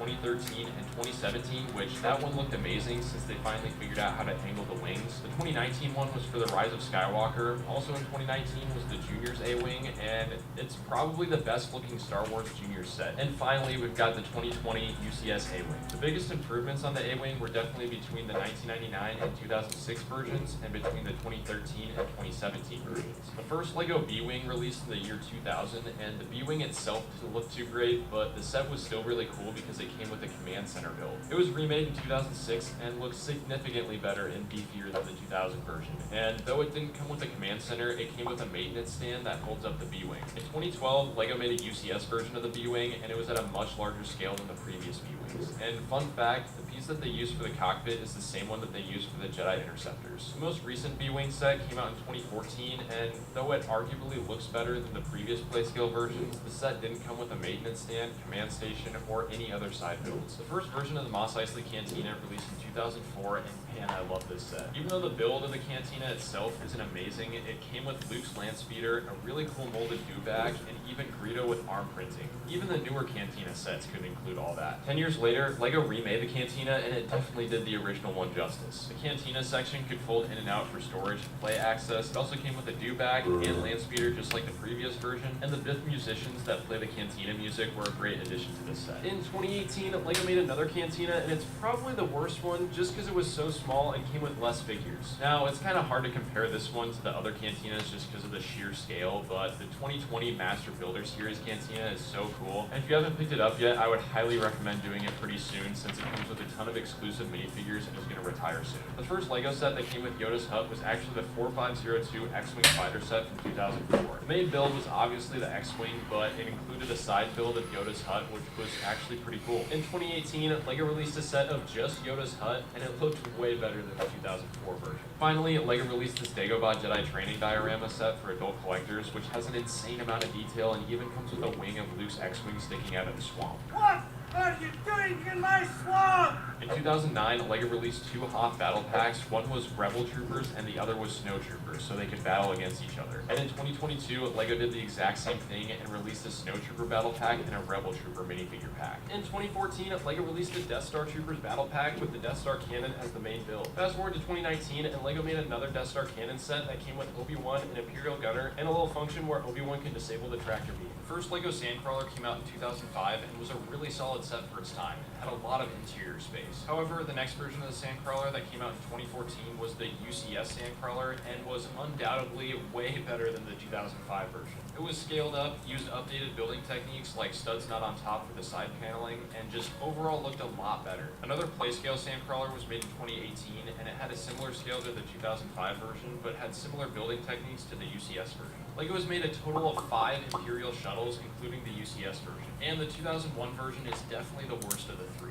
But not gonna lie, the 2005 version is probably my favorite just for nostalgia's sake. I mean, the front cockpit still looks horrible, but it was just so cool that it came with Vader, Palpatine, 4 stormtroopers with leg printing, 2 royal guards, and an Imperial officer. The newer Playscale 2015 Titanium and 2021 version definitely look way better than the previous Playscale versions because they use new pieces and building techniques, but the 2005 version will always hold a special place in my heart. In 2012, LEGO released the UCS Imperial Shuttle, which was massive and actually minifigure scale. It came with a super cool stand so you could actually make it look like it was flying, and had a function where you can raise and lower the wings. Though the UCS version looked incredible, I'm still crossing my fingers for a remake of this set here soon. The T-16 Skyhopper is a really unique vehicle in Star Wars and isn't really shown very much, except for when Luke is playing around with his toy model of it in A New Hope, and also in the Kenobi show. LEGO made a version of this ship in 2003, which looked alright for the time, but it was remade in 2015 and it looks so much better. The Millennium Falcon is another set that's been remade a ton of times. Per usual, the 2000 version was looking pretty rough, but the giant printed pieces they used for the body of the ship were actually kind of cool. Next, there was a miniature version of the Millennium Falcon that released in 2003. It was part of the mini-series of Star Wars vehicles and was pretty detailed for such a small set. The 2004 version of the Falcon was a pretty big step up from the one that came out in 2000. It had a better looking cockpit and a new design for the panels that opened up. The 2007 UCS Millennium Falcon was the biggest LEGO set of all time when it released. It was an absolute behemoth, and after it retired, it went to the absolute moon in resale price. In 2009, LEGO made a midi-scale Millennium Falcon that was a size in between the miniature one and the Playscale ones. Next was the 2011 version, which was a nice refresh of the 2004 set. 2014 was LEGO's first Millennium Falcon microfighter, and then the 2017 Falcon was pretty similar to the 2011 one, but was redesigned for The Force Awakens. The UCS Falcon was remade in 2017, and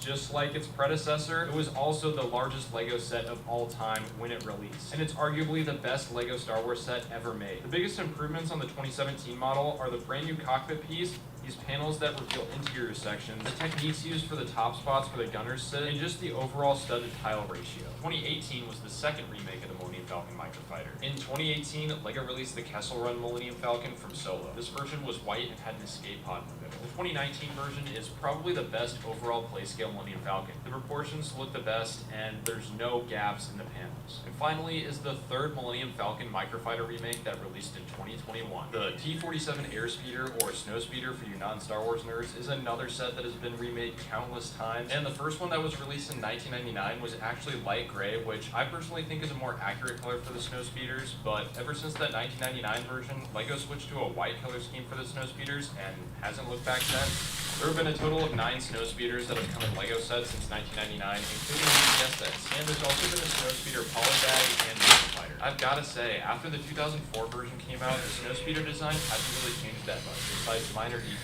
And even though it's been remade so many times, I still don't think LEGO has got the look quite right. The front just looks weird to me. The first UCS Snowspeeder released in 2003, and being from 2003, it used relatively elementary building techniques, which are especially present in the front of the Snowspeeder. The UCS Snowspeeder was then remade in 2015 and was a huge improvement building technique-wise. This version even came with minifigures, unlike the 2003 version. The major downside to the newer one was the 34 stickers you had to apply to this set. Next is Luke's Landspeeder, which you're probably sick of hearing about if you're an avid LEGO Star Wars fan. If you include the UCS version that came out in 2022, we've gotten 7 Luke's Landspeeders since 1999, which is more than the number of boxes of mac and cheese in my cupboard. Is that too many or not enough? I don't know, you tell me. The design of the Playscale versions has definitely improved if we compare the 1999 version and the 2020 version, which I would expect since there's over 20 years of LEGO technique advancement between the two, but I would be totally fine if LEGO never made another Luke's Landspeeder for all of eternity. The ATST, or Chicken Walker, as the distinguished folks call it, has also improved a lot over the years. I mean, if we compare the 2001 version to the newest 2022 version, there's just a massive difference here between the two models. But for real though, the design of the ATST has definitely improved over the years. But we just don't talk about the Juniors ATST or the First Order ATST. AT-ST. LEGO has made tons of X-Wings, and just like the first snowspeeder ever made, the first X-Wing was light gray instead of the white color scheme the newer Red 5 models have. If we compare the 1999 version to the 2018 or 2021 version, there's definitely a massive difference with part usage, building technique, and functionality, but after the 2012 version, LEGO has pretty much mastered the design of the X-Wing in LEGO form. As for the sequel versions, LEGO has made 2 versions of Poe Dameron's X-Wing, as well as a Resistance X-Wing. They've also made 2 Juniors versions of the X-Wings, one from the original trilogy and the other from the sequel trilogy. The first UCS X-Wing released in 2000 and didn't look amazing by any means, but it was basically the prehistoric era. The next remake came out in 2013 and it looked really good. The only downsides to this model are that the engines are a little bit too small and there were stickers for the cockpit holes. And of course, we got the most recent UCS X-Wing that released in 2023. The box art for this set is not very flattering to say the least, and originally I thought the engines on this version were way too big, but after I looked at a couple of pictures of in-universe X-Wings, I definitely like the way the engines look on the 2023 version a lot better than the previous ones, but I still don't think we needed this remake. The first Boba Fett Slave 1 came out in 2000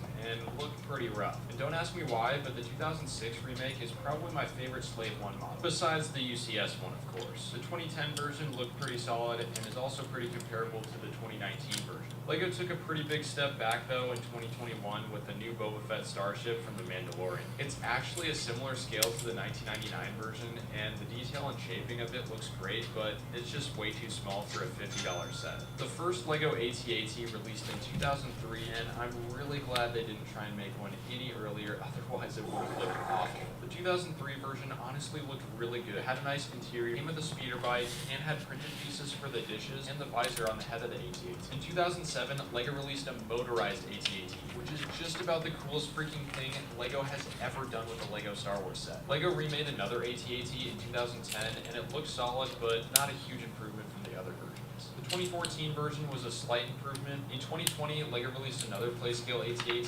which is the best Playscale version in my opinion. The technique they used for the visor looks awesome, and the interior is amazing and actually has seats for your snowtroopers. And it came with a speeder bike. Last but not least is the UCS AT-AT, which released in 2021. It's actually minifigure scale and really ridiculously good looking. you can also take off all the panels to reveal the complete interior, which can store up to 40 minifigures. TIE Fighters are another ship that used to look way different back in the day. The first one came out in 2001, and I'm sorry, it just looks so bad. I mean, they got the general shape down, so that's something, but the wings have blue markings on them, which I guess in some scenes of the original trilogy, the gray on the TIE Fighters kind of looks like a light shade of blue, but this blue color was definitely not a good look. Maybe like a sand blue would have been the most accurate. The cockpit also looks okay for being made in 2001, but it took them almost 15 years to make a new piece mold for it. The 2012 version still had the same mold for the cockpit, and the First Order TIE Fighter from 2015 was the first TIE Fighter that used a new piece mold for the cockpit. There was also a UCS TIE Fighter that released in 2015. The 2018 TIE Fighter from Solo is definitely my favorite and looks the best in my opinion. I would say the newest 2021 version looks the best, but the wings are way too small and the proportions just don't look right. They've had to have made more than 2 TIE Bombers, right? Apparently not. Since LEGO just released a new TIE Bomber this year, I can finally add it to this list. The first TIE Bomber was released in 2003 and is such a nostalgic set, but it was definitely due for a remake, and after 20 years we finally got one, and let me just say the new TIE Bomber looks amazing. It looks super accurate and has an excellent bombing feature similar to the 2003 version. The first TIE Advance technically released in 2000 along with the Y-Wing, and the same set actually released in 2004 just with different box art. Now it's kind of weird to compare the UCS TIE Advance to the other Playscale ones, but it released in 2006 and I absolutely love this set. The next TIE Advance released in 2009 for the 10th anniversary of LEGO Star Wars, and it definitely looked a lot better than the previous version, but it used the exact same cockpit base. In 2015, LEGO released the TIE Advance prototype set from Star Wars Rebels, which is actually the Grand Inquisitor ship. And finally is the Vader's TIE Advance versus A-Wing Starfighter set that released in 2017, and this version of Vader's TIE Advance looks really clean with new pieces and updated building techniques. The TIE Interceptor has been made a total of 4 times. The first one released in 2000 and was an Ultimate Collector Series set, and the box art made it look a lot better than it actually did. They released a Playscale version in 2006, and like all of the older TIE sets, it used blue pieces for the wings. In 2019, they came out with Major Von Recht's red TIE Interceptor from the Resistance TV show, and finally, in 2023, LEGO released a TIE Interceptor alongside a Fang Fighter in this set from The Mandalorian. Mandalorian, and it looks incredible, especially when compared to the 2006 version. All of the Hoth Rebel base sets are really unusual because they're all vastly different from each other. The first Hoth Rebel base set came out in 2007, and this is probably my favorite of all of them, literally just because when I was little, I loved the sliding door function and the printed snowy rock pieces. It also came with a snowspeeder and rotating turret. For the 10th anniversary of LEGO Star Wars in 2009, LEGO released another Hoth Rebel base set. The set wasn't much of a base, but it came with a trench, a turret, a tauntaun, and some snowtroopers to fight against. Next was the Hoth Echo base set from 2011. This one didn't come with the iconic sliding doors or anything, but it came with a medical bay, a back-to-tank, and lots of cool features and exclusive minifigures.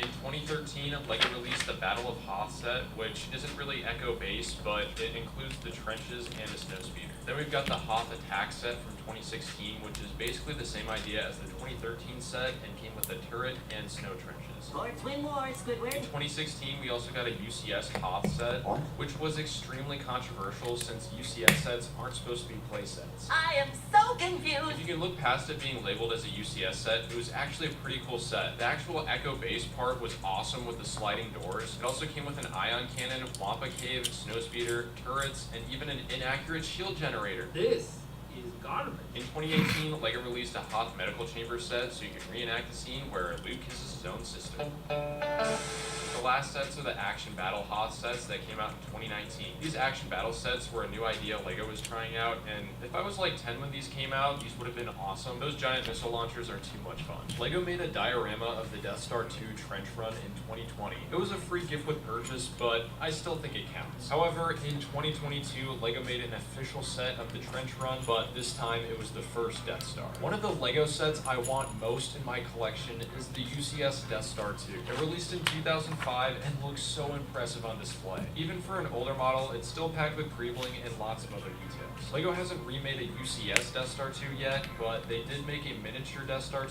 promo for May the 4th in 2023. The Imperial dropship technically isn't even canon, but it was a battle pack that came out back in 2008. It was a pretty cool set and was great for building your Imperial army. For the 20th anniversary of LEGO Star Wars in 2019, LEGO actually remade this set, and it was a great callback to the original set with an updated build and all new and improved stormtroopers. In 2011, LEGO released the UCS Super Star Destroyer, one of the holy grails for LEGO Star Wars collectors. And although LEGO hasn't made another UCS version, they just released a midi-scale version this year in 2023, which is definitely a lot easier to display. The first LEGO Y-Wing actually came in this TIE Fighter and Y-Wing set. The set came out in 1999, but was actually re-released in 2004. Same set, but different box art. A set with just the Y-Wing released in 2007, and it was way better than the previous version with a much sleeker design. And it also used these golf ball looking pieces.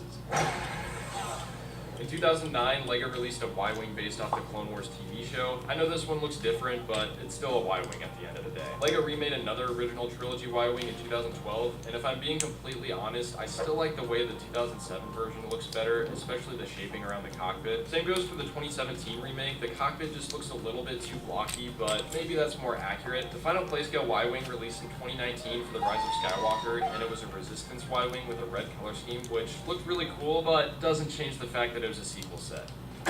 LEGO released their first UCS Y-Wing in 2004, and it looked really good, especially for its time. It was remade in 2018 using improved building techniques and part usage. The only thing I don't like about the 2018 version is that you can see the studs on the half-dome pieces on the front of the engines. Now, this is a very exciting set. It's the Droid Escape Pod set. You know, from A New Hope, when R2-D2 and C-3PO escaped with the Death Star plans, I always hated these sets. I always hated it. But, wait, 3 of them have been made? Apparently. Like, how could LEGO make more Droid Escape Pod sets than TIE Bombers or even TIE Interceptors? Nah, enough of my rant. The first one came out in 2001 and literally had 45 pieces. The 2012 version definitely looked a lot better and even came with a couple stormtroopers. And we got the final remake in 2016, and this set had a shelf life of only 1 year. I wonder why! Regardless, it had a better way to access the interior, printed Death Star plans, and also came with 2 Jawas instead of stormtroopers. A lot of different LEGO sets have been made based on Luke and Vader's duel on the Death Star 2. The first 2 sets released in 2002 and were called Final Duel 1 and Final Duel 2. How creative! One of them came with Luke, a stormtrooper, and an Imperial officer, and the other set came with Vader and Darth Sidious. In 2015, LEGO decided to recreate this scene in LEGO form by releasing the Death Star Final Duel set, which came with just about every play feature you could imagine, from Luke falling off the balcony to exploding stairs to even a reactor shaft that you can throw Palpatine down. The set also folds up, so it's easier for storage and transportation. LEGO remade this literal exact set in 2020. What's the difference? There were some very minor improvements to this set, but for the most part, it looks identical to the 2015 one. And finally, this year in 2023, LEGO released an Emperor's Throne Room diorama for the 40th anniversary of Return of the Jedi. And it looks pretty sick as a display piece. It also comes with a brand new hairpiece for Luke. This Endor speeder chase set from 1999 was such a classic set. And while other Endor sets have been made since then, this specific set was just remade this year in 2023 for the 40th anniversary of Return of the Jedi. I really like the designs for the trees and speeders, and it's also really cool how you can put the speeder bikes on these transparent stands so that it looks like they're actually flying. The Desert Skiff is kind of a boring set, but the first one came out in 2000 and was a very, very simple build. The 2012 version was a huge improvement and came with the addition of the Sarlacc pit, as well as a better assortment of minifigures. The last one released in 2017, it had a more accurate dark tan color scheme. It also came with the Sarlacc pit, just like the 2012 version. The only thing is that it's missing Luke frickin' Skywalker. The Tantive 4 has been remade a total of 3 times in LEGO if we don't count mini builds or those planet sets. The first one was actually an Ultimate Collector Series version, and it came out in 2001, and being a UCS set, it's obviously way bigger than the other 2 Playscale sets. First Playscale Tantive 4 released in 2009 for the 10th anniversary of LEGO Star Wars, and it looked really good. It had a full interior and even came with printed pieces for the cockpit area. It also came with a Captain Antilles figure that had an alternate face print of when he gets force choked by Darth Vader. Another interesting fact about this set is that some copies of the set came with a smooth hairpiece for Princess Leia. Real smooth. It was a pretty rare misprint, but that Leia figure goes for around $300 now on eBay and Bricklink. The Tantive 4 was remade in 2019 and had some major stability improvements, and even had a carrying handle, which was it also looked a lot skinnier than the 2009 version, and the only downside to this version is that the cockpit pieces weren't printed, but we also got Bail Organa for the first time ever in LEGO in this set.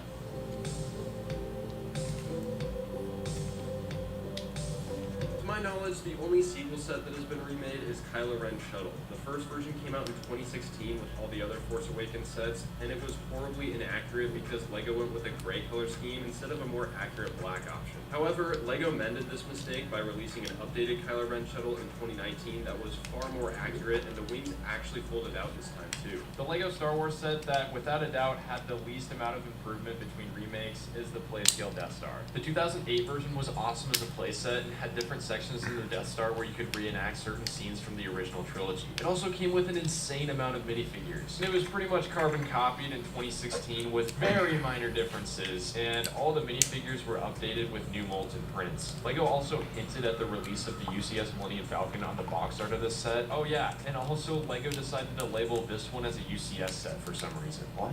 LEGO just released a set of the Ghost based off the Ahsoka Disney Plus show, and it's a beautiful looking set. However, the first version of the Ghost came out in 2014 and was based off Star Wars Rebels, and ever since it retired, it's been going for an insane amount of money on eBay. So yeah, I'm pretty happy LEGO remade this set. The thing I like most about the newer one is that it actually comes with the Phantom, because with the 2014 version, you had to buy a separate Phantom set in order to dock it with the Ghost. The 2023 version is just overall a really nice improvement over the older one. LEGO made the first Phantom in 2014, and it was simple but looked pretty good. But since the first Phantom was lost in Star Wars Rebels and the crew got a new updated Phantom, LEGO made that one too, which looked really accurate. It also came with the one and only Grand Admiral Thrawn figure that now goes for over $100 on eBay and Bricklink. LEGO also just released the Ahsoka's T6 Jedi Shuttle set, so naturally I had to go pick one up and build it. And don't get me wrong, it's a super cool set, but LEGO actually made another T6 Jedi Shuttle that released back in 2011 from the Clone Wars, and I still like that one a lot better. It was a lot bigger than the newer one, and you could actually fit 4 people in the cockpit. I actually own this set as well, but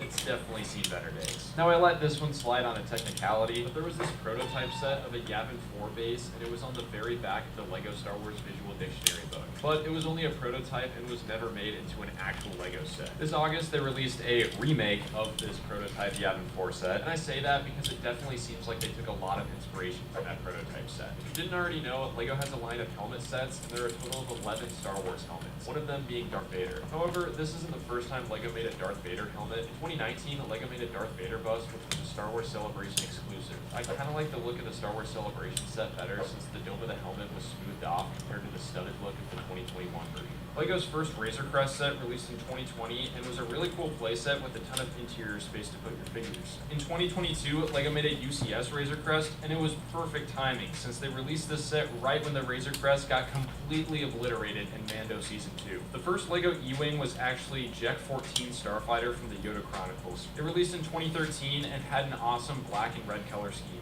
and came with some super cool unique figures. Another E-Wing released just this year in 2023. It came in this set from the Ahsoka Disney Plus show, and it comes with both an E-Wing and Shin Hati Starfighter. This E-Wing is definitely smaller than Jet 14's, and it also has a white and blue color scheme. One of the most insanely valuable LEGO Star Wars sets of all time is the 2003 Cloud City set, which is worth anywhere from $7,000 to $10,000 sealed, which is $7,000 to $10,000 more dollars than I have. It's a really cool build. It comes with a massive landing platform and areas to recreate all your favorite scenes from Empire Strikes Back. But most notably, and why the set is worth so much money, is all of the exclusive minifigures that it came with. You got Boba Fett with freaking arm and leg printing, which was insane for 2003. You also got an exclusive Lando, Luke, and Leia minifigure.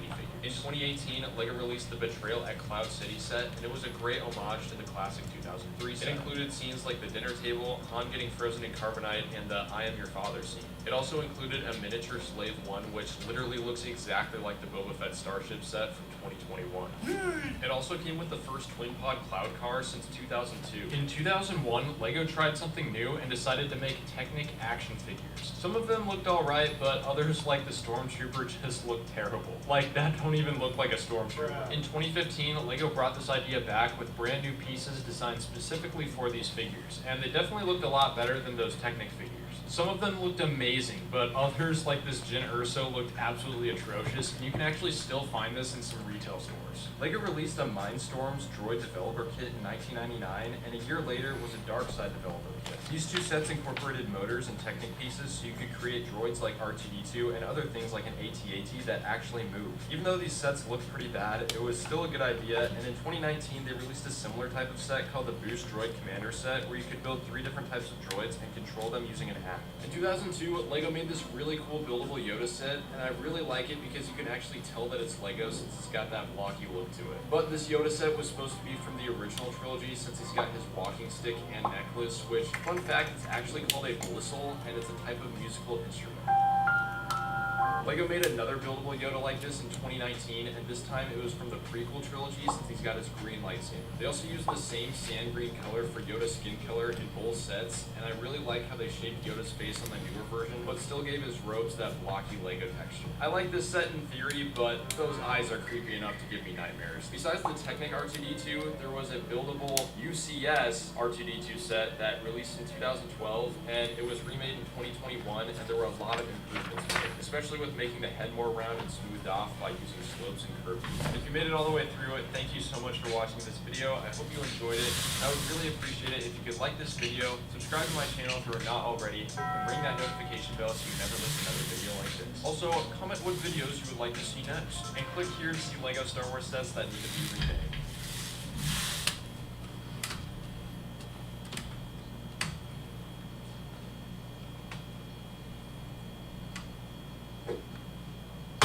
It is Box to the Right season. And what a box to ring it in. Come to think of it, I've noticed a steep rise in Wii U's being used for not Wii U. So what's the point of this thing outside of collateral damage? Well, I'm glad I asked. The Wii U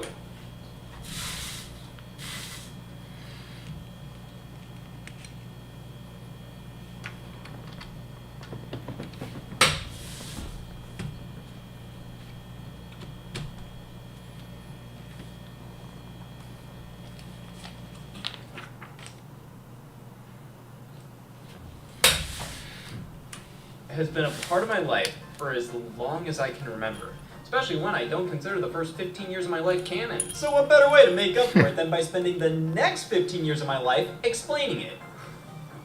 Hey, all, Scott here. And this was what I was born to do.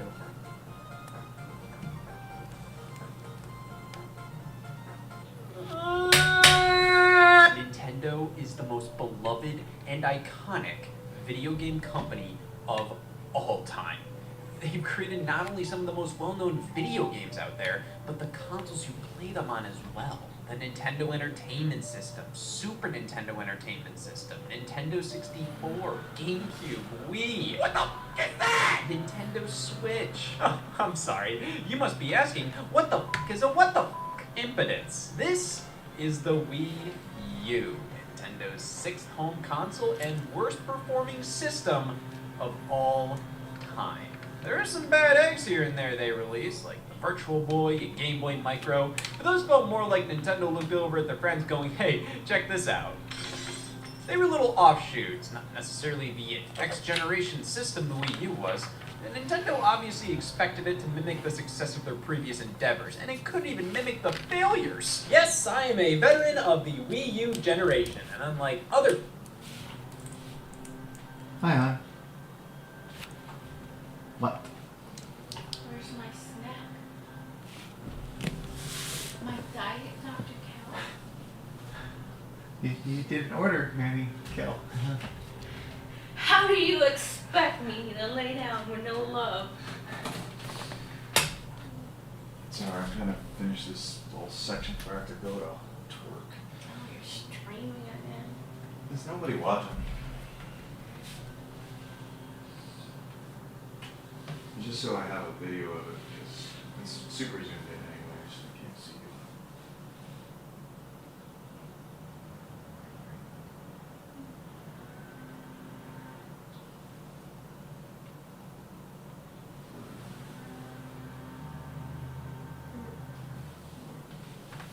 So cute.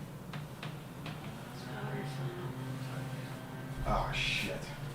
What? I picked up something already. I can cancel it. Okay, how? I had some change. I have like a little big change bar. Put that stuff in the Oh, box, yeah. please. I'll cancel it. I went and got some when I just found it. You remember my little green thing? It's in my car right now, but I had more change than I thought.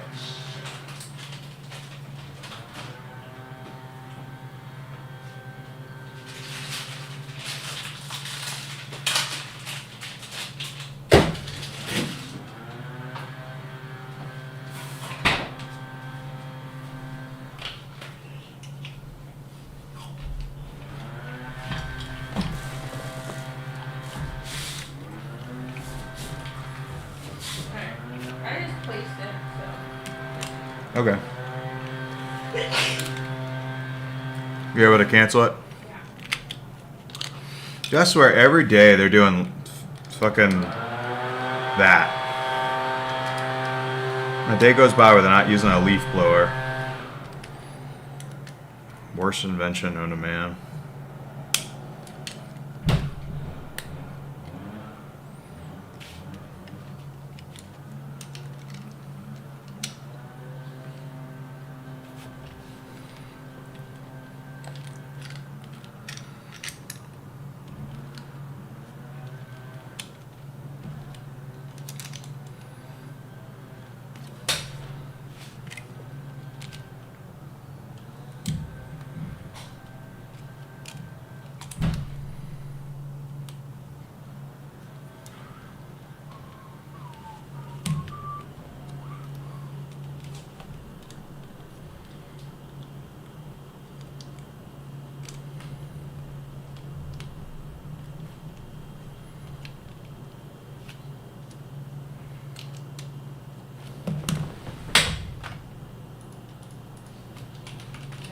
Yeah. I gotta show you something funny. What's up?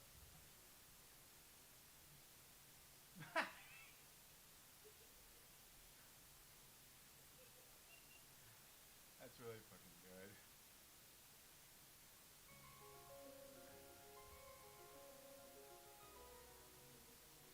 That is so funny. Oh my gosh.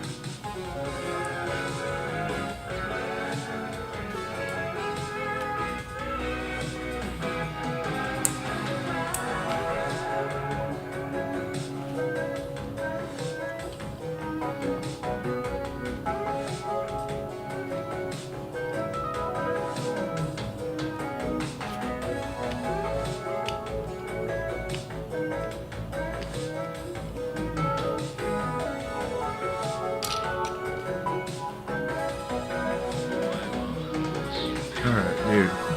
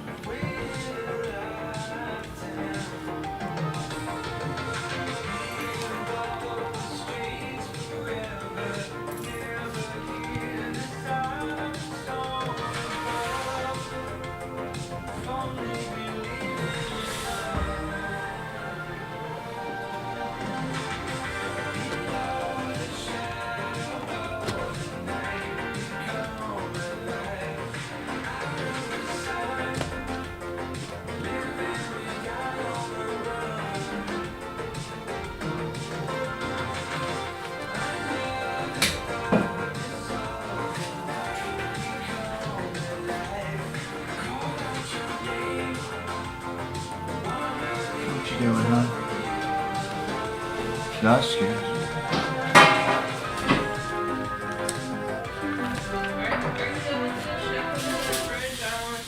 Yeah. I was gonna say, you could put it.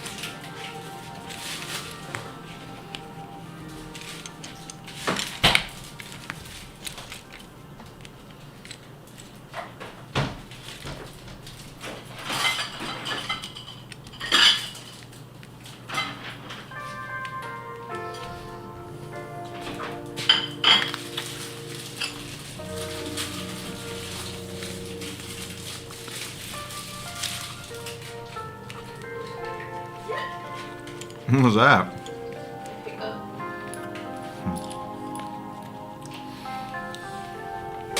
Is Cassie the pilot and you're just the mech? She kind of just dictates. Why do you think I'm barking? Because you're rude. No, that's her. She thinks it's funny. I told her it's not. That is a Cassie thing to do, huh? Literally. She would think that's funny. I'm like, no, little girl, stop. Oh my god, that girl's gonna die laughing. Listen here, little girl. She wouldn't. She would never.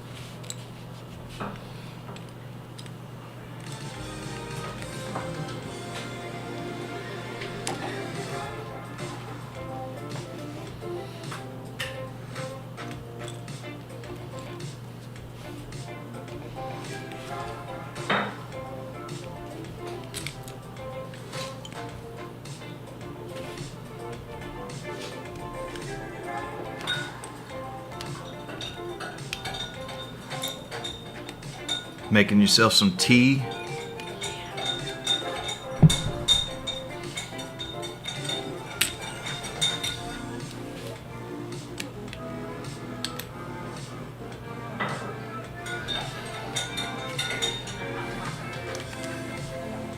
And a what? Hot Pocket, huh? Hot Pocket. Nice. I started making ramen and just cracking eggs in them. It's just really freaking good. It's a great way to enjoy eggs. I just had leftovers this morning. I don't think I can eat turkey bacon. That's, not that big a loss. Ever since I got pregnant, I mean, there was a period of time where I just couldn't really eat protein in general. The only protein I could do was eggs, beans, like chicken, or at least meat. I just couldn't do any meat.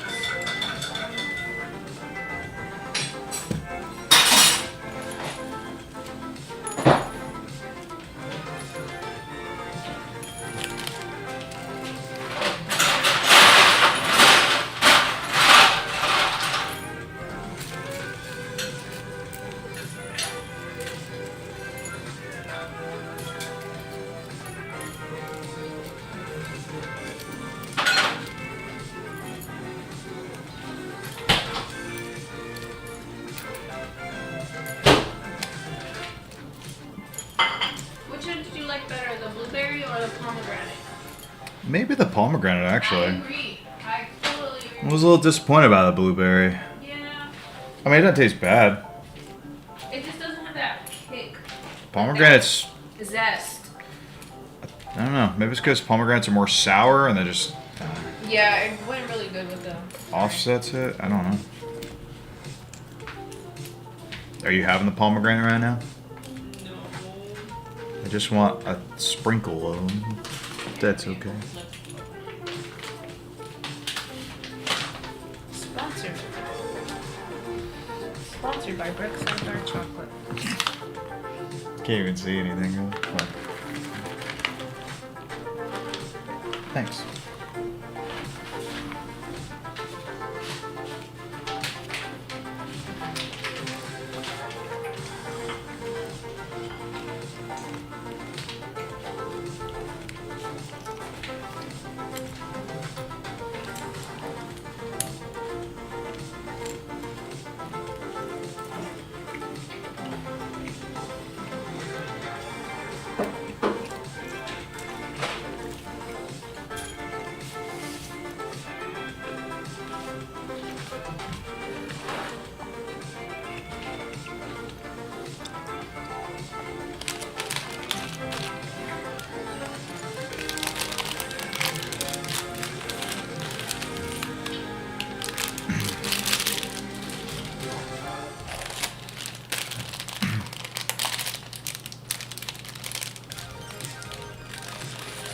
Oh yeah, it's all coming together.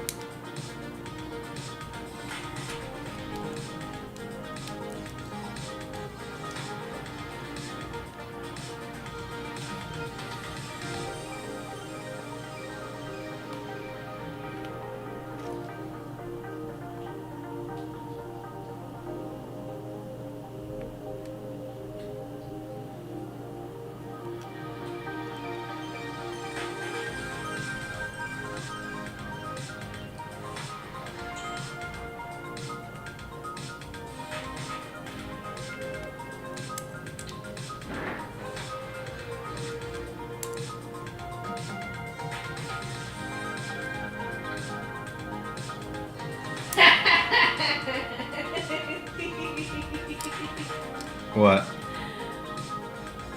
I'm playing this pizza game and I cut the pizza so bad. Pizza game. Oh, God, can I redo this?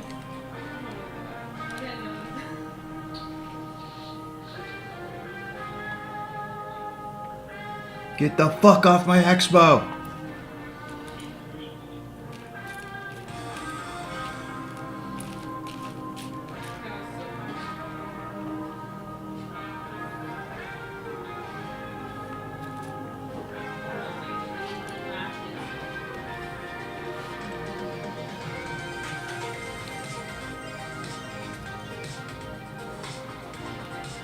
Interesting.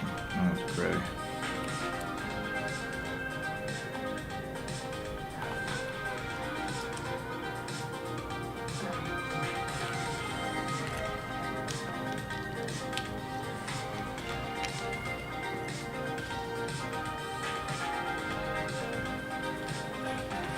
What's up, Luna?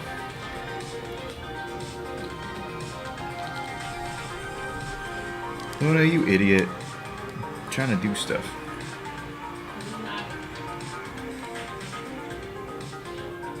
Here.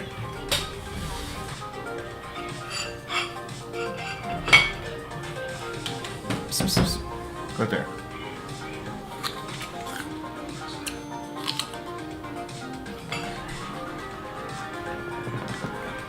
Now, look at your cat.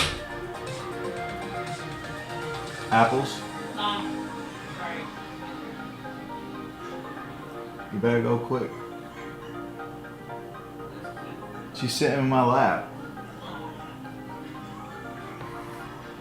Alright.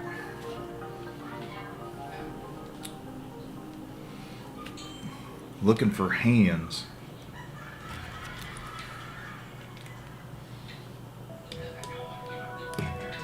Luna, you shed too much.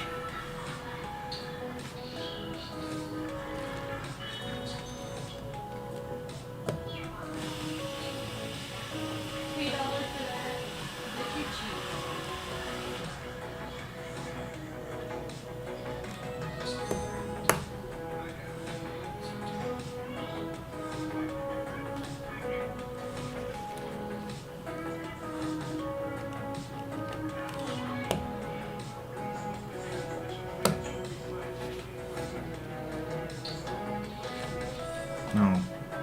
No. Scooch.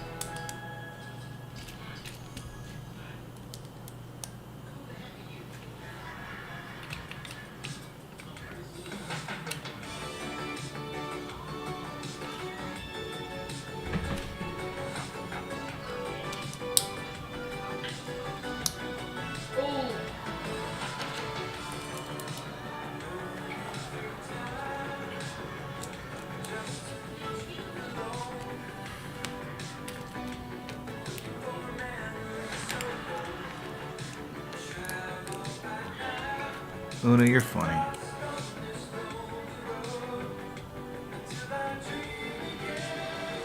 Into the storm.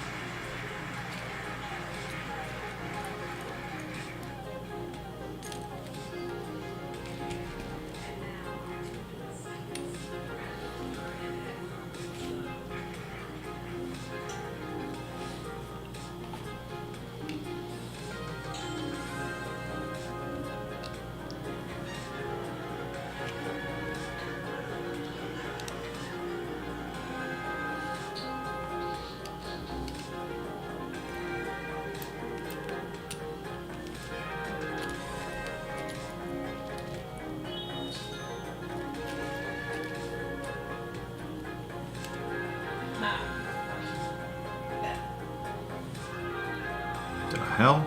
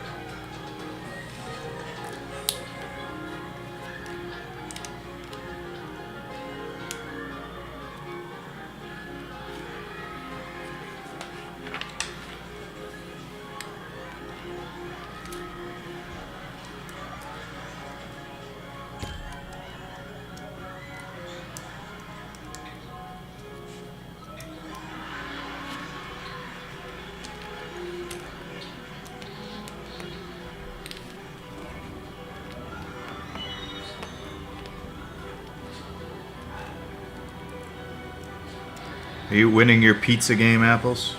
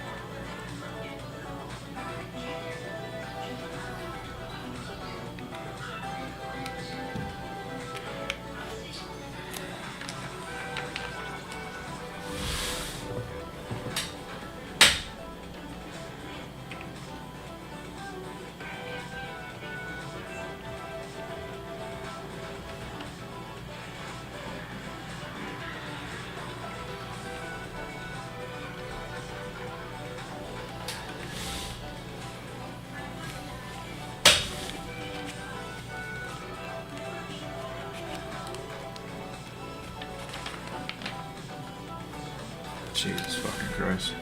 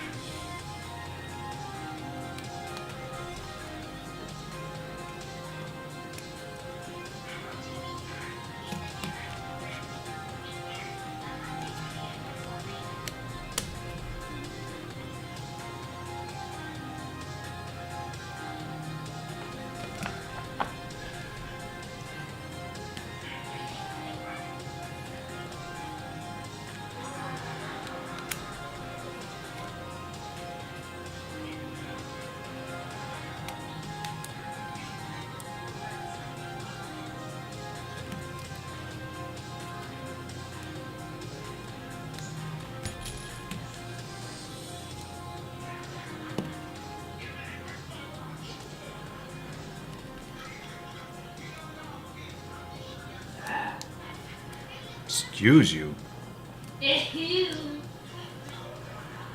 How rude.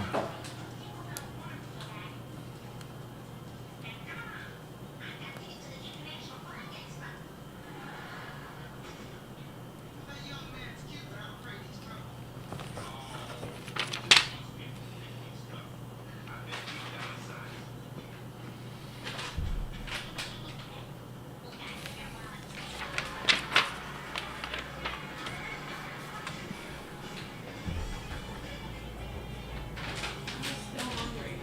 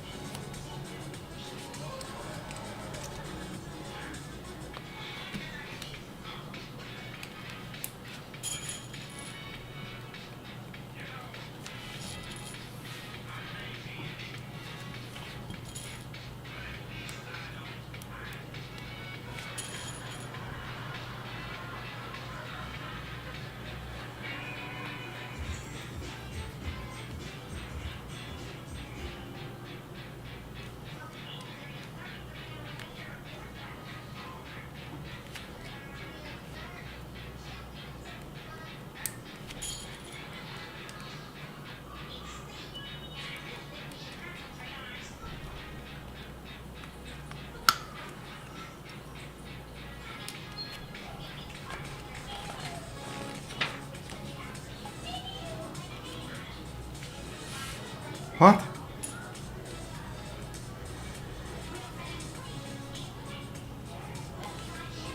Pork products.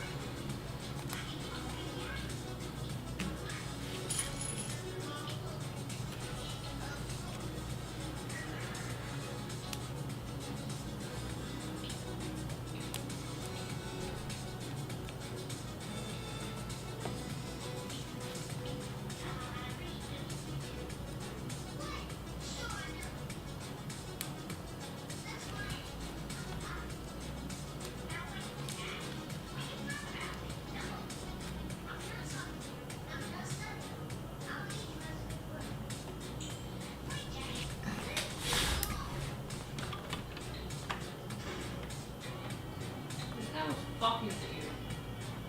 Give me pork products on bread, okay? Like, what the fuck?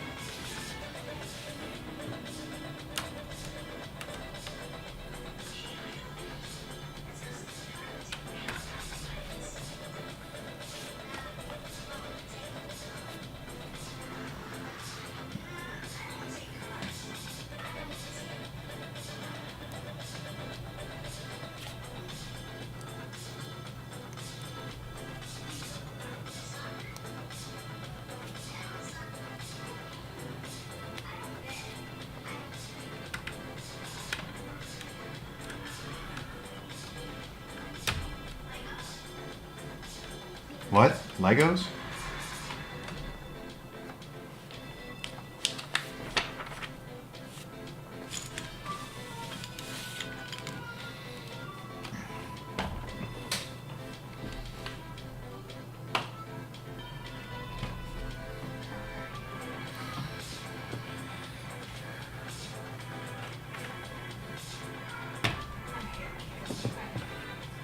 Right.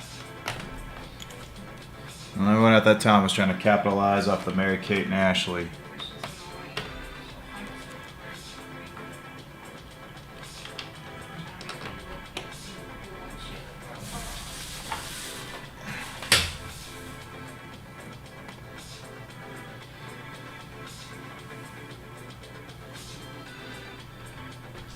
God damn it.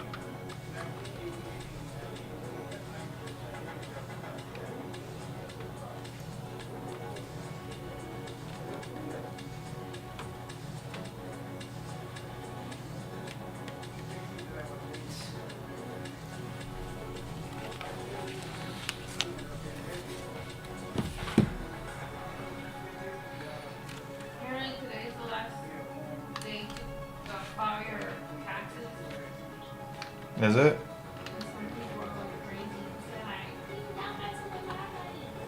Bruh. like, bro, you had all this time.